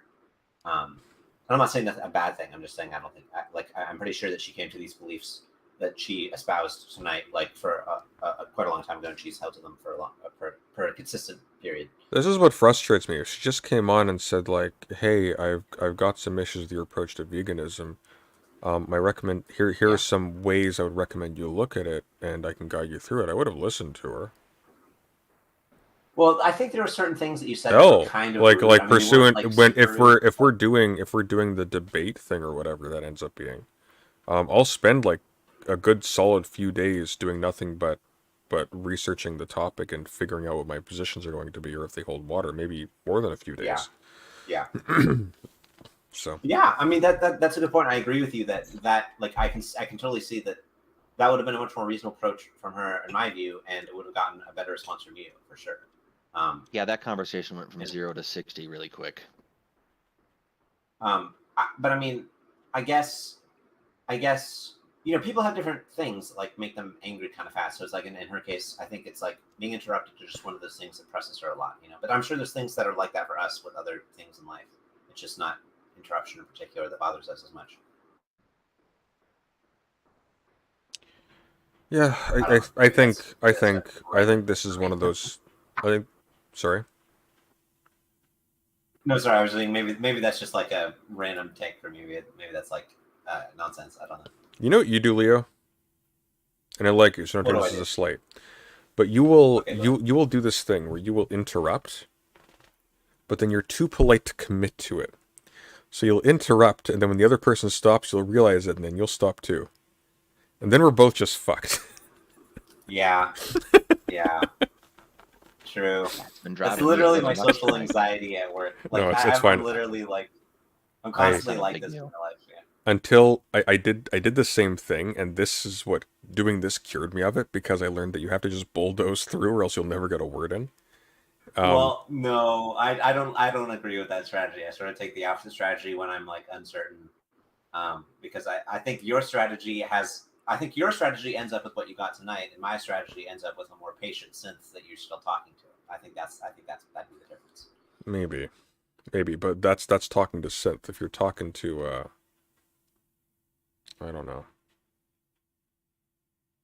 If you're talking to someone who's going to talk like directly over you during the conversation, then what you need to do in order to get a sentence out and actually complete it is actually just finish the sentence, even if they start. Yeah, but I feel like that attitude is sort of like I think that's actually I don't think that's necessarily I don't think it's necessarily true that she wouldn't have let you got a word, and I think it was that. Oh yeah, it's definitely true. Well, I feel like there was like thresholds that both of you have where it's like you're expecting them to stop after a certain point and then let you talk, and you don't. But like neither of you is able to like. No. So here's the problem. So the strategy that she was adopting was she's going to lay out this complex chain where every single link introduces new presumptions that I'm going to find really problematic if I interrogate them. But she's going to just lay them all out, so the point of argument is the conclusion and not all of the steps she took to get there, and she's going to refuse to give those breathing room to actually be, like, broken down.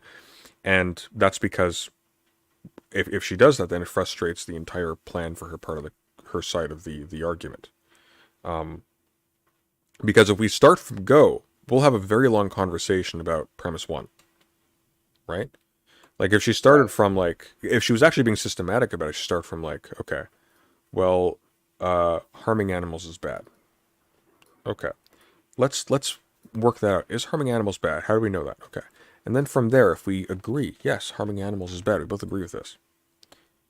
If the question at hand is bestiality an apt comparison with eating meat, then we can start having a conversation about, well, why is it an apt comparison? It's because it's both harmful. Okay, well, why are they both harmful?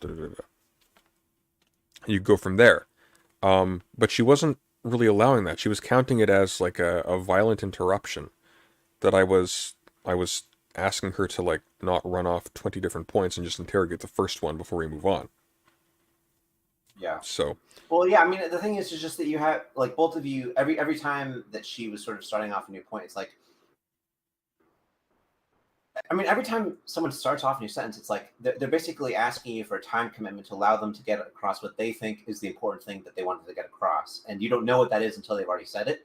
And so it's like you have this situation where you never really know for sure when someone has finished the most important point, and you have to use the best contextual clues you can. And it's just not a perfect system. So I'm saying it's kind of like almost inevitable that you might have conflicts here about, like, where people interrupt and not realizing that, like, oh, actually they weren't done and they had a lot of important things they wanted to keep saying, but they got interrupted.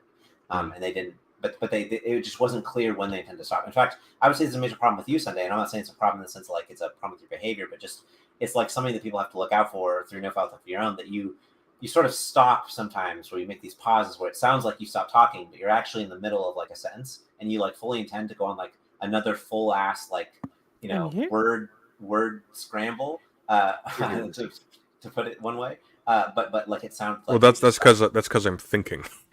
I know. I'm not saying it's unreasonable. Like, I get that. Like, I'm just saying that people are not used to pausing and thinking when it comes to, like, these streams. I think because they feel the pressure of people watching them, and I guess. But then, like, why on earth are you engaging in, like, these kinds of debates in the first place? Like, these things require, like, care. You know, maybe that's a good question, but I don't know. Maybe people have, like, other drives that make them want to engage in the debates. I don't know. I am inside. You're inside. You're here, Lucy. You're here, Lucy. Hello, Lucy. Okay. How are you I doing? have to go to the. I am pretty okay. I have to go to the clinic in a minute, okay? Yeah. But before I go, I have to tell you that you have gishgarop like crazy, okay? I have written down everything you said. You said so much, okay? And this has been very bad faith, and you know, there you go.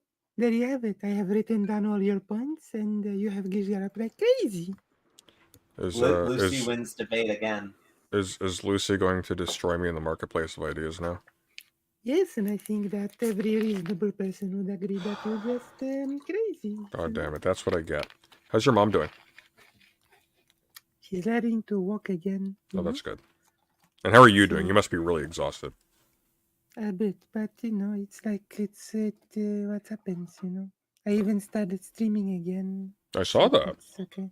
Yeah. Yeah. I reacted. I had a debate with each other. You had a debate, huh? Who with? What on? With each other. He did not call in. They did not call in, but the argument was that every white person is a colonizer and a settler. Which side were you on that? I was like, that's not exactly, you know, I was on the side that individuals do not really commit such things. It's more like damn. One more loss to the fascists. I'm joking. Well, Merry Christmas, Lucy. You have a good night, and give your mother my best. Okay, I'll see you. Have a good Christmas, Lucy. Yeah. I disconnect. Take care. I'll get it. There we go. Yeah, that position of every white person as a colonizer is not terribly historically nuanced.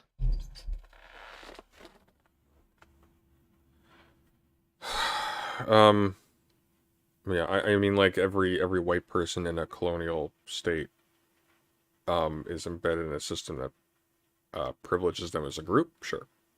Yes, absolutely, but not necessarily that they are actively engaged in the same things that happened over Well, the no, course of like history.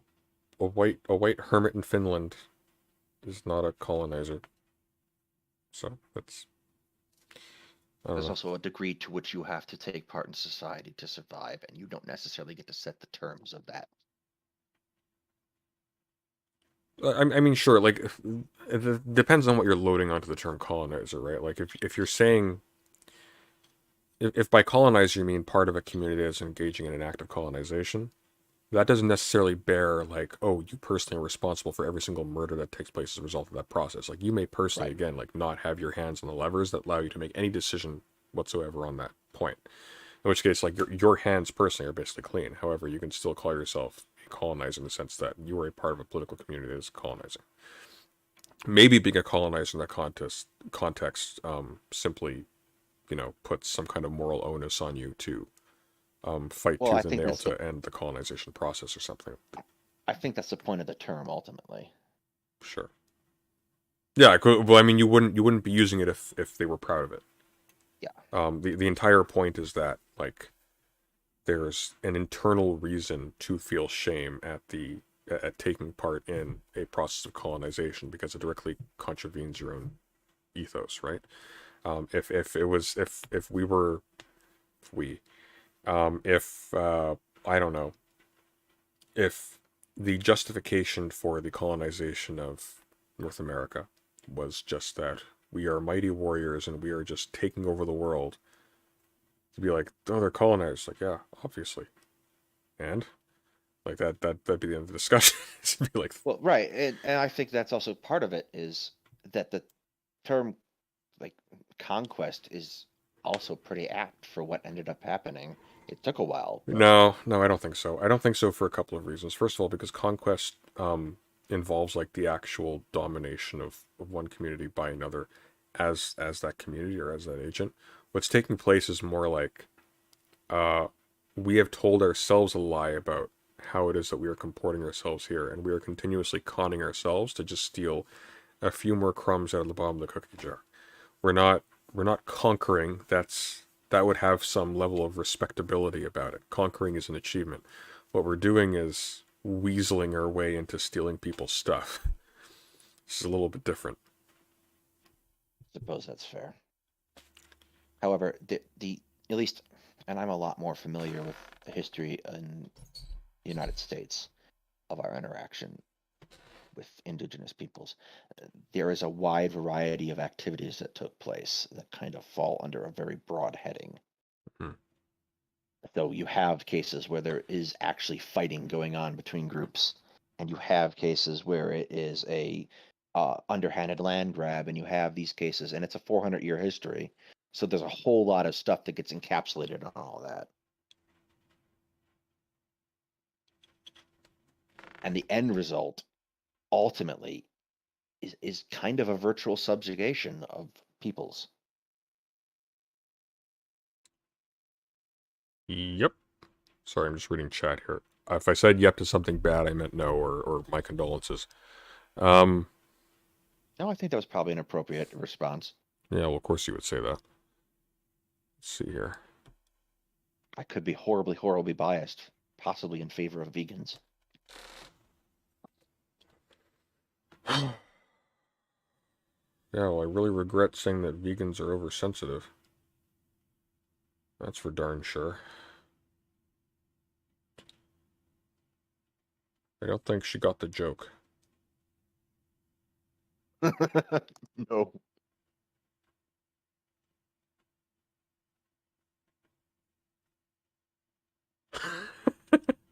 Years from now, this stream will lose all context, and it'll just be Sunday asking Lucy, "How's your mom?" Sunday, check DMs real quick, by the way. Oh no. Oh no, what's happening in DMs?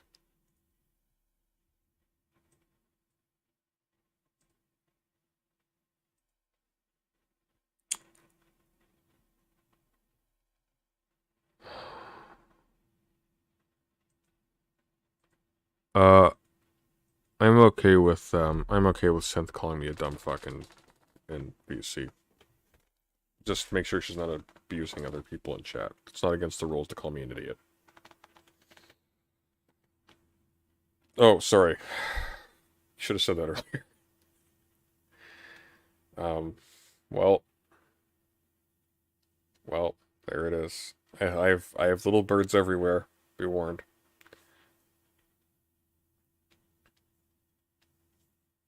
It is your Discord server.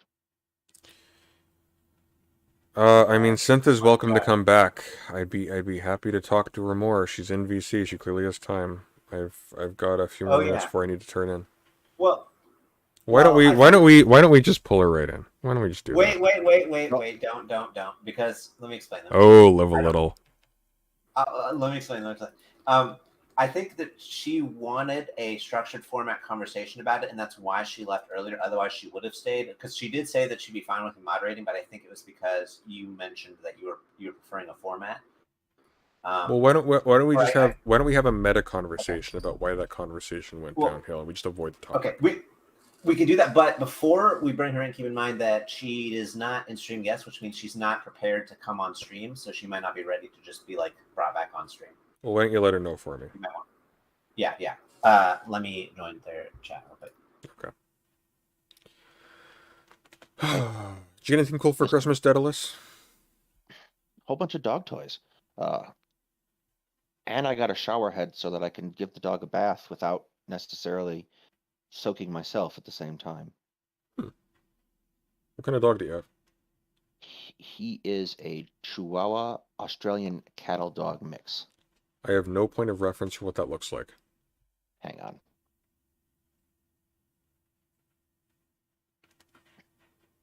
Let me put it in the chat here. If she says no, I'm just going to call the stream here because I'm tired. I want to sleep.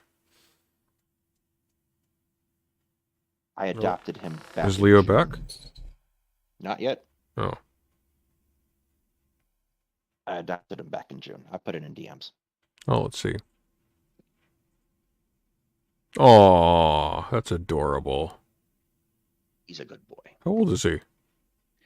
As best as I can tell, 3 is what me and the shelter thought. He was a stray before, so I'm not entirely certain what his history was prior to me. Oh, sorry. That's so cute. How's it going? Swell. Leo asked me to said that you wanted me to hop back in. I'm not sure which is there anything else you wanted to revisit from the past conversation? Or... Well, Leo, what did you say this just for my clarity? Oh, I just said that you wanted to bring Synth back in. Oh, okay. Well, that doesn't help very much. Well, we agreed to have a structured conversation on the academic topic.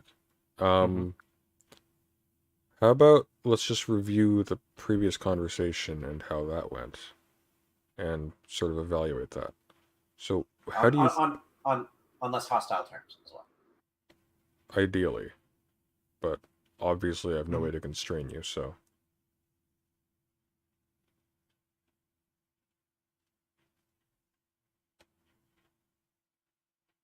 What do you think? Sounds good with me, yeah. All right, well, how do you think the conversation went and why? I think that what happened early on was I tried to make an argument that had, I guess it was just a syllogism, right? It had, 2 premises, a conclusion. And, I was, every time I got halfway through premise 2, you just, cut me off, which was kind of irritating. And so the conversation ramped up in hostility. And then it became a point where, you would not have responses or not directly interact with the point. And so what I did at that point was just ramp the hostility up intentionally on my end even more, because I was annoyed at you. And I think that initially, your conversation increased the hostilities. Then subsequently, mine did. I think mine doing that afterwards was justified. I'm gonna guess that you're gonna think that yours initially was justified. And I don't think that the conversation of delving into whose tone was more justified is totally productive, but if it's what you're interested in, I'm down to do it. I'm not interested in that at all. Good, thank God. So Christmas miracle. So when you're you say it was a syllogism. I'm quite sure I can't recall what the initial statements were. But my recollection is that statements were made in the course of making your opening argument, which took a decent amount of time to run through, that I found problematic. And my concern was, if we let those sit, then we're going to be litigating something that's way downstream from those, when my issue is going to be way earlier on. So typically in like a back and forth, when there's not like set times for people to lay out like extensive arguments, you'll have a conversation where there's a back and forth. Somebody will give an explanation of a point, and then you'll be able to ask, as they're making the point, well, hang on, can you explain what you mean by this kind of thing? Or hang on, I'm not necessarily certain that works. Can we interrogate this first before we move on to the next thing? That was sort of my approach there. So my issue is that when I'm trying to make an intervention like that for the sake of my understanding, because if I have to go off of memory, which is dodgy at the best of times, at like 3 a.m. or nearly 3 a.m. in the morning, I'm not going to be able to go super far down the line before I lose the particulars from before, and I don't want to have you like restart the entire process again. I want to like break down the bits as we go forward, so we're sort of like on the same page as we're progressing forward. What are we onboarding to get to here? And then even if I disagree with the premise, I can onboard the premise. I can suspend belief in the premise to have a productive conversation about something farther down the line of the argument. But because your response to that was to treat that as if it was some kind of debate tactic or an interruption, it didn't go anywhere, because I'm literally just trying to have a conversation with you. I don't have I'm not super invested in the vegan issue, to be totally honest with you. I have no particular reason to be hostile to you. In fact, I invited the conversation prior, so it's a little bit perplexing. Like I don't know how we're supposed to like have a productive conversation if I have to accept not just like every single premise you load before the dichotomy you present me, but if I can't even ask questions about them without that being treated as like an underhanded tactic, you know? Sure. So there were a couple things that you said there. I kind of wrote down the key points that I had issues with. One is your examples of interruptions I don't think were accurate to what you were doing. You gave me examples where it was like inquisitive, you were asking questions, you were asking for clarification. I think all of those are good reasons Or to just interrupt. challenging, Alternative, right? just a second, right? Just a second, right? All of those are good reasons to interrupt. But yeah, what you just said right now is what you did was challenging. What you did was challenging in the way that like you would hear something that you thought I was saying that was wrong, and then you disagree with it, and it would turn out that it was not wrong. Like, for example, one of the points was one of the points, if I remember correctly, was the disgust point. I said, what are the reasons why bestiality is wrong that don't also apply to eating meat? And then you gave me disgust as an argument, as a reason, right? And then I relate it back to you in a follow-up argument as one of the premises, and then you were like, no, that's wrong. I didn't say disgust was morally relevant. So the examples of interruptions you gave there were not accurate to what you were doing. What you were doing was stopping the conversation to express contention with a premise that was not reasonably under contention, given that you had already agreed to it. The other one is you invited the conversation. I don't think that's an accurate portrayal of the conversation. The moment that I got on, I said, I told you there are some issues, right, that I had with your vegan stuff. And I pointed out that you had said in the past that vegans were overly sensitive, and then you had made like a snide comment about like, well, you've proven them wrong, huh? I don't think it was an invitation at all. I don't think it was an inviting conversation. It seemed hostile. And finally, you said, I can't even ask questions about them. This once again rounds back into the initial point, which is just that you weren't being inquisitive. You weren't asking questions. You were interrupting me so that you could contend with a premise that had already been established in the conversation because you'd already said it. Well, what if in your earnestness you maybe conflated two things that I might have been touching upon when I was making the initial contention? When I was saying, for example, like maybe for instance, what I was trying to express was that people will treat something as wrong for reasons other than a reasoned moral argument. Like somebody can work from the premise that all harm or all unjustified harm is wrong, right? And then you can say, well, we don't need to eat meat, and eating meat harms the animal, therefore that's wrong. Like, okay. But somebody could also treat bestiality in a similar fashion with as much stridency, simply on the grounds that they are disgusted by it. They're not in the abstract. They aren't like thinking to themselves, this is wrong because I'm disgusted by it, but they are disgusted by it because of cultural reasons or whatever, and therefore treat it as if it is wrong. So the treating it as it is wrong is distinct from the it being morally wrong from my perspective. I agree that treating something as wrong is different from it being morally wrong, which means that disgust is a listed reason when somebody asks you, what are the reasons why bestiality is wrong that don't apply to eating meat? That wouldn't be a reason because obviously you agree that's not a reasoned moral argument. That's just people treating something as wrong. It's not a reason it actually is wrong. Well, I think that's neither here nor there. The point is, the point is what you were treating as settled, as me like setting something as a premise that we agree upon in the argument. We didn't actually agree upon. In order to say that, it seemed like you were insisting that I was staking out disgust as in fact satisfactory as a moral reason for something being wrong, and I simply wasn't doing that. If I did, that would be extraordinarily out of character for me, given like the kinds of stances that I generally take. No, it was out of character, which is why I brought up the argument of, but if you say this is the reason here, it would be the reason for homosexuality, and then I think this is why you tried to create some sort of, maybe unintentionally, because I think maybe you wouldn't have remembered the exact thing you said, because like you said, it's very late.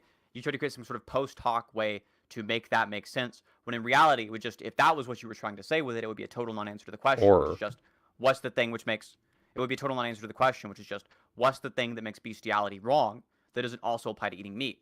Because if there's not a thing, if all we can say is there are reasons why people view them or treat them as wrong, right, that are different between the two, but the things that really make bestiality wrong also apply to eating meat, then it would also be the case, right, that okay, that's the academic argument. Equivalency. Sure, that's the academic argument. But what if you misunderstood me, and what you're accusing me of doing is in fact what you're doing after the fact? What are you thinking I'm doing? What if you're post hoc trying to insist upon a way in which the equivocation was nonetheless made? Even though you recognized at some point, or maybe you didn't recognize, maybe it's just ambiguous, that I might not have actually been insisting that bestiality is morally wrong because it's disgusting. So that wouldn't be likely to happen if the question you're being asked is something like, what is it that makes one of these actions morally wrong that doesn't apply to the other one, and then you respond with disgust. Maybe you could have been attempting to do something else, but what you were attempting to do was just not answer the question. Then that could be unintentional on your part, right? I think there's a reasonable possibility that through no active malice, you just unintentionally said something that wasn't a real answer to the question. But a reasonable actor in my position would think, okay, this person is trying to engage with the thing that I just said and trying to answer the question, so I should interpret the response as an answer to the question.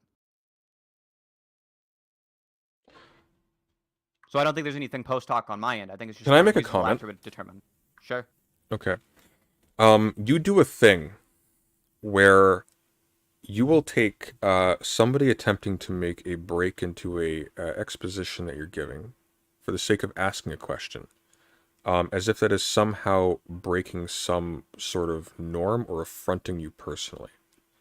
That makes actual conversation basically impossible, because I have to rely on my memory of an extensive line of reasoning in order to return to the point later and interrogate it or challenge it, when typically how productive conversations go is somebody says a thing. It's small, simple, clear, and it's able to be grappled with and held on to, so that you can actually both sort of work with it and figure out what actually you agree upon concerning what we disagree upon, and you focus on the small thing first. You seem to be really invested in keeping momentum towards a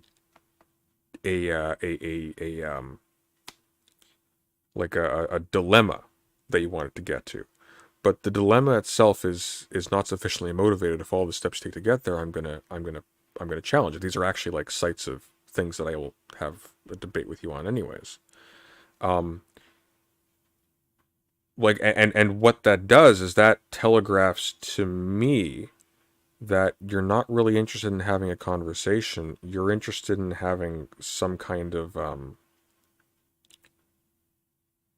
I don't know. You're interested in having some kind of epic own moment where you've gone like, so we just gone through all your reasons, you are a stupid, worthless idiot, good day, sir. And then you hang up. Or something like that. Maybe you don't hang up, but that's what you're going for. When you do that, especially like when we haven't spoken before, I don't think you have any particular reason to think that I wouldn't. I was even talking to Leo earlier. Like, if you would just come on here and you just said, I think you have some like flaws in your reasoning about veganism, and you had said, here's what I think your reasoning flaws are, and here's some things I recommend you look into, or we can have like an extensive conversation. I can like break down the problems in your reasoning, and we can like see where we actually land at the end of it. I would have gone along with that easily. I mean, I have not only like reasons of personal of education and growth to motivate me towards that. That's free. That solves my question of, hey, what am I doing for stream for the next week or so? That simplifies my life on a material level. I don't know why you would come at this from the vantage of trying to beat me like that's going to achieve anything. You know? Like, I don't have the kind of clout where there's value in that by itself. And moreover, it just doesn't get us anywhere. Yeah. So in short, one of the big issue with what you just said there is that you're attributing a lot of intent to me that's just not accurate. I didn't come at this with the goal of like winning over you. I came in here because I wanted to give you the arguments for why the thing that you said is incorrect. I wanted to tell you, here are the reasons to believe that the thing you said was false. That's what I'm trying to do. And you've attributed a tremendous amount of intent to making the assumption I'm coming here with the attempt to dunk on you or something. The conversation, from my perspective, wasn't about dunking. And the only time there was a mention of winning was when you told me that if you had just like, if I just say nothing, then I win. That's what you said about yourself, right? Well, yeah, because if you're and then approaching my response was, do you actually think you're winning the conversation? Because it's ridiculous to view a conversation where you're kind of like fumbling. I let you talk for quite a while, right? I didn't interrupt you at all. You're doing that thing. This is another example, right? Yeah, this is another example, right? I'm not personally affronted. It's just that you spent a long time talking. I want to address every single point you said, not just like one or two of them, right? There is a broader issue with a conversation where one person gets to make a lot of points and the other person gets to make very little, right? If you have a lot of speaking time and I have a very small amount of speaking time, that makes it harder to communicate the ideas, it makes it harder to communicate contentions.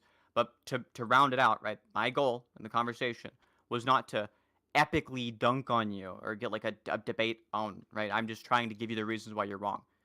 You brought it into the territory of winning. I didn't. Okay, if you say so, but I mean, what you declare your intent to be doesn't particularly matter. What you're doing are the actions of somebody who's trying to win a debate. Okay. What I'm doing are the actions which are good if you want to have a philosophical discussion and exchange arguments, which happen to be ones which are similar to philosophical debate. No. Synth, you're wrong. You are very mistaken if that's your goal.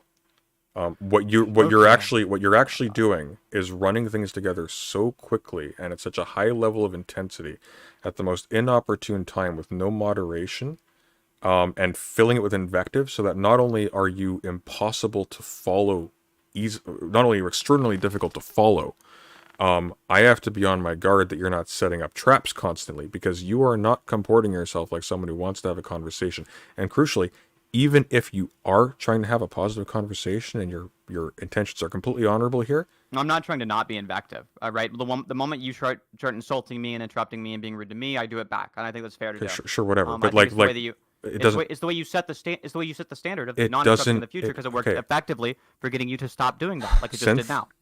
Life's not fair. Okay, get over yourself.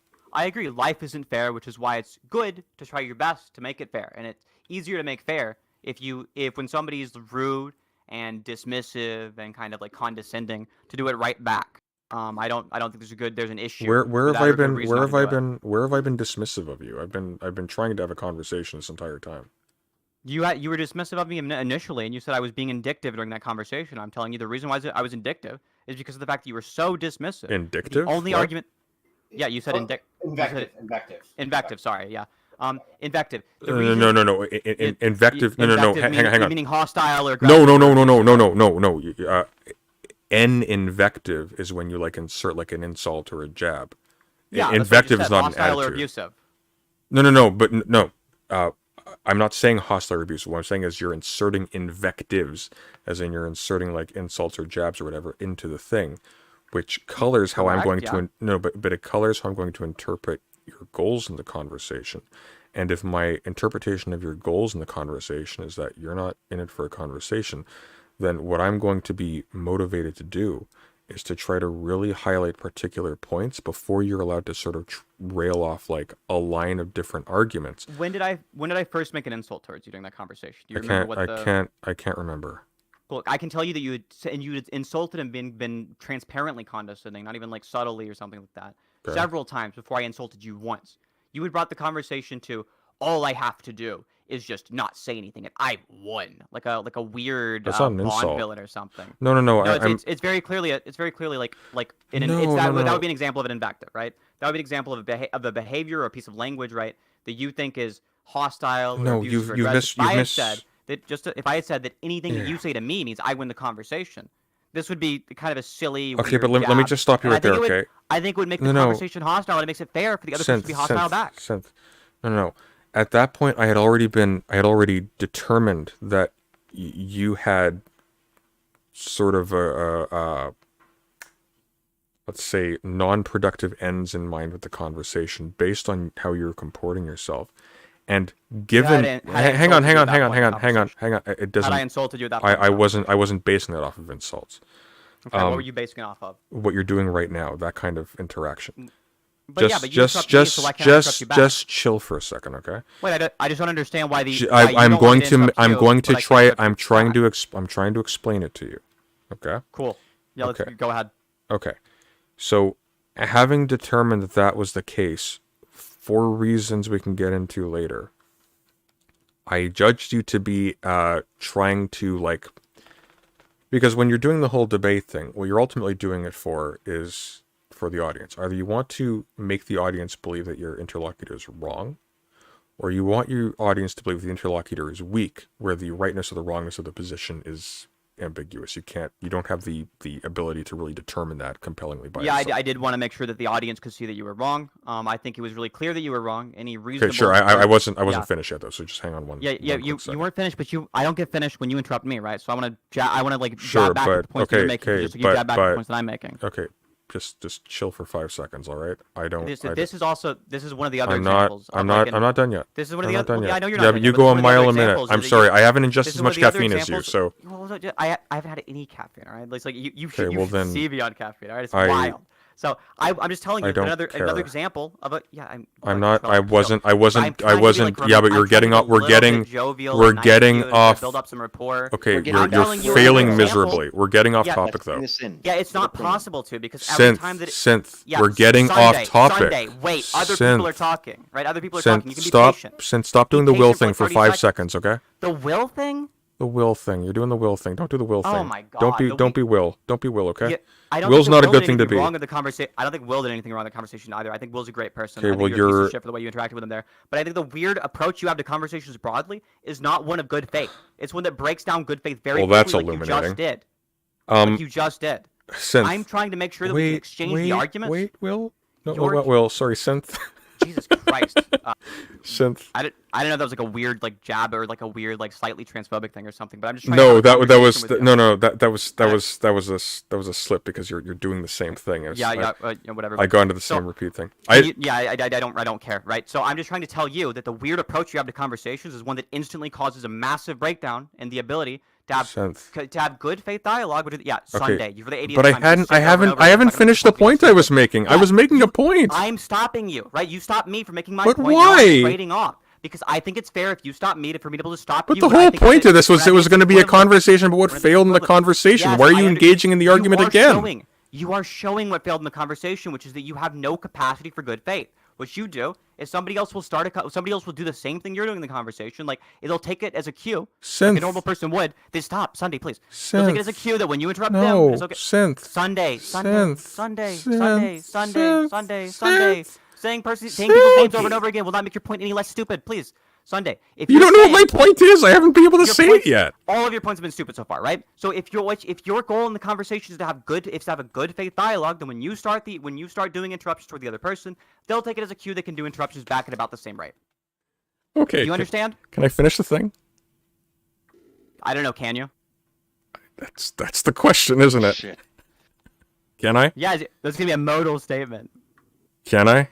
Are you gonna let me? I might. It depends what you say. Okay. Be very careful with your words, Sunday.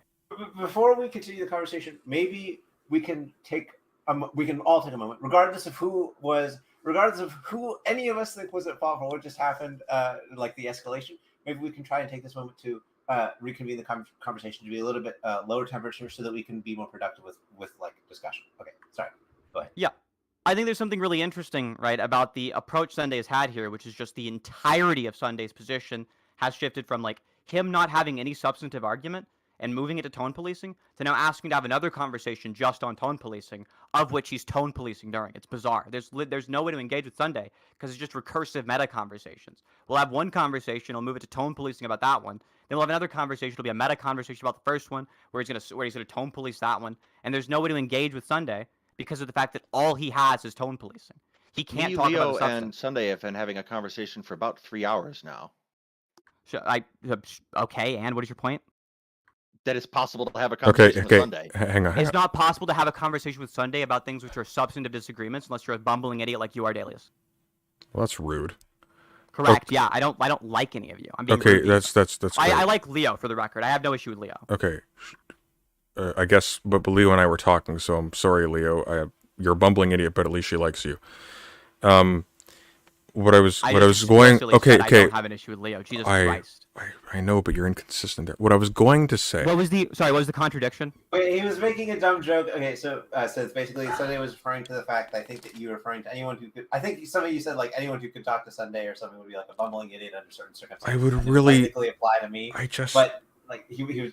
It's not important. It's not important. It's not important. I just look. I just really want to make the really short point I was going to make. Like, it's not going to be that short. You ramble for a while. Go spit it out. Show us how short it is.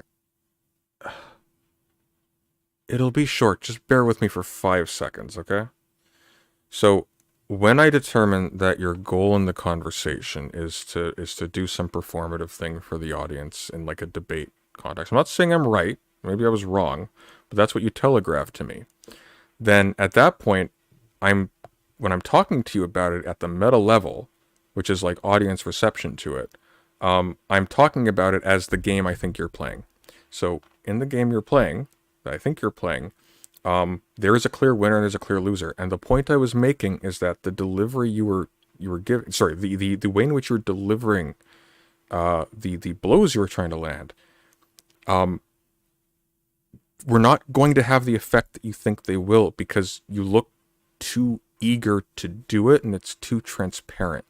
And if it's not transparent, then you're basically self-slandering because you're making yourself look very much like you're sort of acting in sort of a disingenuous and predative mode in the conversation. Which if you're not, and I'm willing to take your word for it that you're not, that's a damn shame. That's all I was saying. I wasn't slighting you. I wasn't insulting you. That's clearly a slight or an insult. I don't know if you this is your first time having a conversation with another human being. I thought you record. I thought you have past ones recorded, right? The weird. Just a second, Leo. Right. So go for it, Leo. You can talk. Yeah, just a second, Leo. No, that's actually not your decision. So I'm gonna mute you for a second. Leo, you can talk now. Yeah, deuces, dog. What were you gonna say? Oh, well, I actually kind of forgot because I think it was like a question for Synth, but I forgot what it was. I think she has a wonderful future ahead of her and screaming at clouds. That really was exactly like the Will conversation, wasn't it? Yes. No, it wasn't exactly like the Will conversation. Okay, you're right. It wasn't If Will wasn't reading off a script, that'd be exactly like the Will conversation. No. I have to object to this, just because there are reasons why it's important to make this section. But no, I think for example, when I was trying to get a word in with the Will conversation, I didn't even manage to get a single one. Hang on, Leo, just slow down. It's an important. It's urgent. It's urgent. It's actually urgent. Like in like Okay. literally the next 2 seconds, it's urgent. So I think I think you need to check to general chat. I think you need to mute stream real quick, and I think you need to hear what's happening in general chat real quick, just in case, because I heard that. Leo, you're a mod. If they're doing something bad, just deal with it. Okay. All right. Okay. I'm gonna be right back. Yeah. Okay. Like you have the buttons. You don't need me for this. Yeah, that was. Well, I didn't think that was going to be productive at all. I don't even. Oh, think what's any happening in further general chat? conversation was Let's. I'm curious now if it's urgent. Leo's not frivolous. Well, no, so. man, Imran, it's not that crazy. I fully expected to get shot at when I made that comment, but I was just getting so irritated with this entire lack of self-awareness and this complete inability to recognize that A, she started it, and B, well, that's really it. She started it. She came in hot, and all of a sudden, it looked all the world to me in the conversation too, like her intention was just to try to make everyone look like an idiot. Sorry, I was responding to chat. No, it's all good. Oh, I have to pull him. I have to pull Leo back in. Keep forgetting about that. Hey, sorry about that, Leo. I keep forgetting I have to pull you back in. It's okay. It's okay. No worries. Sorry, what was going on? So, you can just tell me. It's fine. It's in general chat. It's public, so. Well, yeah, no, it's actually not what's check user moderation discussion chat. All right. I'm looking. And then also check your. Well, I guess you don't have to check DMs yet, because you already saw that. Okay, never mind.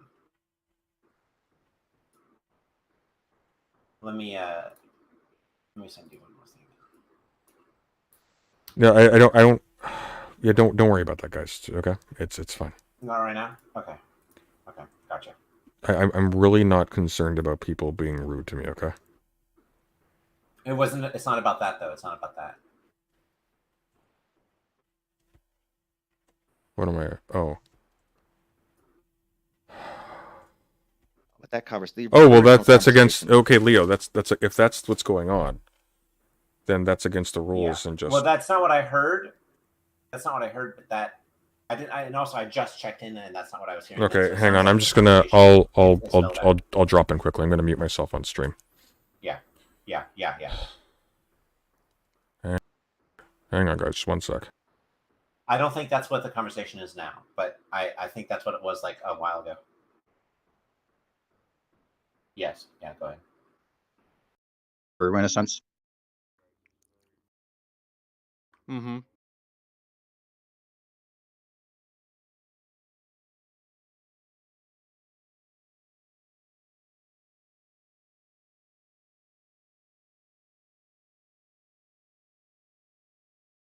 Cool. Sounds good to me.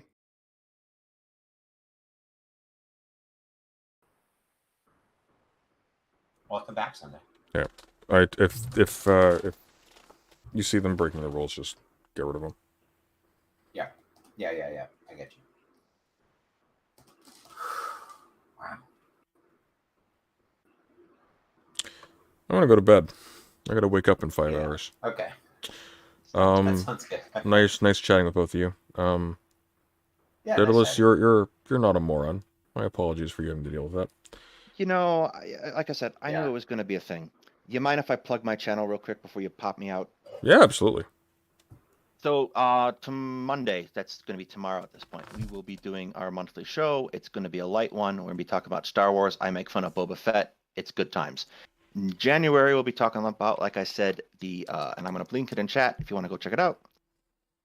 January, we're going to talk about the Convention on Prevention and Punishment of Genocide. Show up. It should be a good time. I think I will show up to that one actually, if I'm invited. Excellent. Actually, yeah, if I can get more people, so the entire conversation doesn't have to be me, that would be wonderful. I wonder if Doe would be down for that. I could ask it if it wants to join. Maybe. Sounds good. Could I I can't. I also can't. I plug can't guarantee my, anything. I don't have leverage over these people, but it sounds like a conversation that would be amenable to. I think you'd like Hetman, actually. He and I have been friends for a long time. That's why we get into this together. Sorry, Leo, you were trying to say something. Oh, I was just gonna say if I could plug my Twitter. I'm at Leo Pressner on Twitter. That's LeoPruessner.